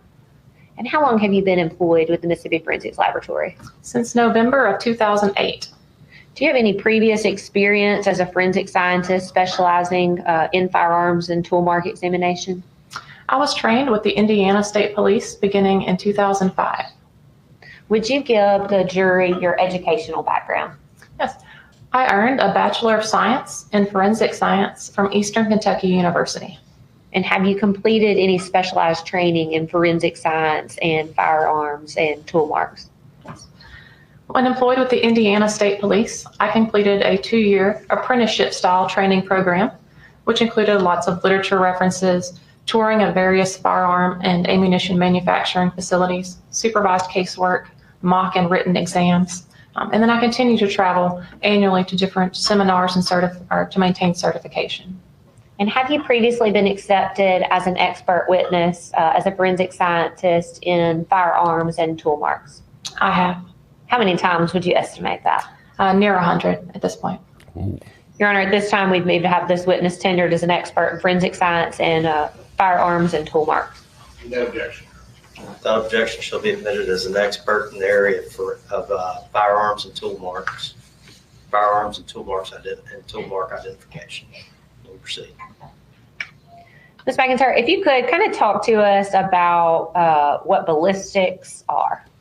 The field of firearms examination has as its main concern to determine if a bullet or cartridge case was fired in a particular firearm. We're able to do that through class and individual characteristics. More specifically, when a gun is manufactured, some features of that firearm are determined by that manufacturer. Those are considered class characteristics. The caliber, the way that the firearm is rifled, so the number of lancing grooves that are put inside that barrel, those are put there to help impart spin on the bullet, but those are determined by that manufacturer. Incidental to that manufacturing process, individual marks are left behind. So those are things that happen as a result of the machining processes or use and abuse over time that cannot be determined by the manufacturer. And those marks are unique to a particular firearm. I'm looking for both those class and individual marks on a microscope when I'm comparing these items. So I'm looking at a comparison microscope, which is just 2 regular stereo microscopes joined by an optical bridge. So I can see 2 different items through one field of view. So in a case matter, we'll be looking for those class and individual marks on unknown items versus items I know were test fired from a particular firearm. When you talk about test firing, where do you get the items that you use to conduct test firing? When a firearm is submitted to the laboratory, I will generate those knowns. So I'm making test fires. I'm getting reference ammunition that we have at the laboratory that has been purchased, and I'm firing it in the gun that has been submitted for testing. I do that in a water tank. That's literally just a 12-foot deep tank of water that allows me to discharge the firearm. Those individual marks are placed on it, and they're not affected at all by the water. So I can retrieve it to have intact knowns to compare to my unknowns. And I want to take a step back. We spoke with 2 experts previously about proficiency testing, and I want to make sure that you two, Ms. McIntyre, have performed and essentially passed your proficiency testing. Yes, the firearms unit also completes annual proficiency testing, which I have taken and passed this year. Did you have the opportunity to be involved in crime lab number 24-003524? I did. And who was the suspect in that case? Suspect is listed as a Carly Gregg, spelled C-A-R-L-Y, last name G-R-E-G-G. And the testing that you performed, was that reviewed by anyone there at the Mississippi Forensics Laboratory? Yes, it was. And did they agree with your results? They did. In preparation or at the conclusion of your testing, did you prepare a report with your findings? I did. May I approach the witness, Your Honor?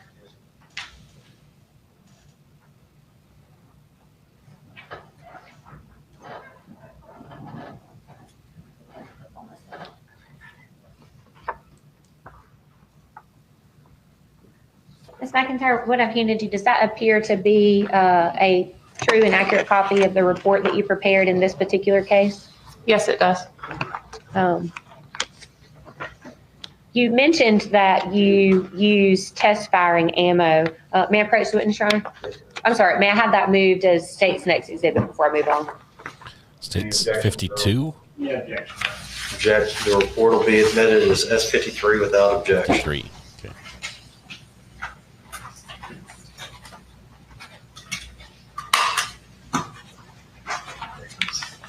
May I approach the attorney? Yes, ma'am.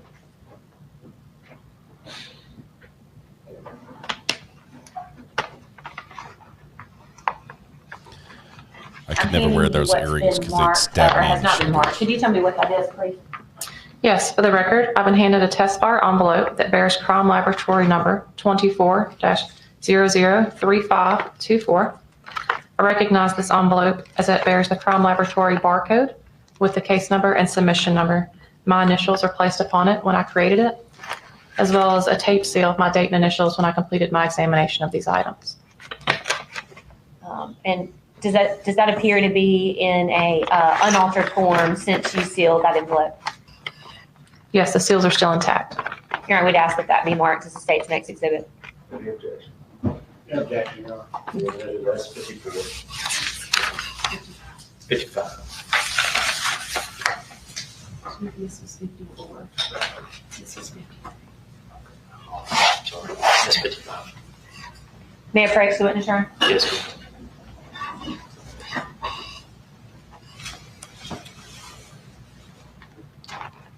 I've handed you two items that have been previously marked as S1, S41 and S42. Do you recognize both of those items as well? I do. And what are those? State's Exhibit 41 is Crime Laboratory Submission 5 in the above mentioned case. Now, this is a sealed plastic bag containing a manila envelope labeled bullet from brain. State's Exhibit 42 is Crime Laboratory Submission 4. I recognize my markings on this item as well. It is a sealed plastic bag containing a manila envelope labeled bullet from back of neck. One other item, Your Honor.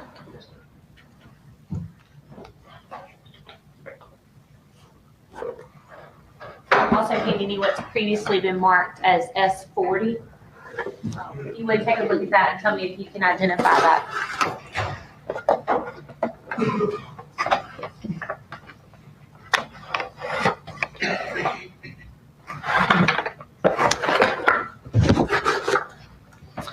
State's Exhibit 40 is Crime Laboratory Submission 6. I recognize the markings on the box here.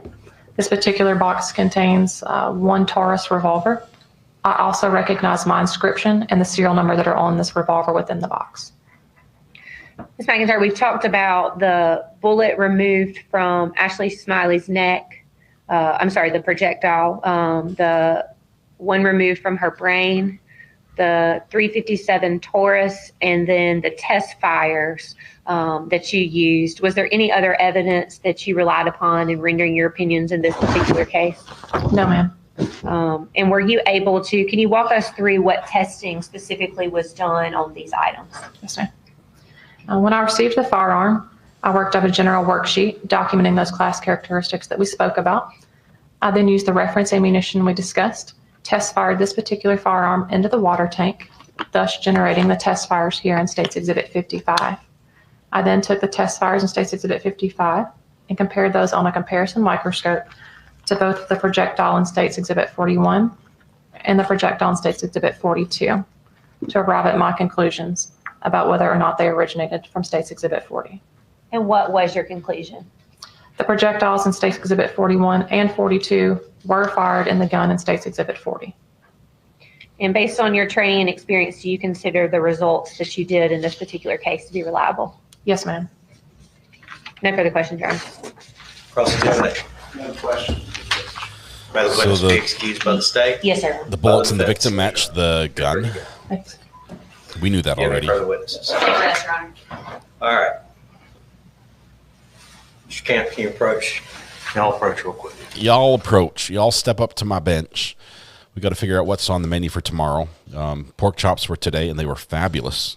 They were fabulous. But shout out to Bubba, doing 8 to 12 months in jail.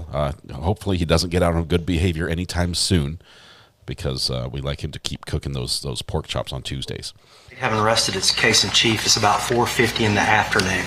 I'm going to release you for the evening, but I'm going to remind you, you're not to talk about this case. You're not to watch any news accounts of this case. You're not to get on social media. Does everybody understand? All right, I'm going to need you back in the jury No room social media, tomorrow period. morning, 8:45, ready to go. All right? Everyone, please remain seated while the jury exits. As the jury leaves here, Jennifer Fent. Oh my goodness! Gifted 5 memberships. Thank you very much, Jennifer. Quite generous, Jennifer. Appreciate that. Right here at the end of the day, as the state is resting their case, which means we're turning it over to defense. The state has had 2 days of evidence and has presented everything. Defense probably has some experts they want to present that might address the mental health issue of things. So that's going to be quite interesting. Does the judge or jury determine the sentence? I didn't hear from the beginning which happens, but I'm sure we'll hear about that right around All right, closings. the record will reflect we're outside the presence of the jury. Motion by the defense.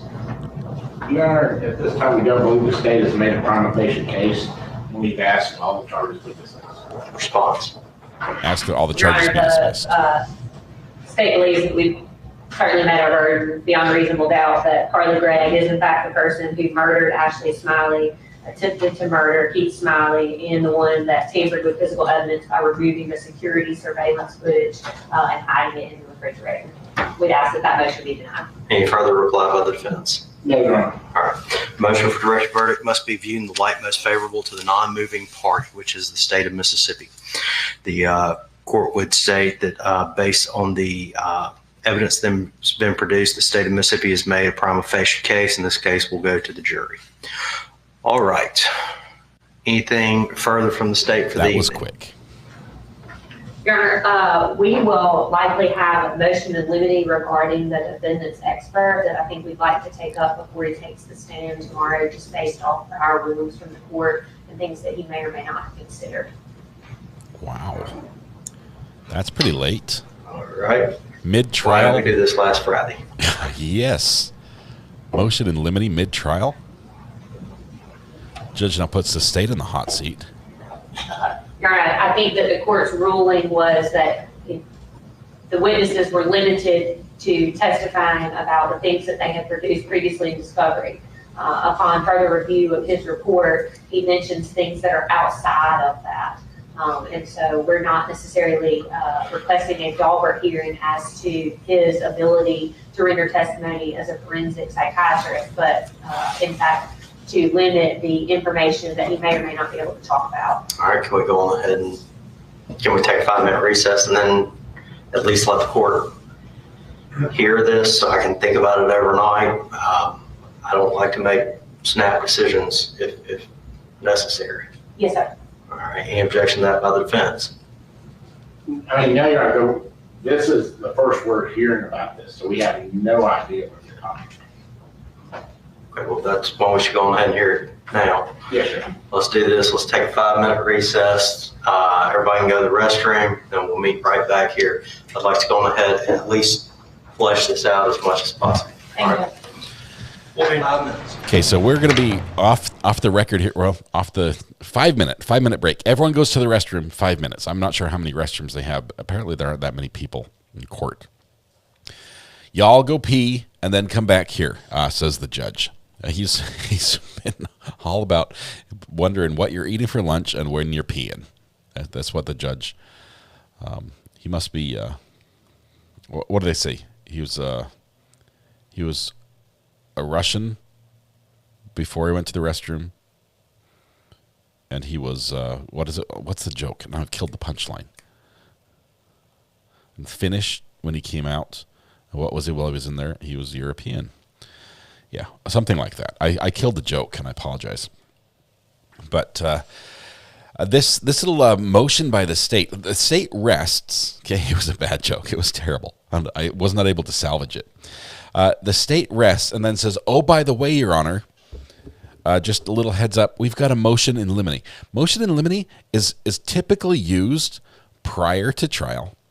It's where you argue an issue and say, look, we think that this issue or this evidence or this witness should not be allowed in, or that the other side should not be allowed to bring this up. And the judge will hear it all out, and it's all done outside the presence of the jury. Nobody's time's being wasted. The jury's not sitting in the back room. Now we have one. Yes, I completely blew that one. let's see. Now we have a motion in limine where they're saying on further review of this expert's witness testimony, which means in my ears, it's the state's fault. They missed it. They say on further review, he's talking about things that are outside the court's ruling. So they're trying to use a prior ruling from the judge saying the witnesses won't be allowed to talk about X, Y, Z.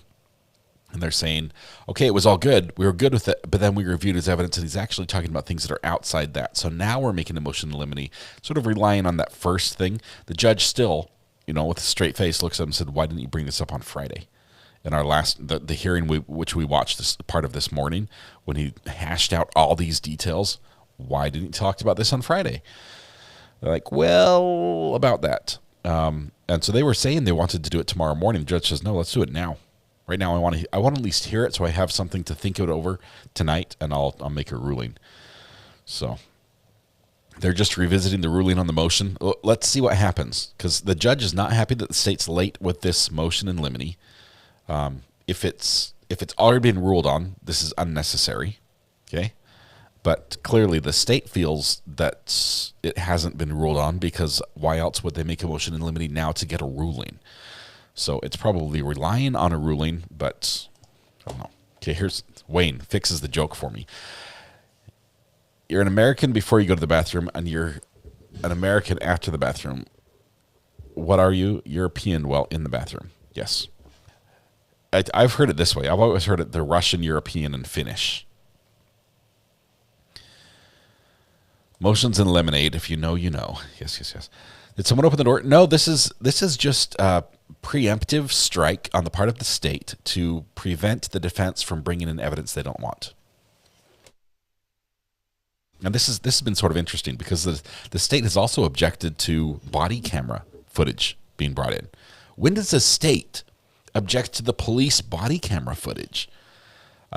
That's basically the best footage at the time of the crime, or as close to it, as close to it as possible. In this case, we have better footage because we have Ring or Wise cameras inside the house that recorded the incident. But typically, the body camera is like the gold mine for the state. Let's see, what evidence could they possibly have? I don't think it's evidence. I think the expert, probably a mental health expert, is going to be testifying on something that's maybe just outside of what the court would like them to talk about, or what the state would like them to talk about. The defense withheld the report, and judge even threatened to kick the entire testimony if they didn't hand it over to the last motions hearing. If it's a continuation of that one, oh my goodness, this is going to be wild.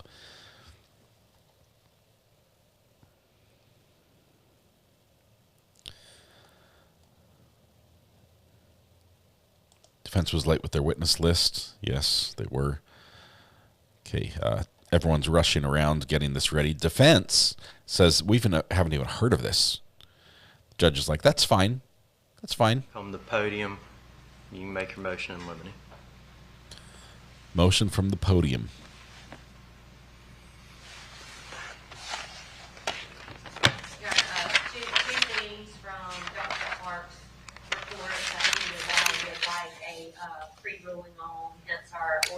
Motion in limine is the fact that he used as a source of information a video interview with Heath Smiley from August the 31st for 90 minutes. When we had a Zoom call with Dr. He said that nor his interview with Ms. Gregg was recorded. And so at this point, we have no way of knowing what Mr. Smiley conveyed to him and how much of that he relied upon in his interview. That wasn't turned over to us prior to August the 30th. And then additionally, Dr. Clark rendered some opinions of some sort and says, and I'm looking at page 29 of his report, Your Honor. Do you have a copy of that? The report I have is only 24 pages. 24, I'm sorry.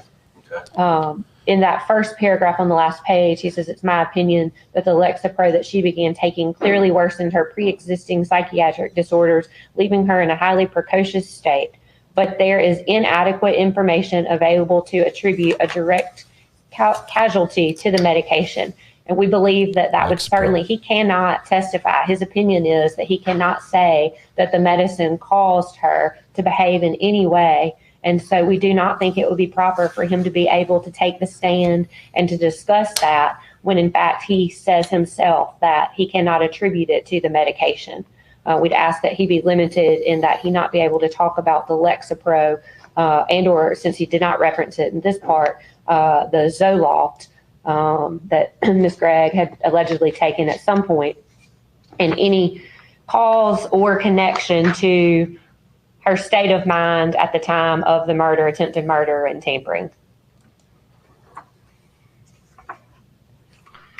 All right.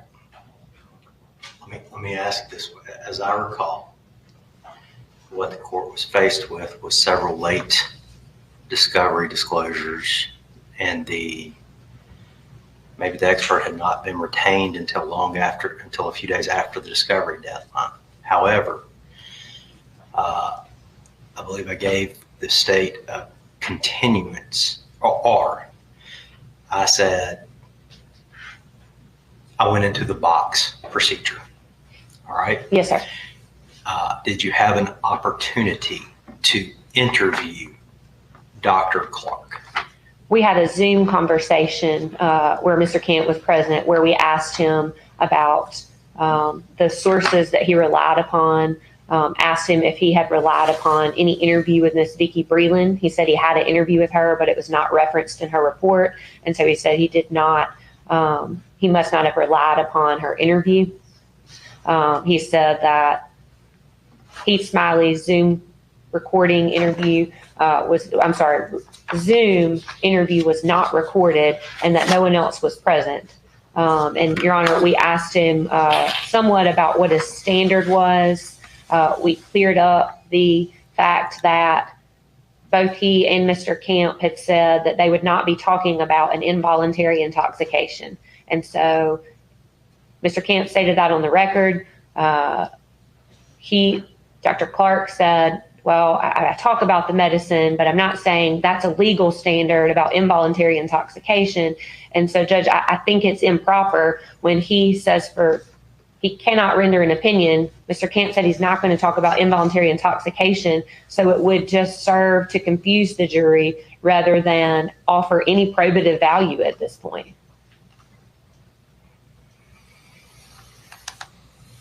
I'm still worried about the timing of this argument. Anything further? No, sir. All right, response. They're not prepared to make a response, but this is not fair in defense requiring a response right now. Yeah, I'm not 100% understanding what she's.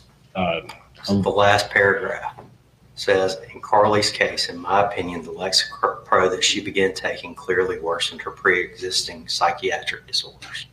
Y'all want that part in? Yeah, so I think it's they ask him about it. He's not saying.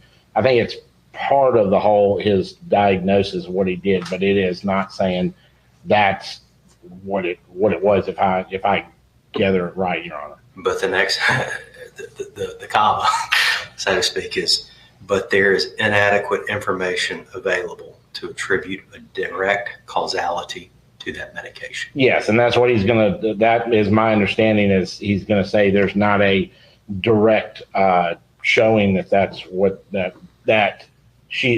specifically caused it, that is these other things, Your Honor. And also, this is one thing I would say.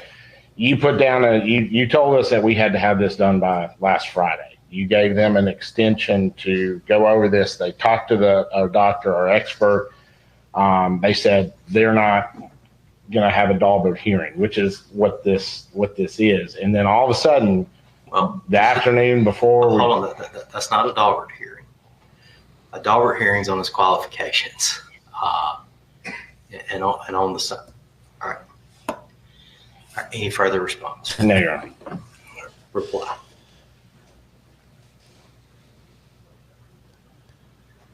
Your Honor, again, just that we believe the motion in limine is proper, as this statement and any testimony about this would fly in the face of 403. There's no probative value, and it would prejudice the defendant And at this point, it's not relevant, and we would ask that the court exclude any testimony by Dr. Clark or any other witness at this point about trying to causally relate Lexapro to anything that happened on March the 19th, 2024.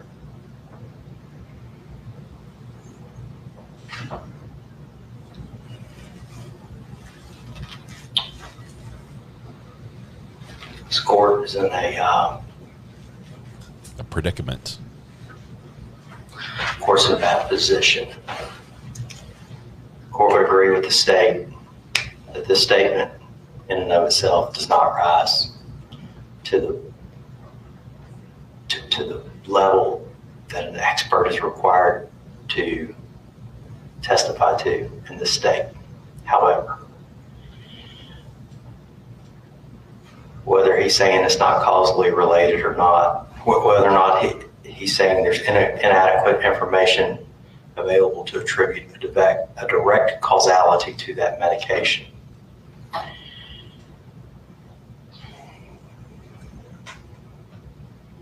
He's going to allow it. Or think it over tonight. It's an unwritten rule in the case law of this state. There seems to be two separate standards of law without the appellate courts ever stating that. There's one standard that the state is held to, and I would point out that pathologist was not called in this case because it was disclosed late. So I read the motion. You asked me to treat you like the state. Do you really want that?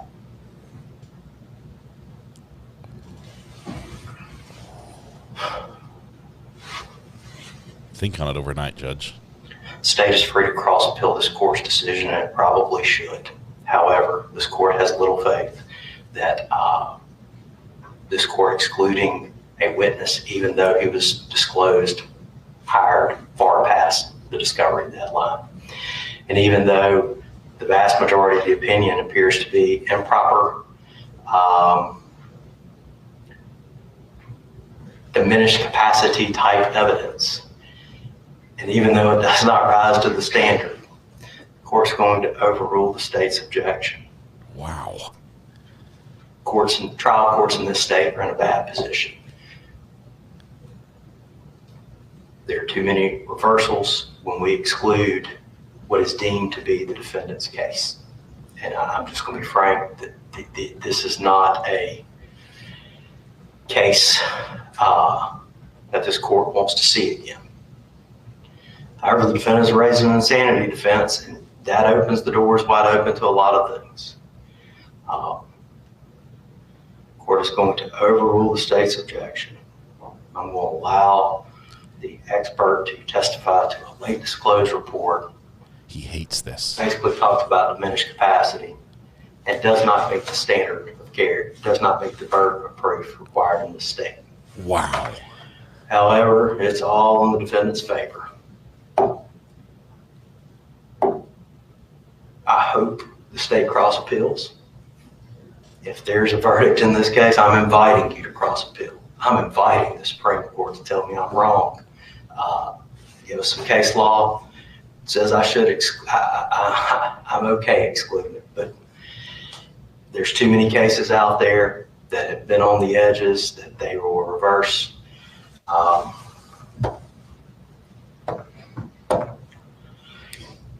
He's mad at the appellate courts. He wants the Supreme Court to come in and make a ruling. There would be an opinion that came down and said, well, it's substantial. It came close enough. So for those reasons, I'm going to deny it. If a jury chooses to return an NGRI on this evidence, then that's going to be their decision.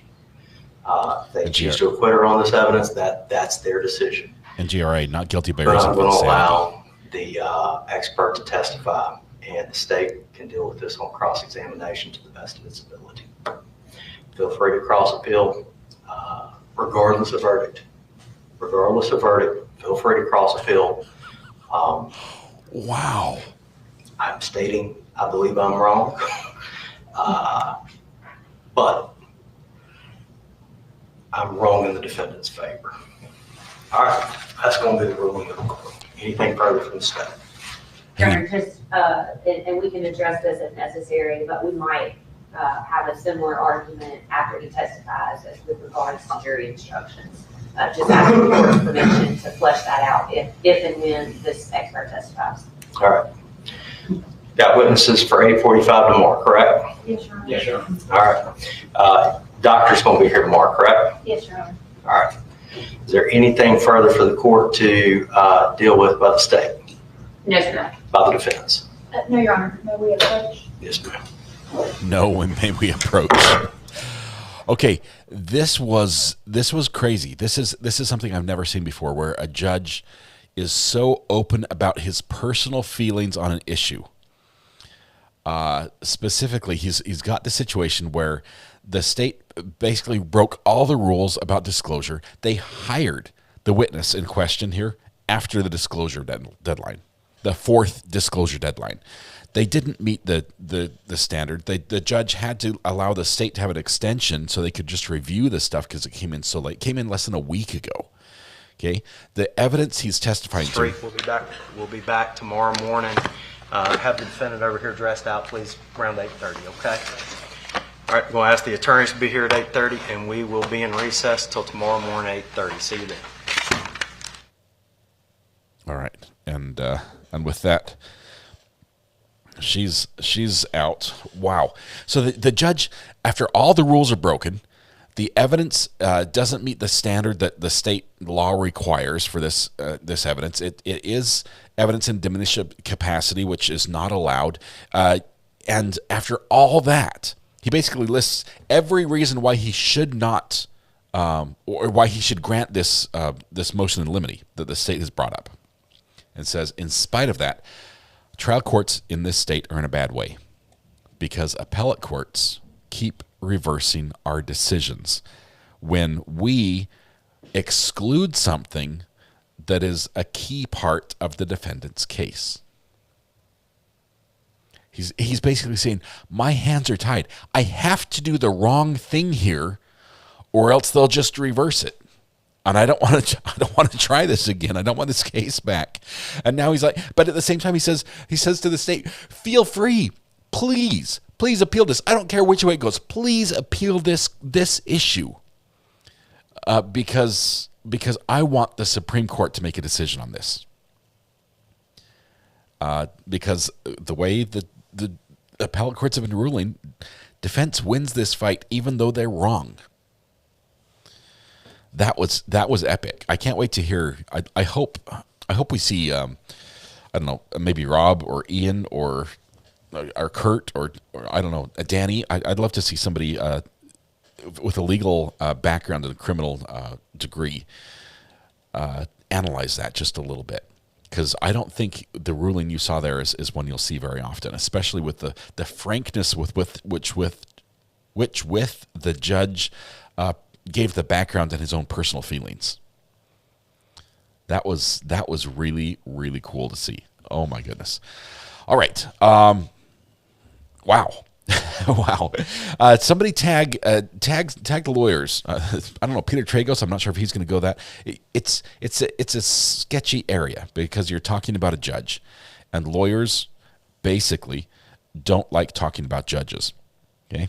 Especially judges that you might eventually at some point appear in front of. Okay, and I can understand that. There's an ethical issue at play. There's an ethical issue at play. But I'd love to tag the lawyers. Let's get them involved. Maybe Kurt would chime in on this one. He's brilliant with the law. But I'd love to see Peter, Kurt, Ian, Rob, any of them. That would be fantastic.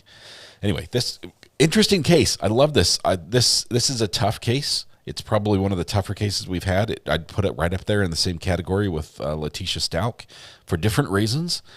But maybe Melanie Little. I'll have to jump over and see what she says about this last little part. That would be. I'll check up with Melanie. That would be awesome. Anyway. The big takeaway, I'll show it one more time for those that want to see this. I believe that let me back up. Where are we at? Are we on slow? We're on slow. Okay. Let's back up until people come in the house. There we go. Okay. Video starts right here. I believe that Carly had this plan probably at least from the drive home on. So this is them coming home from school together. Carly got a ride from her mom. Mom comes through the door, drops her bag, puts it looks like a jacket on the counter, takes a scarf off, puts that on the counter, takes the keys out of the pocket, puts that on the coat. Carly, on the other hand, comes in, takes her lunch pail, sits it on the counter. She still has her backpack on. Carly's sort of stalling here. She's popping her neck. She's walking around. Mom takes the scarf off. Carly goes over here. She's dropping her book bag, but in doing so, watch her head. She turns to see the mom. No, I can tell you, no talking was going on here. They were silent. She turns to see her mom. She's watching. She wants to see which direction she walks. And she turns to go towards her bedroom. So Carly walks like she's not paying attention, looks back again. That was all a stall. Then she goes back to confirm to see, did she go into my bedroom or was that into another room? Yep, she went into mine. Okay, now she goes out and now she does this thing with the rug. I'm not sure what she's doing here. She straightens the rug. Maybe it was crooked. Then she lets the dogs in. She calls the dogs. The dogs come in. I don't know if this was part of her plan. Was this possibly to cover up noise? Like if the floor creaked or something? If the dogs are in the house, it might have been a distraction. She lets the dogs in. Look at these dogs' tails. Tails are all up. Tails are wagging. Okay. Lets the dogs in. Then she goes down her hall. The dogs still tails up, wagging. Fast forward a little bit. Fast forward. Okay. Here she comes back. Dog's still happy, wagging, opens the door. Carly goes outside with the dogs. While Carly's outside with the dogs, Mom comes in. If we wait just 1 second here. Mom comes in. She's carrying her phone, brings it to the counter, is texting somebody, sets it down, checks on Carly, opens the blinds. The light comes in through the back door. And then she goes back into Carly's room, or at least that part of the hall. We don't know if it was in that room, but that's the direction she's going. Mom's down there for a little while. Then she comes back out. She has something in her hand. Nope. First, she walks back and forth. Let's see. She walks from Carly's end of the house up here. I can't see if she had anything. Nothing in the left hand. Possibly something in the right, but we can't see very well. Then she walks back the other direction. Does look like there's something in her right hand. Could be the vape pen. She looks at the door as she walks by. Next one. Come in. Carly. She walks back. Oh, sorry. One more time. Back to her room, carrying more things. These might have been boxes, because that's bigger. Back to her room with those, and back down the hall again. Then she comes in to check on Carly. She looks in her hand right here. If you look very carefully, I think she has a vape pen. See that item right there that's in her right hand? She leans forward, looks in the hall, and then goes back down to Carly's room. Checks one more time. And while she's down there,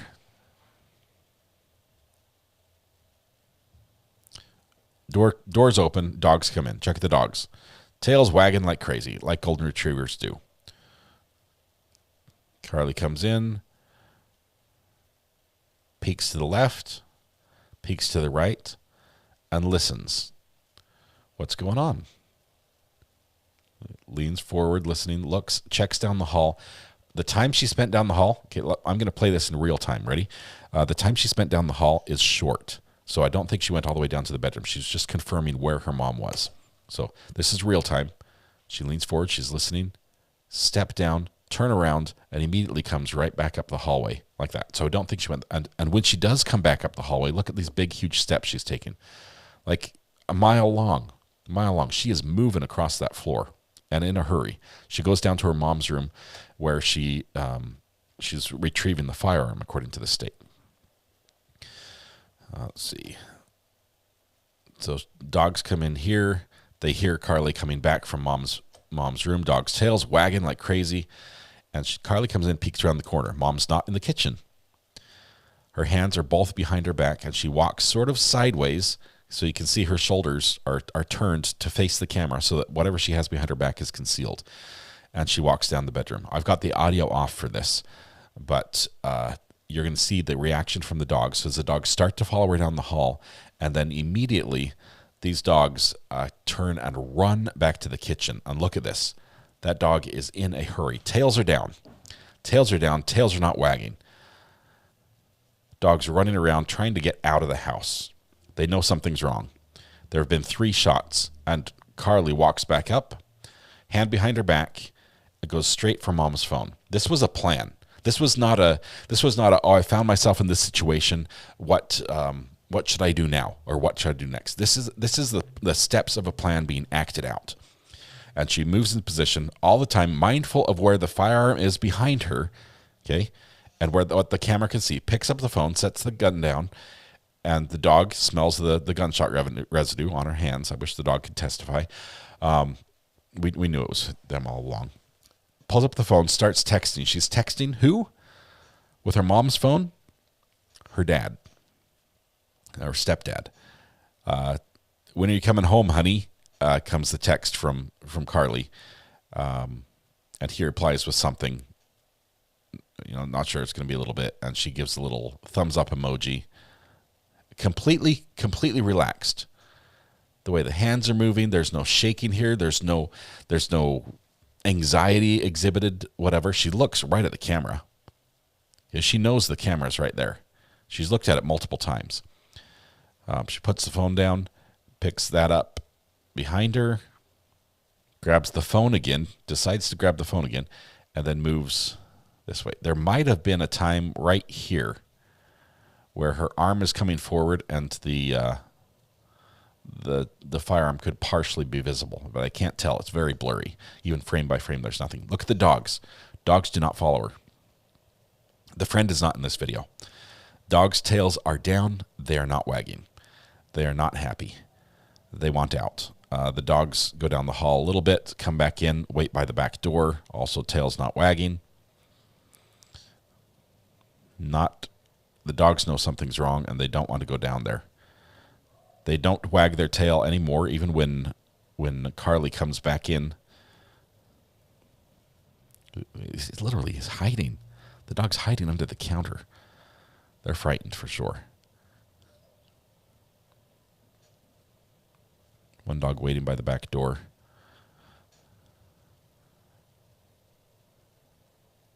Here, the white dog hears something. The tail's wagging right here until they see Carly here, I guess.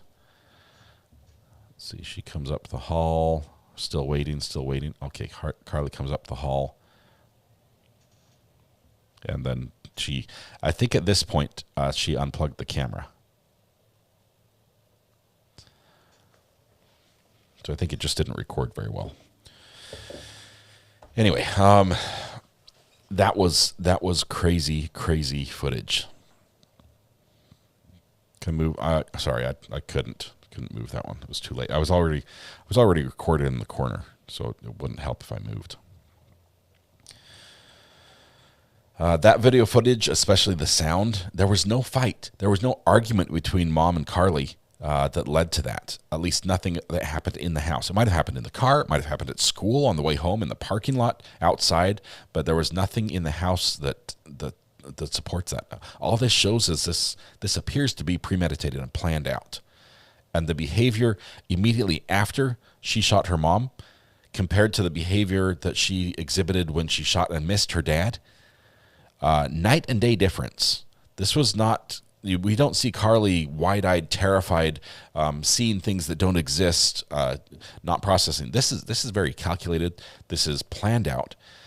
I can see why the state tried to prosecute her why they are prosecuting her as an adult.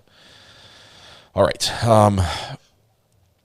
Anything else? Let's see. I might have missed a couple comments here. I want to just make sure I get everybody who had a memberversary. Let's see. Jennifer, thank you for the gifted memberships. Tash, welcome. Welcome to the gallery.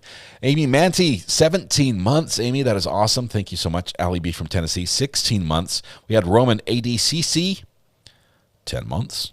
Maybe the family just doesn't want her to go to jail. That's why they're supporting her. But it was definitely calculated for sure. Scary.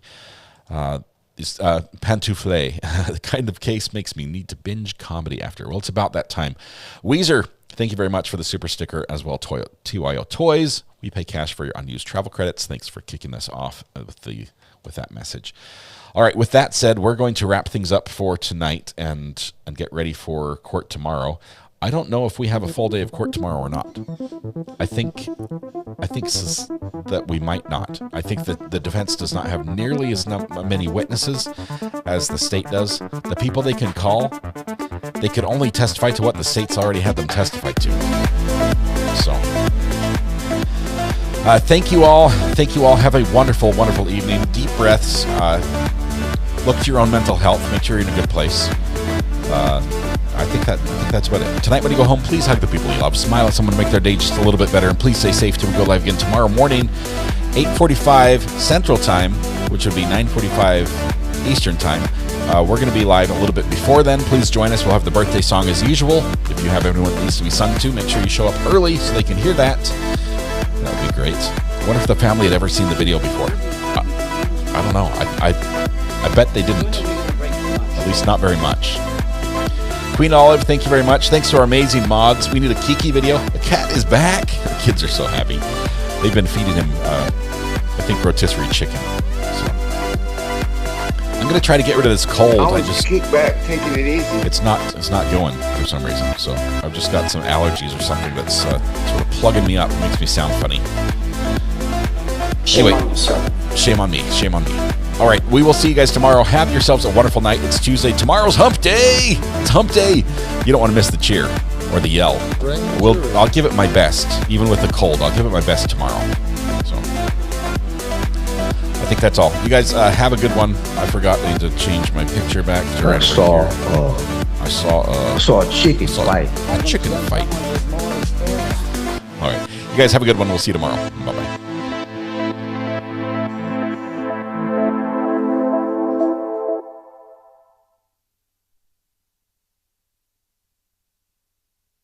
Because he's the guy.